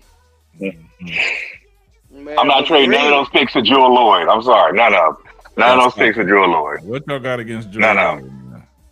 She's 31. She's 31. Kidding the quarterback. I want Jewel Lloyd. Goddamn it. Nah, I'm good. That's a replacement for her, man. I take Isaiah James.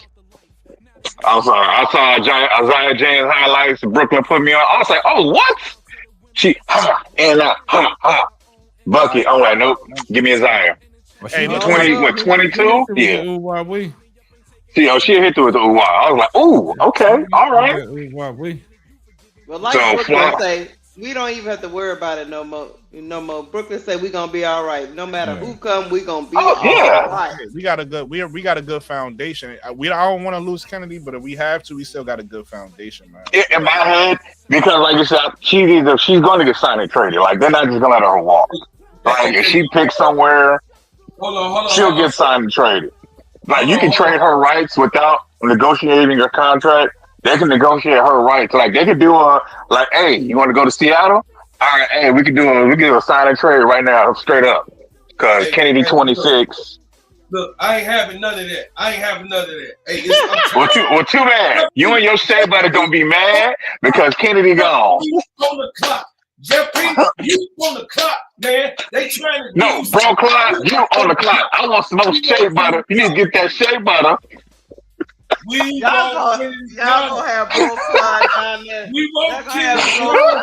I ain't trying to negotiate with nothing. We gonna be at the door down there to see you, homie. Hey, That's all. You need hey, Nate. Yeah. You know about Keomi Miller? Yeah. I looked her up. Kill me, McMillan. It's McMillan. McMillan. Bro Clark gonna be in the lobby of the condo for Jeff P. He better get that. You know about Keomi McMillan? Nah, no, I don't. I'm not. Watch these highlights. And focus on her handle. Focus on the handle. Okay. She got better. The one with the ball, right? She got it ain't gonna no mistake. She got better handle than dude.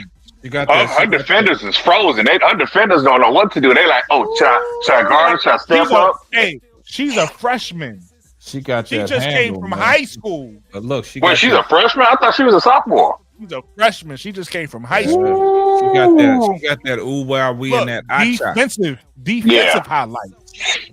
But you know what? You know what I'm saying right now? She got that retreat dribble too. She know how to get in the paint and back it back out. Yeah, and keep that handle, man. She got a nice hezzy. Her hezzy is nice. If y'all know handles, y'all gonna understand what I'm talking about. She got Jamal Crawford like handles. Oh, no, look at her. I see she got the. She don't just have handles. She got Jamal Crawford like handles. Jamal crossover Crawford. Oh man, that's crazy. Yeah, look at her. She got that. With these girls, they just got that act right, boy. Jamal Crawford could still drop 50. Yeah. All she did was drop 30. That's that. They barbecue chicken for her. Yeah. Barbecue chicken. Mm-hmm. Hey, once she get them on the hip, she gone. Oh damn, she shot that from deep. Look at her. She had that high. Ooh, got it. Ooh, Lord, and then look, loaded it with the left after that. She went up with the left. Ooh. That's poor girl on her. When you have handles like that, that tells me one thing. Like I say, as a point guard, if you got a handle like that, you know how to get in the paint, right? But the thing about it is, I think she's the type of guard, I don't see her picking up her dribble. So when I say the retreat dribble, she know how to get in the paint. And if the paint is congested, she know how to wheel that bitch back out. Yep. Look at it right there. Mm-hmm. Retreat. Boom. Splash. Hand down, man down. Then she played the denial ball. Look out, see it? Then she pushing it. Ooh, got around her, hit her with the got there. Give me that. Quickness, cat-like quickness. Gotta be quicker than that. See how she went over? She went right through Caitlin Clark bends knee to the woke mob. Lord. Yep. I just want y'all to see a little. Yeah, man. Yeah, go and shut it down, Brooklyn. Go and shut it down, man. Do your outro, man. Shut it down, man. Do your thing, man. You got right now. Got the live popping. I see you steady serving over there with the you got the thing for I see your little thumbnail on the What's she doing? On the Cheryl Swoops video. I see you, bro, Claude. Boy, you stepping the game up, ain't you? Bro, Claude said he getting them graphics together. I see. Bro, Claude getting it in. He getting it in. He be dropping stuff at 4:00 in the morning. Hey, yo, listen. Let me wrap this thing up. We've been on it. We've been here 4 hours now. Hey, I want to say shout out to everybody. I want to say shout out to everybody that's gonna watch this on the playback. Shout out to the playback gang. Listen, everybody hit that like button. Everybody subscribe. We here for you. We gonna bring a listen tonight. You got impromptu content. I didn't know we was going where we was going, but we went there. Look, we went there. You got a great conversation. Anyway, man, we was doing a little tutorial, working some things out. Hey, listen, he was in pre-production. Yeah, that was in pre-production for like an hour or two. Just getting. First of all, listen. Hey, if you like my background, if you like my little setup here, K-Sap is the artist behind the way the perspective is presented to you. So, hey, that's the artist right there. I told him what I was looking for. I gave him the direction. And he just went in there and chefed it up. Yeah, you know what I'm saying? So, shout out to K-Sap for that. I appreciate you. But yeah, like I said, hey, I appreciate everybody for tuning in, the playback gang, the people who here for the live show. Hit that like button, subscribe. holla at me in the comments. Talk to me. I talk back. You know what I mean? And everybody have a blessed night. You heard? Hold on, hold on, Hold up. Uh-oh. What was you saying, Bro Claude? Now he was saying something to me. I was saying, trying to be funny. Not for real. No, what you sent me, I can't download. I tried to do it the way you told me, but I couldn't download it.